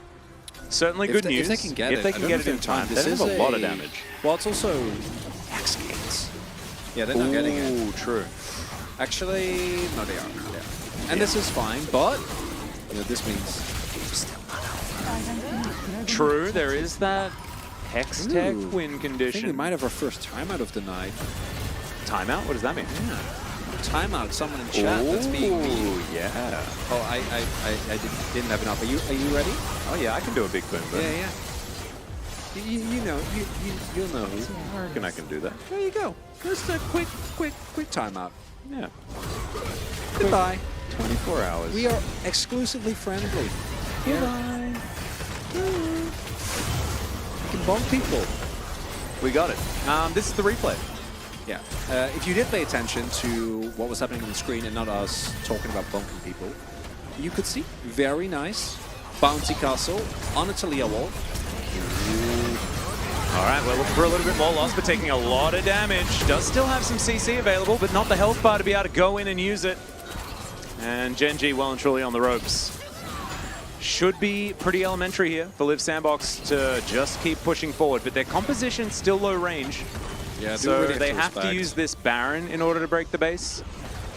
At almost any time. I think when there's a Nature's Grasp back up again, when there's a Weaver's Wall back up again, that's when they can start using those to zone Gen.G away and grab themselves some turrets. And here's the Weaver's Wall option. They are going to be able to use that. That gives Diablo the space, and they manage to take it down. Really nicely done. Arrow not going to connect. But still, this is going to be a dead inhibitor. Ooh, Winner looking for an ultimate steal. Yeah, wants to find an angle. Getting difficult as Quid. Gonna have to get out of there. Glacial Prison is available. I looked for the Sejuani ultimate in the jungler position. I'm too used to it. Yeah, that makes sense. But it is available. I had the same issue earlier when they fought around the dragon. Oh, here he goes. All right, He doesn't want to, though. Losper not going to do it this time. Maybe hunting for another, but doesn't get there. So never mind. Gen.G, hold on. But this is the problem. They are circling the drain based on how these comps work. And it's going to be another one of those turrets falling down. Quid's going to tank the ultimate. Seismic shot pushes him back. And he's just dead. From 50% to 0. Yeah, I'm going to assume that Carfe didn't have well. Can they hold it? Bladewell not available? Is that what you thought? Yeah, that's probably true. As Losper goes in, finds a few with those snares as the Featherstorm comes up, and Losper is just real dead. Okay, Carfe, can you do it? The answer's no. It's a double kill for Zyre, as everyone's just going in. One after the other. I think they know the result of this game. And Liv Sandbox will be able to get revenge here in game number 2 and take down Gen.G.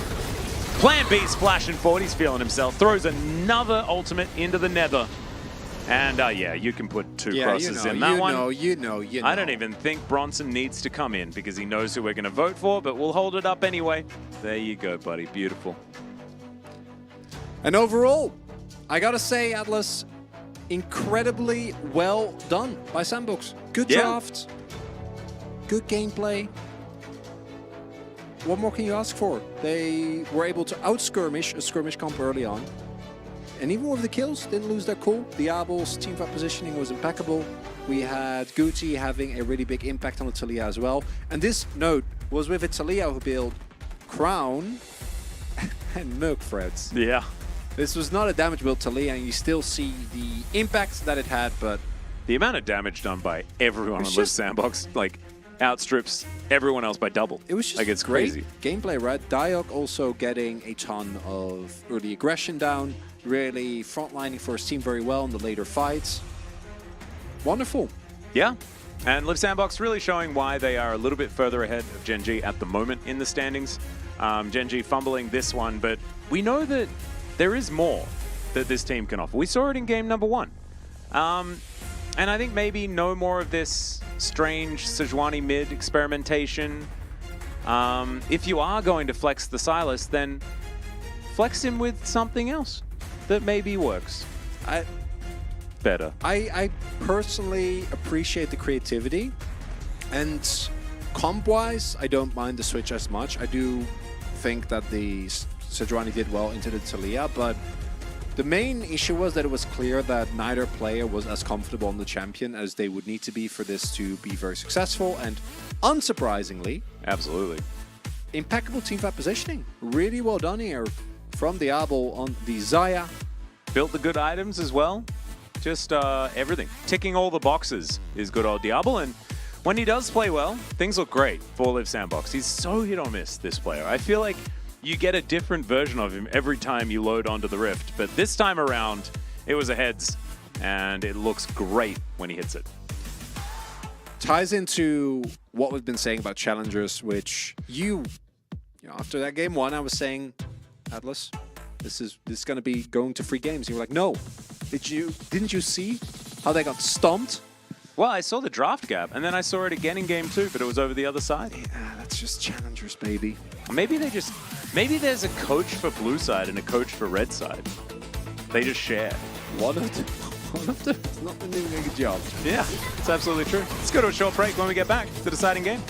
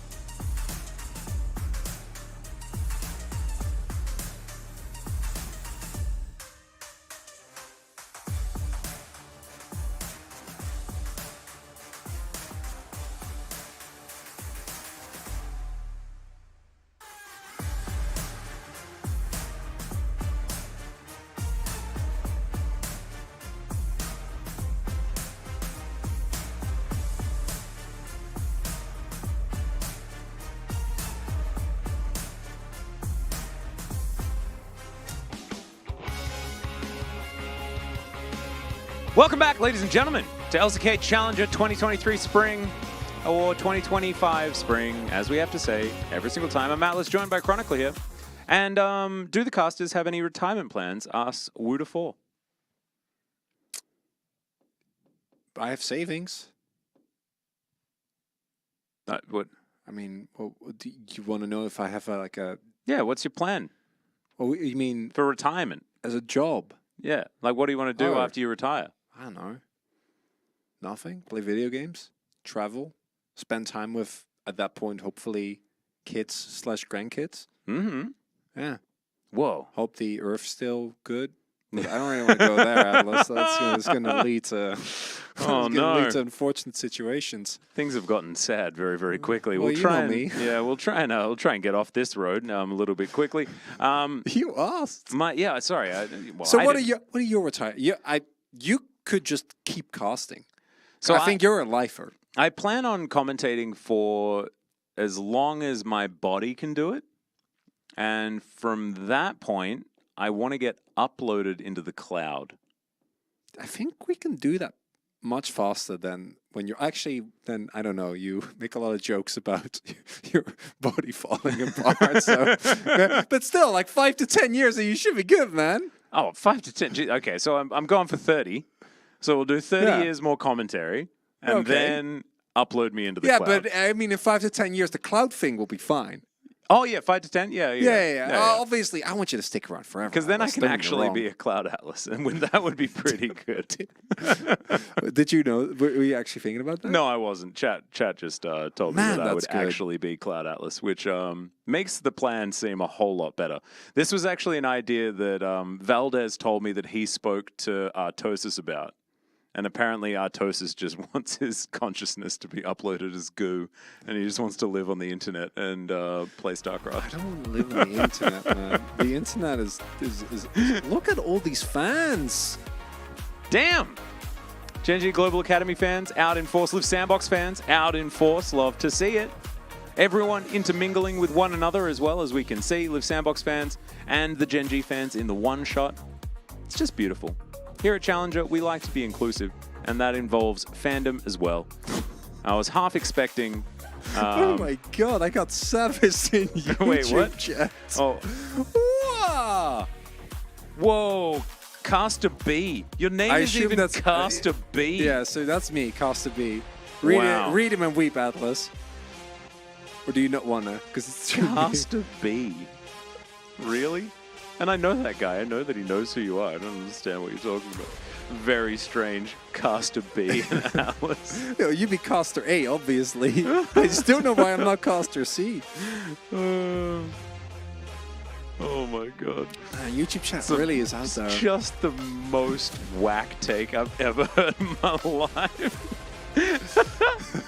Well, I don't know, Atlas. I don't know how much more I have to offer. Yeah, that's why you guys hired me, right? I know it was just about how incredibly handsome you are. That's it's the only reason you got a job. Fun times. It's all right. Caitlin Lucian going to be banned away first here on the Gen.G side of things, and the Jace going to be the first ban on Live Sandbox's side, understandably, after Quid had such a great performance in Game 1. If we have another, if we just have a blue side win again, I'm going to be a little bit frustrated. Could happen. Wouldn't be surprised at this point. Wow, this is a way better thing that we could talk about instead of you being Caster B.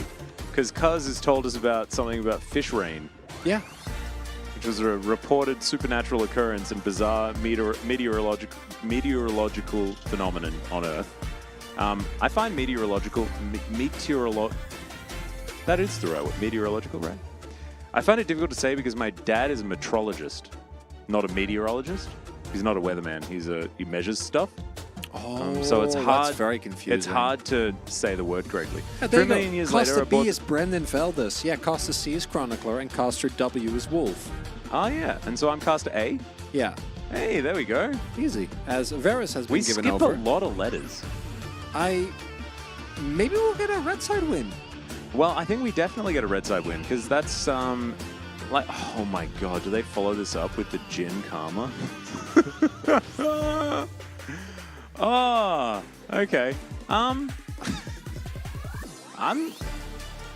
very confused. about Gen.G.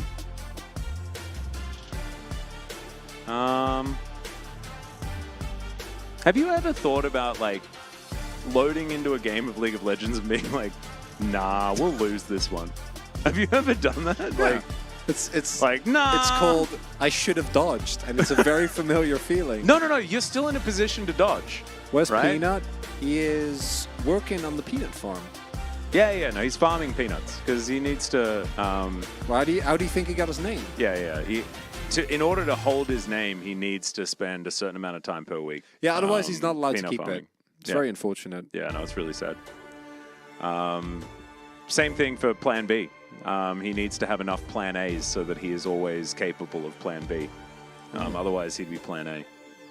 That's how it goes. Ideally, Hayek would remove the double D and just be Ayuk, so they have Plan A in top lane and then Plan B in. Oh, true. Huh. But then they wouldn't have a Plan C. They'd have to go straight to Plan D. Well, And- Goody can rename to Cutie. That's true. You're pretty close. And Vincenzo's never. Just be Enzo. No. He's just never going to change. Well, Vincenzo's too good a name to change. Yeah. But he could just be Enzo, I guess. Like, we could abbreviate it to Enzo, so he could be Plan E. You got A, B, C, D, E. Yeah. Perfect. Absolutely gorgeous. Took us, a bit of finagling to get there, but not too bad. Pike going to be banned away from Lost again. Interestingly, But thankfully, the Karma has been banned. for Gen.G, going from the Z up would actually be easier, looking at their letters. Yeah. Right? Yeah, because they got They got Z, Z, W, W. and Q. still, it's a stretch to get to C somehow. Well, they can't, obviously. Yeah. No, they just start from the bottom up after this. As a Kali, Pretty On the understandable lookout answer. here. Yeah. I like the Kali. I like the Silas a little bit more. Champion is pretty busted. And we also have reasonable confirmation that it will be mid-Silas, which has been doing better. Now, this matchup in mid early prio definitely goes towards the Azir. But looking at what Sandbox have so far, they will have heavy prio in bot lane, regardless of what Gen.G pick up here. Yeah, I think if I was Gen.G, I'd also want to redo. So we're going to jump back in, and we're hopefully just going to start the draft all over again. No, That's okay. We can do a 30-minute pause first. Yeah, that's probably one of those. That's okay. It's sort of how it goes. Are you okay? I have pre-show tomorrow. Yeah. I'm up early. I mean, I'm there with you, mate. Don't you worry. Grinding. Oh, you are? Yeah. Yeah. I forgot. It's a opening of the week with Atlas. Yeah, That's not normal. I haven't done it before, I don't think. Not this pre-show. I did the Saturday pre-show last week. That was a new big thing. Kahuni there as well, which is nice. Yeah. That helps. Now we get to introduce 13.1b to the LCK, which is, judging by Challenger, not going to change anything at all. You just add to our frustration a little bit. Well, Zaya is a champion now, but you first have to ban 680 carries. Okay. We'll see how we Which- can see whether we can get there. One thing that we might see more teams doing is just picking solo lanes and jungle and then leaving bot lanes until last. Yeah, that's a very good point, because with the buffs to AD carry roll, do you think there's a lot more viable options? Yeah.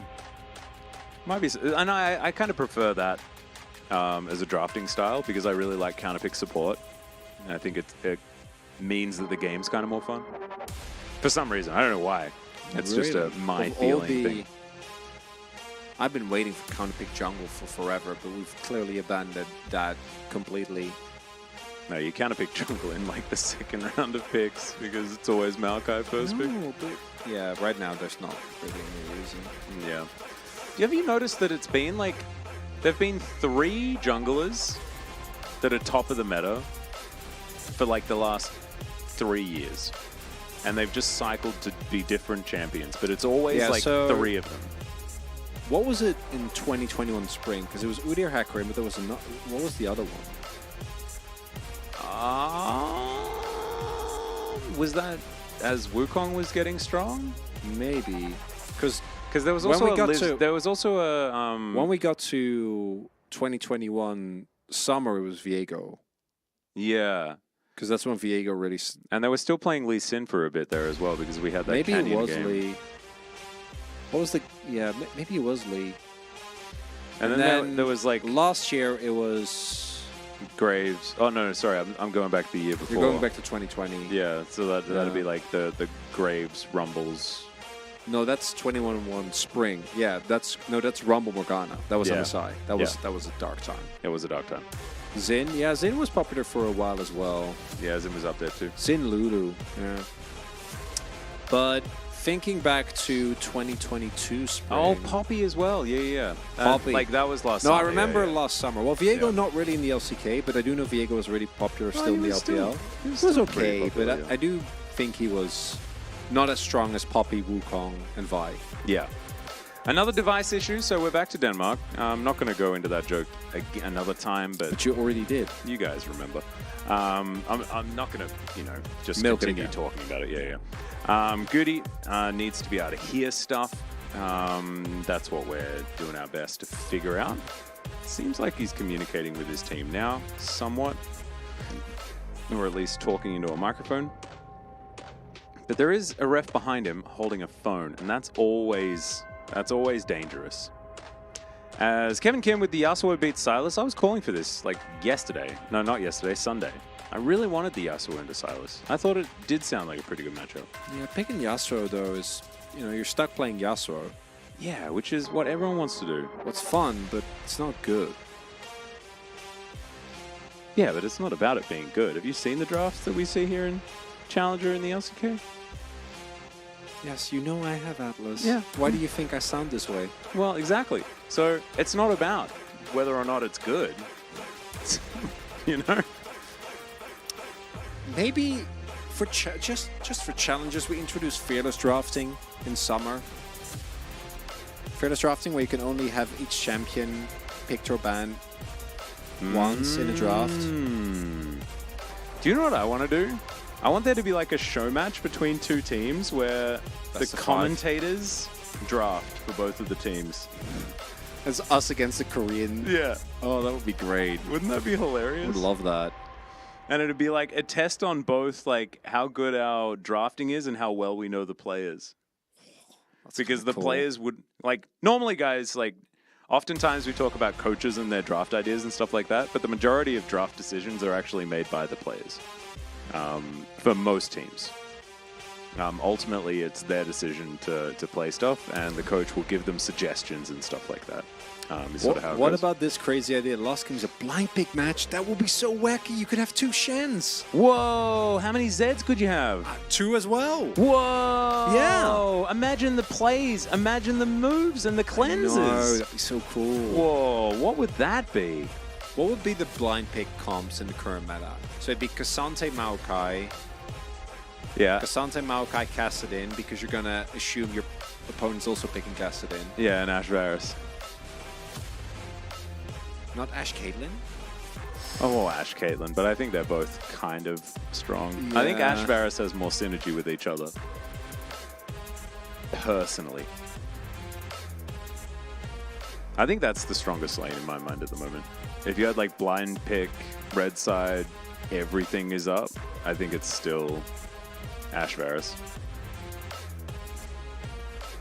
And what would the top side be? Because it's like everything's blind pick, so you just have to pick like flexible, strong stuff. Yeah, so you pick Cassante Maokai. Yeah, Cassante Maokai is definite. Cassante Maokai Kassadin.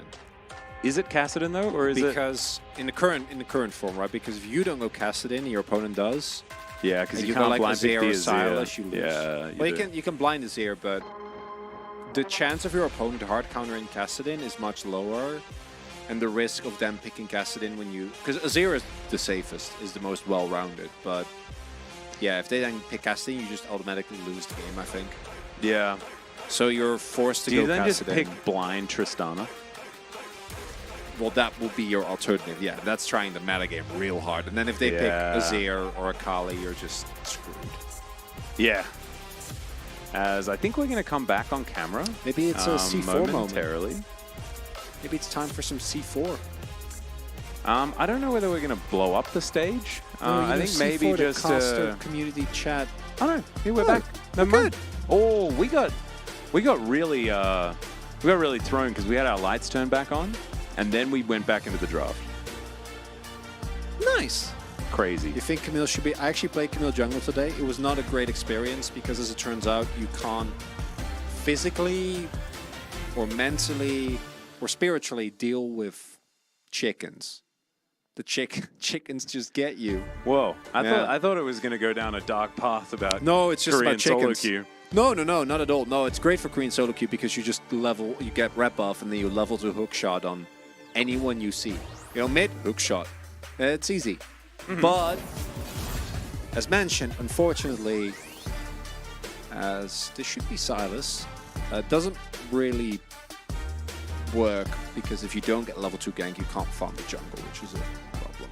So you guys cast in the dark like a couple of gremlins. Yes, you also can't feed us after a certain time, and you know, you can't splash water on us because then Yeah, we turn into different gremlins. we're basically Furbies. I turn into a sad gremlin. I don't know what Atlas turns into. Me? Yeah, I'm basically the same. I think I'm just permanently a bit of a gremlin. you kind of are. I have been doing this for 10 years, Yeah. so I think I slowly transitioned over the first 6 months, and now gremlin. Cassante has made it all the way through. Gen.G, outside of the Jin, looking like a decent composition. As we were talking about these blind picks and stuff like that, a couple of those have been locked in already. Although I guess it's Sejuani instead of the Maokai that we asked for, as that is a Fiora. We'll see whether Live Sandbox do lock that one in. Gives them some nice 1-3-1. And there it is. My 1 to 3 of Sandbox was I was very, very on board. And then it kind of went downhill from there. Yeah, my 1 and 3 for Sandbox were okay. 1, 2, 3, yeah. No, not the 2. You don't like Maokai? No, Jin. Oh, for Sandbox. Sorry, I was talking Come about on, Gen.G. Atlas, get with the program. Yeah, I'm not with the program. No, Live Sandbox's comp is dope. I'm a big fan. I think all of these champions are very strong. I agree, but I don't love the top side. Interesting. Your Gen.G comp is much more cohesive and split pushing doesn't exist in challengers. I've seen way too many Azir compositions just lose from lack of proactivity. And so maybe that's what I'm sort of getting... It is I'm getting hampered by that. It is Gen.G. Yeah. So Because they oftentimes... just have they should have a buff. Yeah. And you're playing Ooh, Fiora that's true. into it. You're playing Fiora into a teamfight comp. But there's also the fact that you see Maokai Varus and you're like, should yeah, win. that kind of does it. So if hear me out. If Carfe goes for a full crit build, do you like the Gen.G comp? No. Still not. No, I don't think Jin's very good. Even with all the setup. No, don't care. Damn. Just don't feel like the champion does very much. Hard to convince you. No. And I also don't know what Leona's ever going to do in this bottom lane against Heimerdinger. All in post 6. Yeah, but... I know. Yeah. I know, Atlas. I'm trying to find something. No, I here. know. No, it's pretty rough. Chronocle is a sad Camille Gremlin. Accurate. Sad Camille Gremlin. Factual. That is kind of beautiful.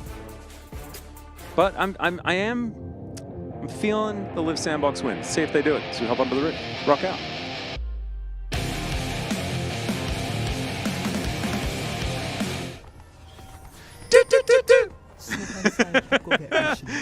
We had to keep the timing. We had to keep the timing. All right. Hopefully, with the fact that we just incessantly do the do-do-do-dos every time. YouTube hopefully- chat's starting to catch on. Yeah, YouTube chat, we're proud of you. And I know there's less of you that are actively chatting and stuff like that. So, we don't want to Good be on you. mean or anything, but we're really psyched that you're jumping on. As Leona has a horse, yes, when her name's Rel, Leona does have a horse. Well, she is a horse. And has a horse. Well, she Do doesn't you really... have yourself? No, but she's bending the metal that is in the shape of a horse, but there is an actual horse. 매니언들이 생성되었습니다. Yeah, so she has a horse that's metal. Well, I wouldn't... Okay, this is a very, very interesting... Wait, so you're saying that she's like a metal centaur?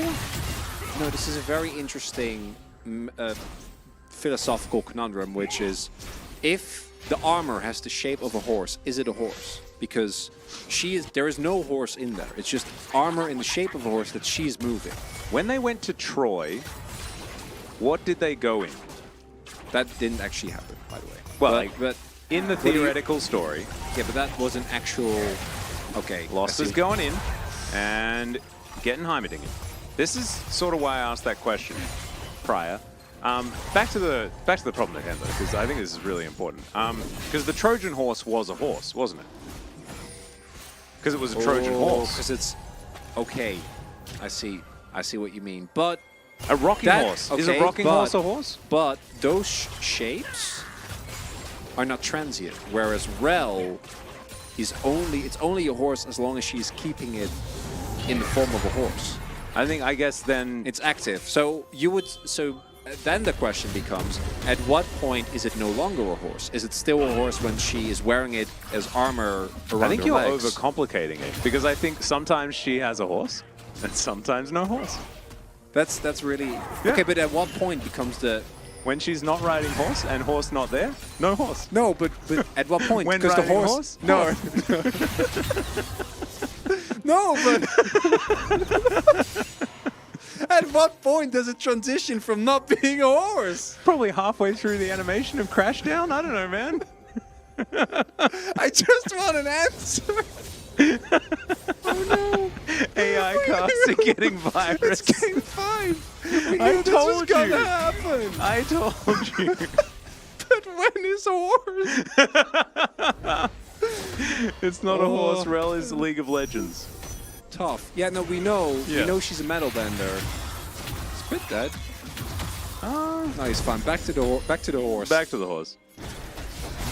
We need tech support. There's Ghost being popped. Winner is, yeah, it's just a dead Diok, I think. that It was a nice riposte, but they do manage to lock it down. Actually, really well done by Winner there. Holding onto the E, knowing that Diok has the ability to riposte because there is an extra projectile that is thrown when you activate Permafrost. So, well done. Really, really well execute. Good gank on top side. Gank on mid also failed. So we can get back. Yeah, so why were we... So... Yeah, I'm trying to work out why we were talking about her being a horse. So she bends the metal in the shape of a horse. She has a horse. We're trying to work out whether or not she has a horse, and we do because it's a metal horse. Yeah, we're just trying to figure out, well, I'm trying to figure out if she has a horse, which I would agree with. She never is a horse. We've passed that bridge a while ago. Yeah.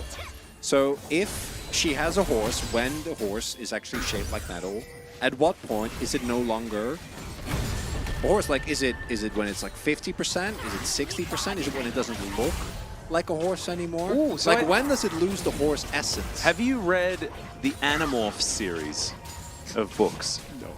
So, like, for example, Tobias would transform from a person into a hawk.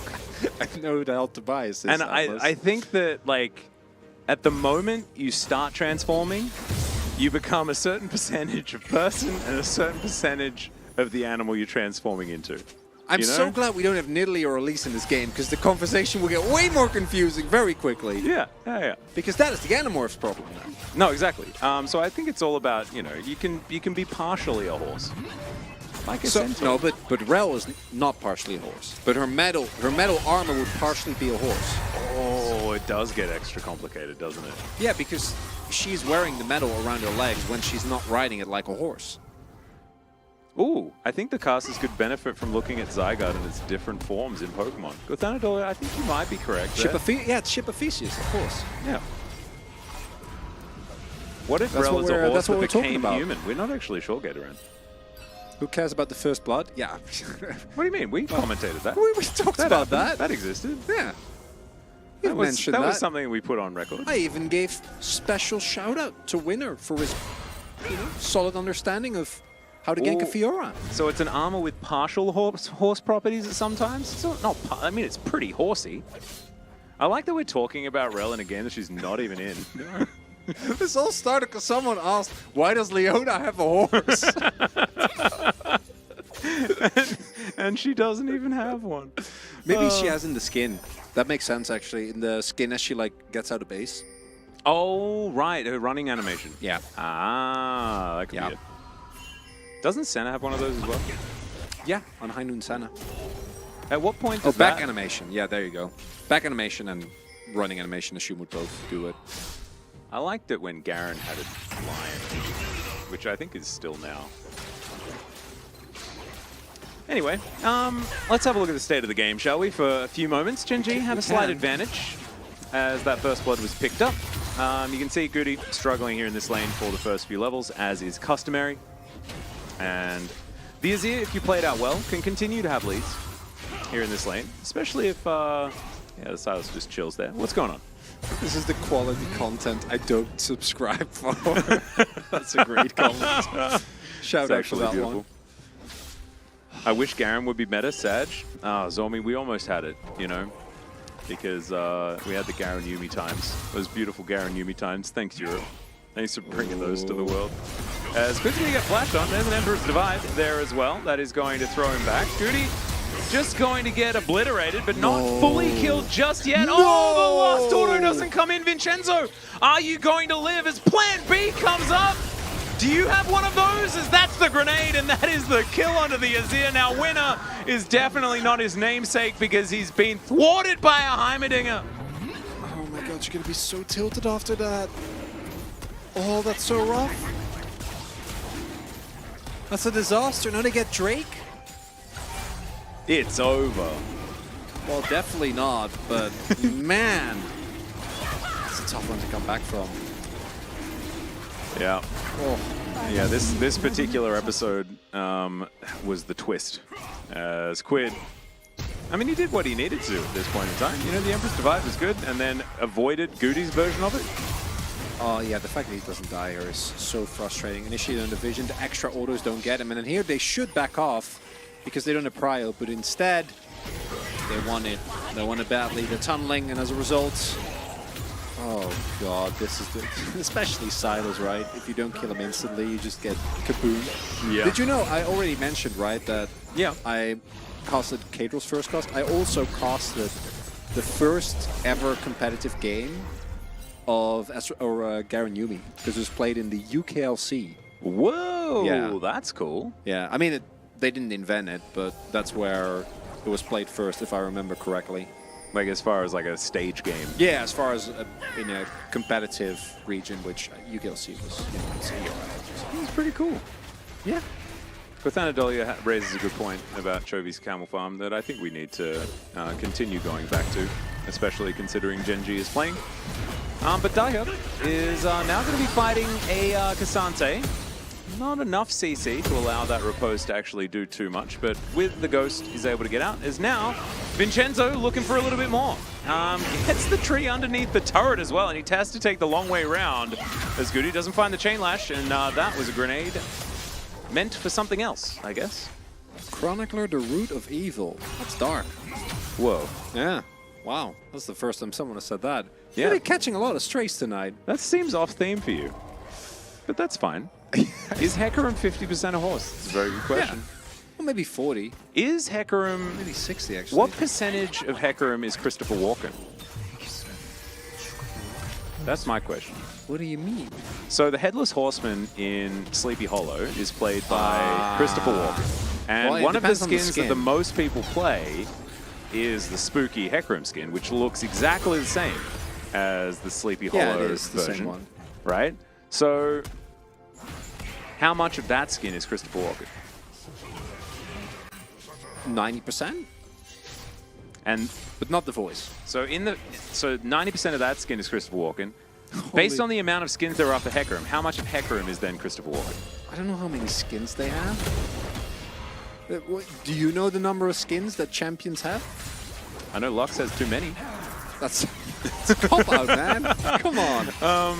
So Hecarim has a lot, actually, doesn't he? 11 Although skins. not 11 skins. Wow. So Furnace Lab, thank you very much. yeah, it's what Timo like also it's has like, too many. What, like 8%? 7% maybe? 7% Christopher Walken? Yeah, is accurate. I'd take that. I'd take that any day of the week. That's what I wanted to know. I literally don't even have the game up. I'm just listening. I felt we need more like you. Not sure if the casters are horsing around or being a dead horse. As an audio-only listener, I know the state of the game perfectly with the... Oh, I'm very sorry for And you. I like how the icon next to it says muted. That's my favorite part. I love it so much. Yeah, the one thing that you're not getting, unfortunately, is game status. Hold up. All right, that's a decent Glacial Prison is in. They go, looking for a little bit more. Vincenzo surviving for about forever. And Losper is going to be taken out. Unfortunately, the Leona not really finding it. Needs her horse, I think. Whether it's her horse or not. As Goody going to be able to grab that last piece of CS towards the end. So Live Sandbox now 3-1. Relative control, although, as far as state of the game is concerned, still gold lead. Yeah. Not massive on either side. So good news is Carfe is going for crit Gen. All right, that's So definitely that's good. The bad news is I'm pretty sure Gen.G is green. Because engages like this are not a great look. When you go this hard and Winner and Quid are clearly like, I don't know. That was I a wanna sick commit. hijack. I didn't even see that from Goody. He grabbed the Glacial Prison and pegged it immediately at Quid straight away. Yeah, really did well. Did I mean, not Quid waste was any time. Decent out. He was fine. But very good hit on that. And it also is Quid going for the Rod of Ages is there, which... Oh, no.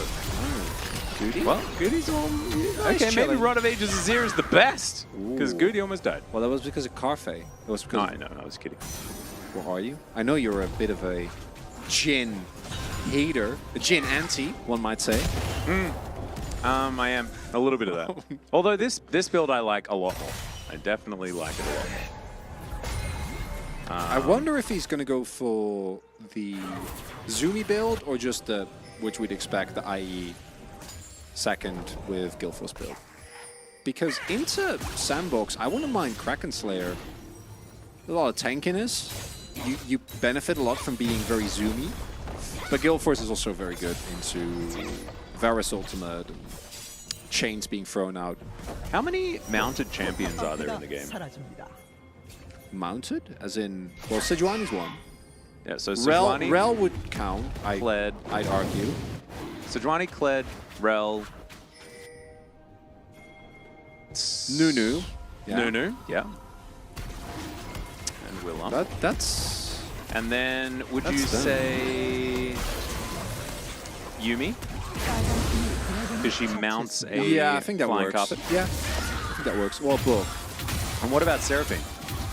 Rumble and Corgi are machines, so they're actually starring mount- in a mecha anime, which I think is a different... Like, that's different. I mean, don't original count that. skin Corki is probably more like steampunk. Yeah, close enough. But also he does sometimes ride a Corgi. But I guess you can't really take skins into it. Well, into no, account. then it gets very confusing. Yeah. I think Rumble is probably still mounted. I think Rumble and Corki still mounted. Aatrox and Ross/Kane are a little different because it's more they're like symbiotes, right? It's like Venom. It's like parasites. You don't really. It's like a separate ride category. it, Yeah. Oh, Canaminion goes a little bit wide there. More riding than mounting. Did you That is see- a good point. Actually. Did you see Carfe has done 888 damage this game? Sick.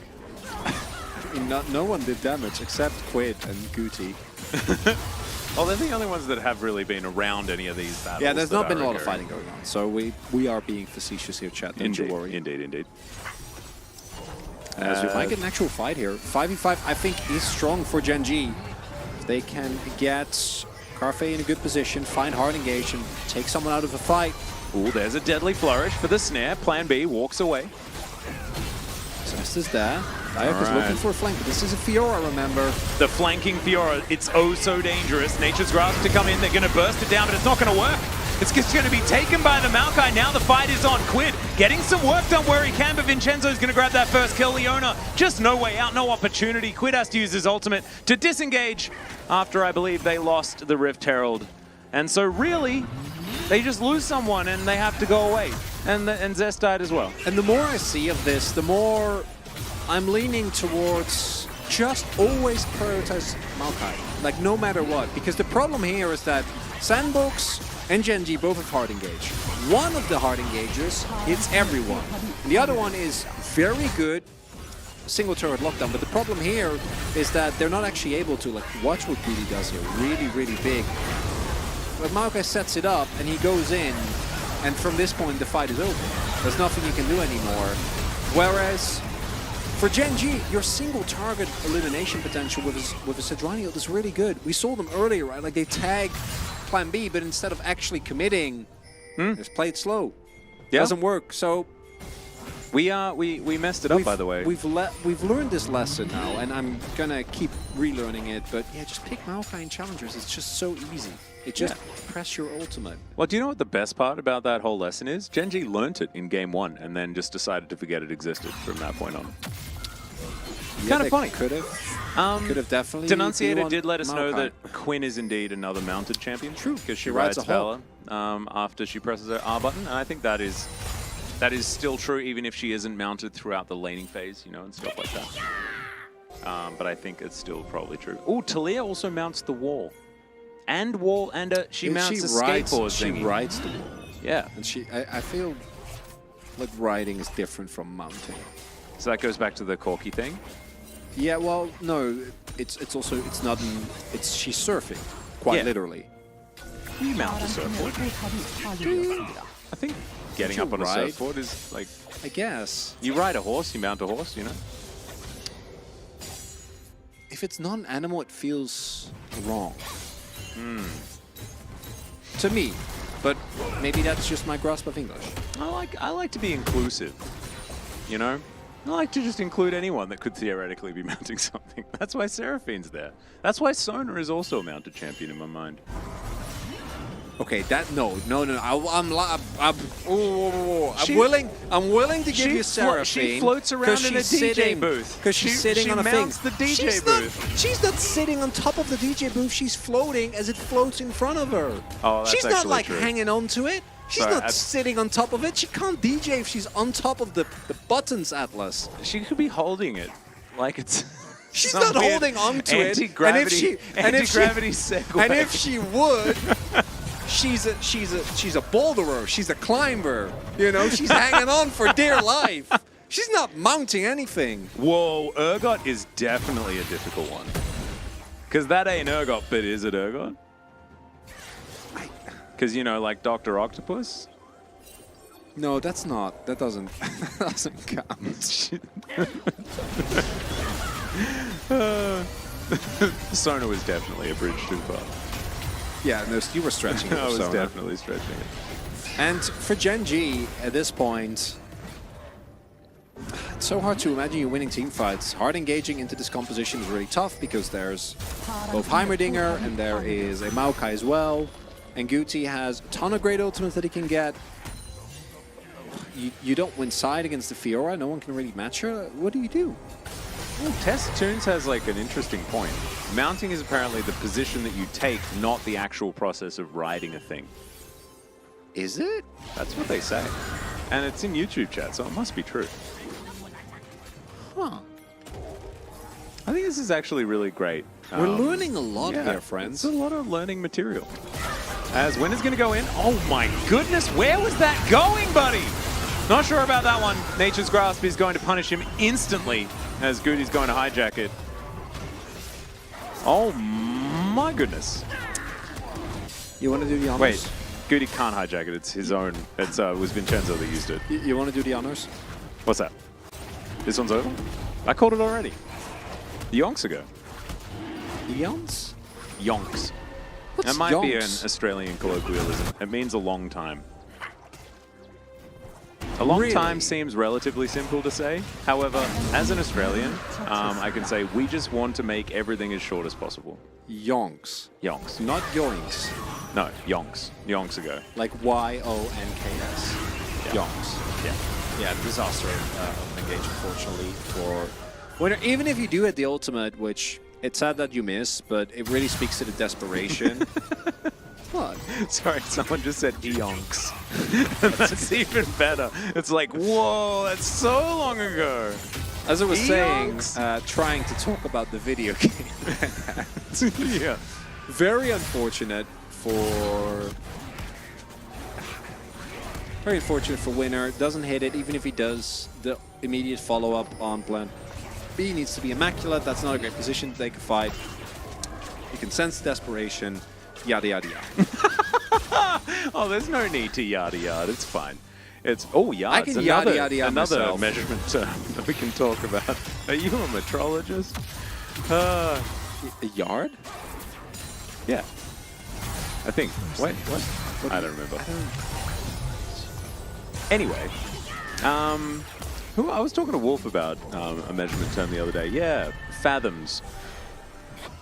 Fathom is it's a measure of distance and also a term for thinking. Yeah. Interesting. I How didn't know did it that was a connection distance. happen? Fathom is a distance? Yeah. How far is a fathom? Fathom's quite far. More you know. Anyway, Cafe going to clear out this wave. Jin 0-0-0 hasn't really had much of an opportunity. Okay, for very don't much. blame this one on Jin. Oh, fathoms is a measure of depth. That's it. That's like fathoms under the sea. Ah, it's depth, not distance. Yeah. Don't get in here with no depth. So I is also obviously didn't know distance. that because depth is not really my strong suit. It's a great song. You're doing really well. Really, really carrying here. Yeah, Thernoslav, me too. Me too. Can Depth we is kill indeed a Fiora? distance, so I wasn't Cannot- wrong. But I cannot wasn't kill specifically Fiora. right. And now we're going to have to use 2 teleports because our opponents are... Oh, they're not starting Nash. Okay. Well, you can sandbox and then just peel off because...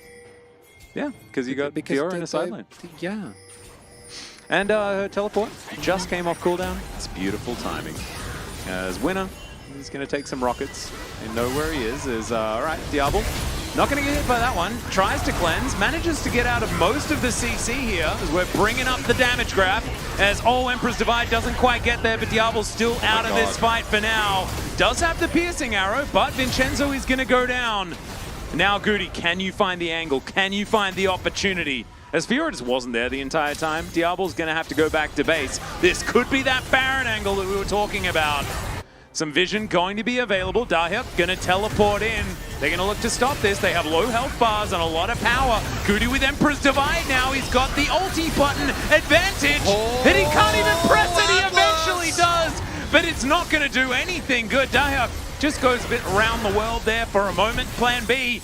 What is the plan? Is it So a you're challenger? going to need one. You're going to have to figure it out. Challenger moment? As all right, the arrow's going to my fly God! in. Oh What is no! that? Sejuani's dead. Can they get a 300 health as Zest? What? How did you pick it up? That is craziness. As now Dahyuk is just going to pop off. That's a quadra kill. dead. Ah! This is why we didn't commentate the rest of the game, because that was the only bit that mattered.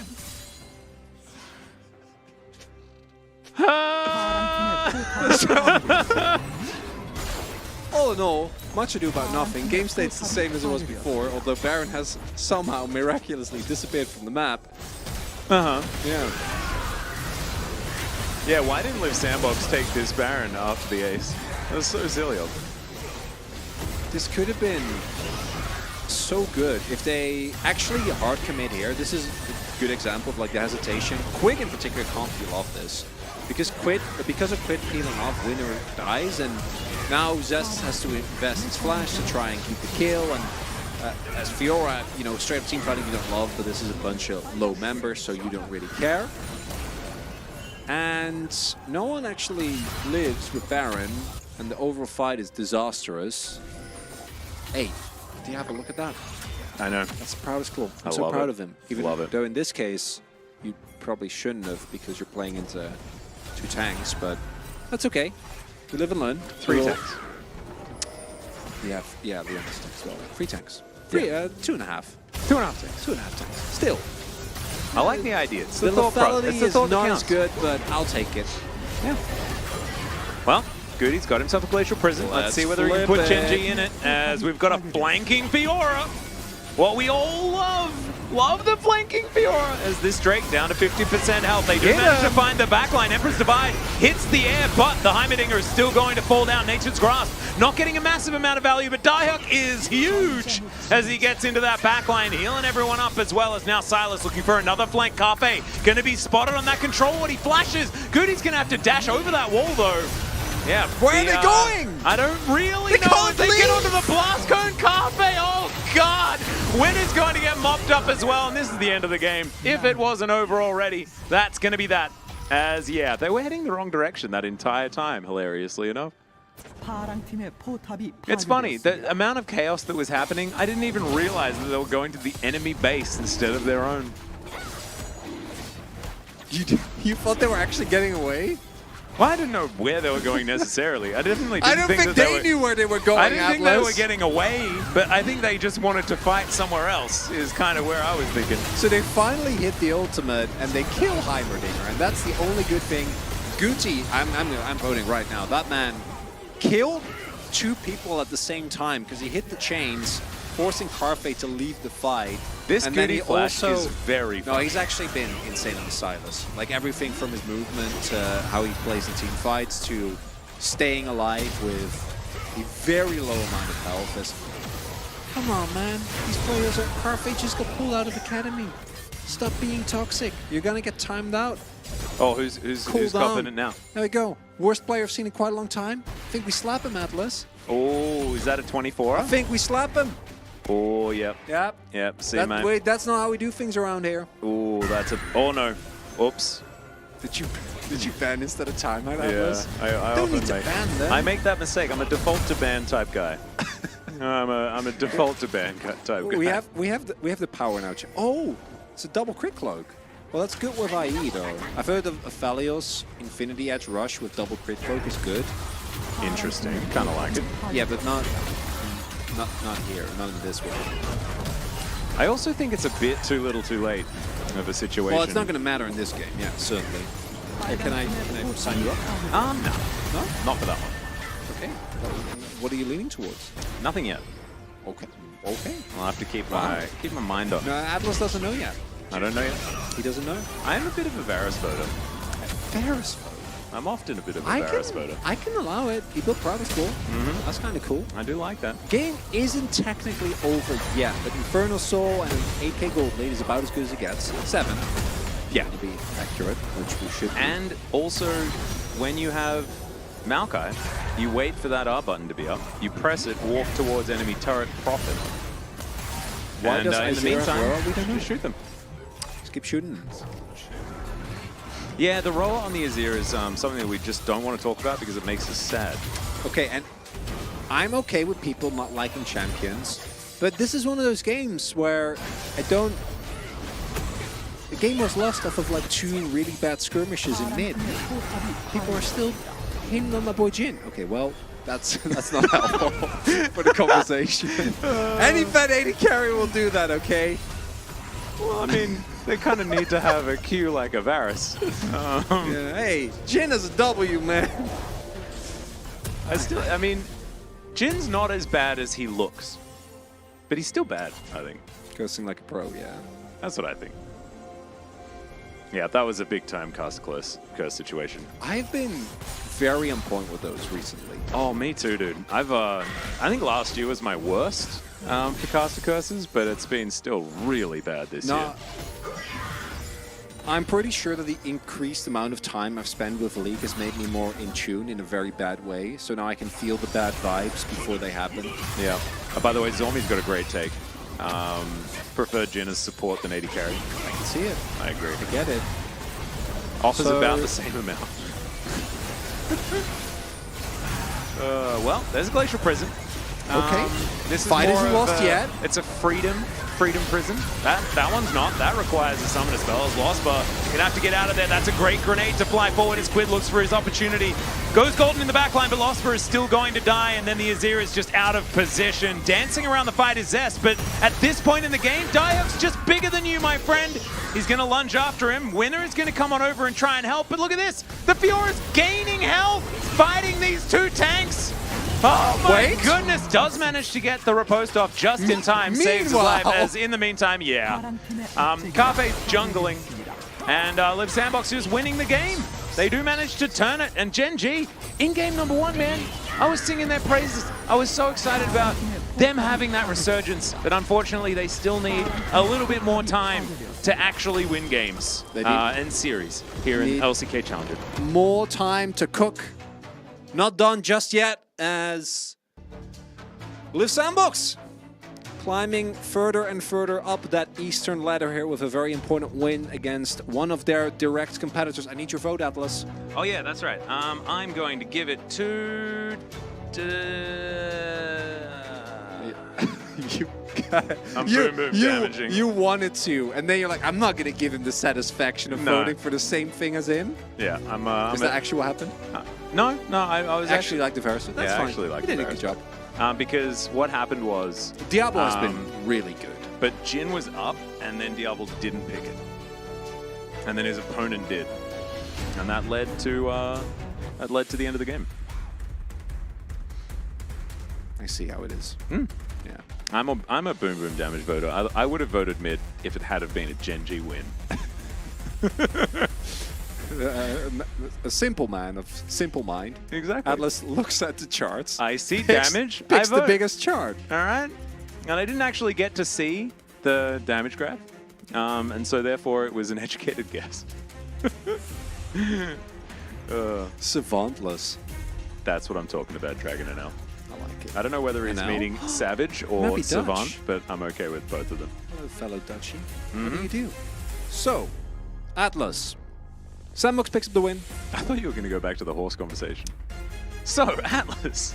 We have that generally you are onto me, which is why I've stopped doing it. Because if you guys don't know, one of my favorite things to do with Atlas is we get off topic and then we bring it back to the game, and then I set up like I'm gonna ask a serious question about the game, and Yeah. then I go back to the shenanigans, and he's like, And then it throws me for a second. it does. It's I'm very starting funny. to catch it. But he's starting to better. catch it, so now I'm starting to not do that to try and balance it out. And overall, amount of damage, Dangmu did not play. Chat, if Dangmu played, you'll know because everyone in chat will be talking about it, okay? Yeah. Keep an eye out for Summer. However, up until that point, you should watch every day at Challengers. Should be tuning in every Monday and Tuesday. Does that make Dongmu plan A? Don't know. Maybe she's Plan D. But I mean, Plan B has to be the sub support because he's So no, named himself Plan B. Plan B is actually Plan A, which is very confusing. No, Plan B He is Plan can't- B. No, Plan B is Plan A. Plan B can't also be Plan B I because think it's Dongmu's already. got to be Plan A. She's just got to be. I think No, she's, because then she would be playing Atlas. Dangmu is. sometimes you Plan have B. to play with your. By the way, correct voter, right here. Sometimes you boom boom, and sometimes you pick up POG. We have a CC score as well. I love that. No, he's actually done. It did very, very well, and also He had a Maokai, okay? It's not hard hitting ultimates to get no, Maokai. on your the team. Maokai had a Varus. I'll have you know. Can we keep the broadcast alive for the 10-hour mark? No. That would be. Ooh. Oh my god! Last time we did 4.5 more hours. Oh my god! Really puts it into perspective. It does. I mean, that was 9 games, and this is game 5. Yeah. So, Yeah, it makes sense. Still, in my head, the math doesn't check out. There's No. Diablo, to me, really very exciting up-and-coming player in Challengers. Only started playing in Challengers this split, and we have seen him have pretty up-and-down performances, but that's very normal for Challenger players. Oh, 100%. And he's very young, like extremely young. There we go. Like this guy is, I think, one of the 15-year-olds here in the here in Challenger. Yeah, Like absurdly young. yeah. 16 is 16. Did they change the? I think you entry can be age a from little bit 16? younger now. It is also. I think it's 16 Korean age or something. Yeah, that right? will explain it. Yeah, so 15 in the international age. Yeah. Age. Yeah. I read face and then age. I think you could ace. also theoretically be 14 and still be That's 16 Korean age. Imagine being that good at League, that young, and you still have people in chat thinking that that you're bad. That's just, it never ceases to be hilarious to me. But Oh, well. fortunately, everyone in Challenger chat is beyond that. They know. No, absolutely. They know. They're aware. And oftentimes, you know, when you're a casual YouTube chat chatter knows. having an opinion, you never need to back up your opinion. So you can have whatever opinion you like. That's the thing. And the these pro internet. players, they put it out there and they prove that they're good, like Live Sandbox did against Gen.G in this 3-game series. Who are those players? What happened to the original teams?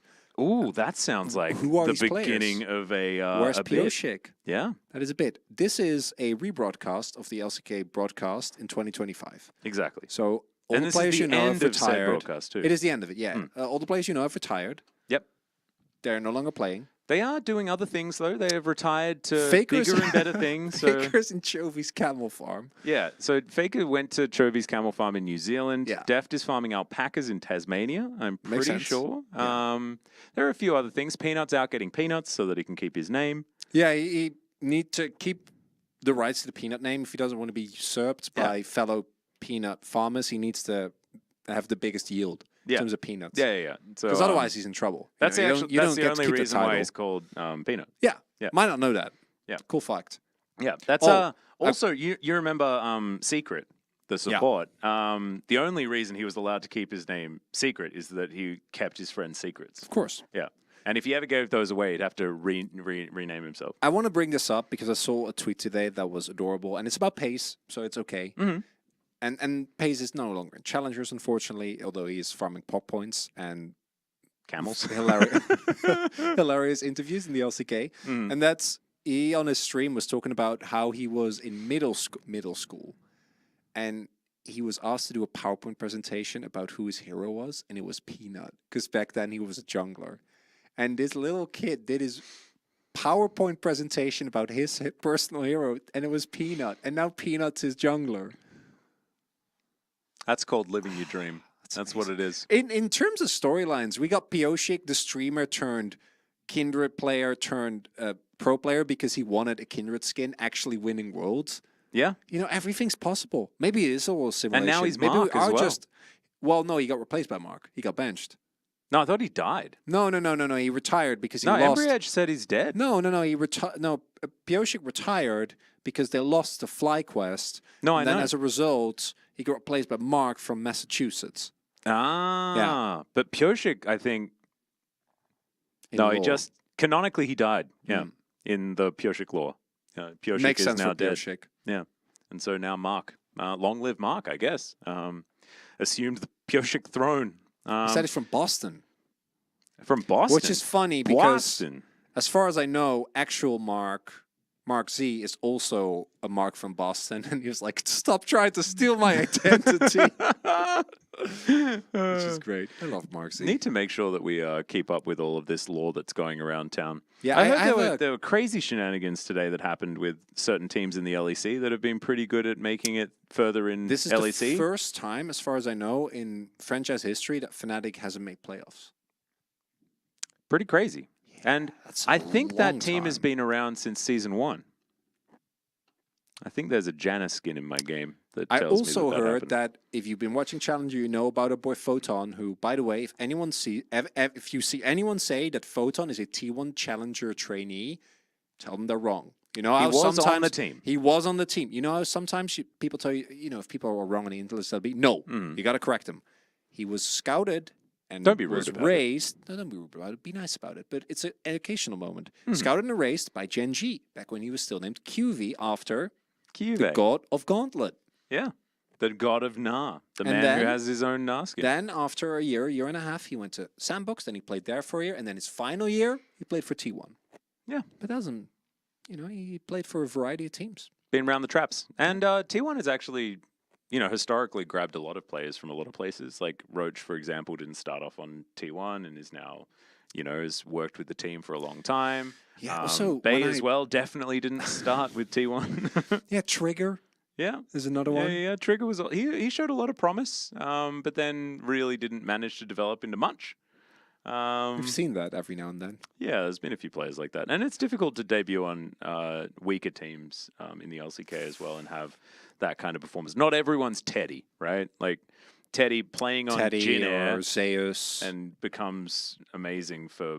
No. Or- Zeus Oh, you're started talking- off oh, on a you're great t- team. oh, you're talking I'm about- saying like yeah. debuting on a team that isn't super great and then still showing that you're an amazing player. I think Teddy's an example of that. So like Morgan. Morgan is another example of that. I don't know if he is. but Although I Humble know Life with Chovy and Deft doesn't sound like a bad team to me. And also watching Willa play. I mean, that Humble Life team was dope, man. That was like the It's best team ever. Yeah, because when they made Worlds, we were like, oh my god, how is this happening? and but now then, like their top no, lane's like- a Lord, and Willa steals every objective Willer's actually ever. quite good. Isn't that crazy? Yeah. That's crazy. That Humble Life team, you now put it together and you're like, oh, Huh. damn, that's cracked. Except Do you know what? Vista. Vista's off in the LGL. I love 2020 DRX. Yeah. That team is so But cracked. everyone knows that. That's I not know. new. That's not But, new like, information. It's now been confirmed that when we were saying that team should be cracked, yeah, it actually is cracked. Yeah, but then they drew Dom on, and they got Dom on real bad after getting Dom on in finals as well. Believe me, I was there. Yeah. I For was both watching. of those. Oh, painful. That was me and LS doing. I think that was doing our first quarter at Was Worlds. that your first quarter at Worlds? Really? Well, I know it was LS's. Well, that makes I sense. don't remember if but it was I mine, but I think it might have been mine. Really? In 'Cause I haven't- 2020? 2019, did I do one? Don't I don't remember know. that. With- 2019 with was the Ejim? year that I casted with Ejim and Jad So and I- did a lot of fun stuff. So that would be groups then, I assume. Yeah, that was for groups, and I think I did play-ins and groups Makes for sense. 2019. Yeah. I had a lot of fun 2019 Worlds. That was So a you went really from enjoyable quarters year. to finals in a year? Man, you're good. Look at this guy go. Holy crap! Is that what happened? Well, I asked to be if that was your first quarters. Huh. Well, Maybe did you maybe I do did like do maybe I you did do like do a a quarter. semi at MSI probably in between? Oh yeah, that's true. Or no, yeah, not There were not definitely final. some MSI moments Yeah. that happened. Yeah. So it's like Worlds quarter into MSI semi into Worlds final. Yeah. Damn. Huh. Wow. The more you know. But anyway, that team, that DRX team, it's just really crazy that that Damon was so good that year. That really puts it into perspective, doesn't it? Just how good they were. They really were. That was mad. That team was magic. Just Still crazy. missed them.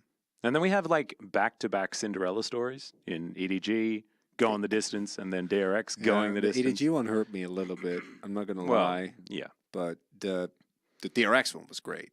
Oh, hey, in these moments, can we review for the LCK match tomorrow? What is sure. the Why the heck Schedule not? tomorrow. Let's Yeah, look it up. let's dive into it, shall we? Atlas is going to find out, and I'm going to just stare into the camera for you guys and not say anything. We did just recently do our predictions, so it won't be a surprise when we see it, but I can't tell you off the top of my head. So on Wednesday, we've got Sandbox versus Kwandong Freaks, which I was so tempted. I was so To do tempted. Kwangdong? I was so You tempted. really want them to collapse, Oh, don't no, you? I don't want them to collapse. I know they're going to collapse. I know it's going to happen at some point. You keep saying that. It happens in spring every year. There has to be that collapse. I don't know if And there then will there's the be. rebuild and that moment, that they have moving into summer. Yeah, it's just a thing. I just know it's going to happen. I know it's going to happen. There's no Prince. They can't do that. True. I mean, maybe they just don't do the comeback thing this time around. Don't do that to me. Oh, That's a this banger. track. Ooh. Yeah, this is. Yeah. But then we have T1 versus Bro. Oh no. So, well, for Breon today, it was a toughie as they got clapped pretty hard by DRX. DRX really looking on the upswing today. Quite good. For Gen.G Sandbox was much more classic challengers, questionable drafts, questionable decisions in game, couple Yeah. of tilter moments. Yeah, this series, the first series was DRX showing that they're a better team, and I think doing so pretty well. And this last series was pretty silly, to be honest. It was. It was what I pretty. like. It was pretty I challenging. like it in my chat. It was challenging, It and was- it was challengers. It was very challenging. It was both. And sometimes we just need a reminder that that's exactly where we are, and we feel great for it. I'm actually, so I want to talk about it's not about not believing in Live Sandbox. I actually do believe that they're going to win the game, and I predicted Live Sandbox this week. But, We're talking about challenger standings, Atlas. oh, that's true. You don't have time anymore to make your point. Everyone will now know you as a hater. I'm not a hater. I'm not an anti. I'm just a little bit pro Kwandong these days. Pretty Yeah, pro it's Kwandong. It's pretty based. I'm feeling pretty- It's kind of cool. feeling like we that. got some good drops. They have my boy Bulldog. Do you remember Dude, Bull- the like- Pog State? but Our how- boy Wolf? Yeah, well, Wolf knew. How Whew. but how good is Bulldog been? So good. The guys. Right? His Victor, I'm actually and okay now, with. now imagine that Pool Bay is better than Bulldog. I can't. I know. Although, actually, no, I absolutely can, because I saw Bulldog Swain and I saw Pool Base Swain, and I know which one I like more. Bulldog was the only Swain who could remotely match. Yeah, that's Hey, that's a wild Denunciator, one. so our reference to Wolf is that he put Kwandong Freaks as 4th place Yeah. by the end of the season. That was his prediction. You always got to take a gamble. yeah. And don't worry if you want to watch. There are matches. If you speak Korean, that's nice. If you don't, then you can watch the matches regardless if you want to. Hang out with Hojin and Shai and stuff like that. Check out these next matches that are going to be happening. We have a recommendation. Quantum Freaks versus DK. I mean, DK need to get back on the horse after they're lost. KT versus Nongshim is dope. That matchup is sick. Yeah, that one is amazing. And Kwangdong D+ used to be one of the better matches. But now no Bulldog. No Bulldog, no Ilma. It's not really. Gen.G Bro is a skip. DRX, and DRX T1. That's a banger. I like that. Damn. That's a real fun one, actually. Especially Good with how matches. well Clear played today. So watch those, and then afterwards, watch us on the LCK. Yeah, so you can catch the first match. I actually might watch that on my way to work. That is a sick one. KT versus Nongshim. Yeah. Boom, baby. Nice. Could definitely do that. Okay, so Shai is he's CJ Shai. He's a top laner. Yeah. He's been around since, what, season 2? Yeah. Very, very long. Very, very long. Very long ago. Storied player. Yep. Played for Rocks Tigers for a little bit after everyone left. As Atlas. Look at our next week. Whoa! So the first match. That is a banger, actually. And then we've got Bro T1 again. Yeah, it is. Home Life, Nongshim. No. The first one is a banger. No, I'm talking about the next two. Oh, the next two are yikes. As much yikes as possible. Maybe we won't have a 9-gamer. That'd be nice. No, this is a 7-gamer, but the first 3 are going to be very nice. I'm sorry, but I think we're going to have to actually commentate those pretty seriously. No, the first one, absolutely. Yeah. Nongshim Armor is dope. That's an awesome match. I'm really excited for that one. And then DRX Kwangdong should be relatively close as well for the Tuesday boys. Yeah, D+ Sandbox will probably not be great. We'll have to see how D+ go against in their next match as well, because they might have felt a little bit rough. But this is what we were talking about, and that first match is actually going to be sick. I'm looking forward to that. Did anyone predict KT for D+ KT? I don't know. I know there was a bunch of Hanwha believers, which I think is fair. Yeah, and I kind of wanted to be that guy, but I wasn't. Really? Oh no, I wasn't. But I think there's a couple of cool decisions to be made this week. Last week felt much more autopilot, which it was not at all. No. Well, I went 0-4 in the first 2 days, so that was tough. Yo, ended on 0 or 5 out of 10. Could have been worse. It could have. It can always be worse. So it's very, not very always. true. It can only go as low as 0. I think everybody else predicted over me, but yeah, the Hanwha believers actually surprised me in the D+ versus Hanwha. It was difficult for me at first thinking about the momentum of the two teams, right? Because D+ Kira have been struggling, but then I thought of Canyon versus Clid, and then it was an easy choice. But from that point. Showmaker in his current form versus Zeka, though, it actually is. It's tough. Did you see Showmaker's Akali game in their most recent series? Yeah, did you see most of his other games? He wasn't. Also, even that Akali I didn't game, see him very much, actually. Even that Akali game, he walked he had that into one iffy moment, but then he was really good. No, he walked into 2 side lanes and got 4 kills. They were good 4 kills. Oh, yeah, they were good 4 kills, but he just walked up and collected them. He was like, oh, thank you for the package. Really appreciate you delivering these to me. Yeah, wasn't their macro great in that instance? Some lore masters in chat.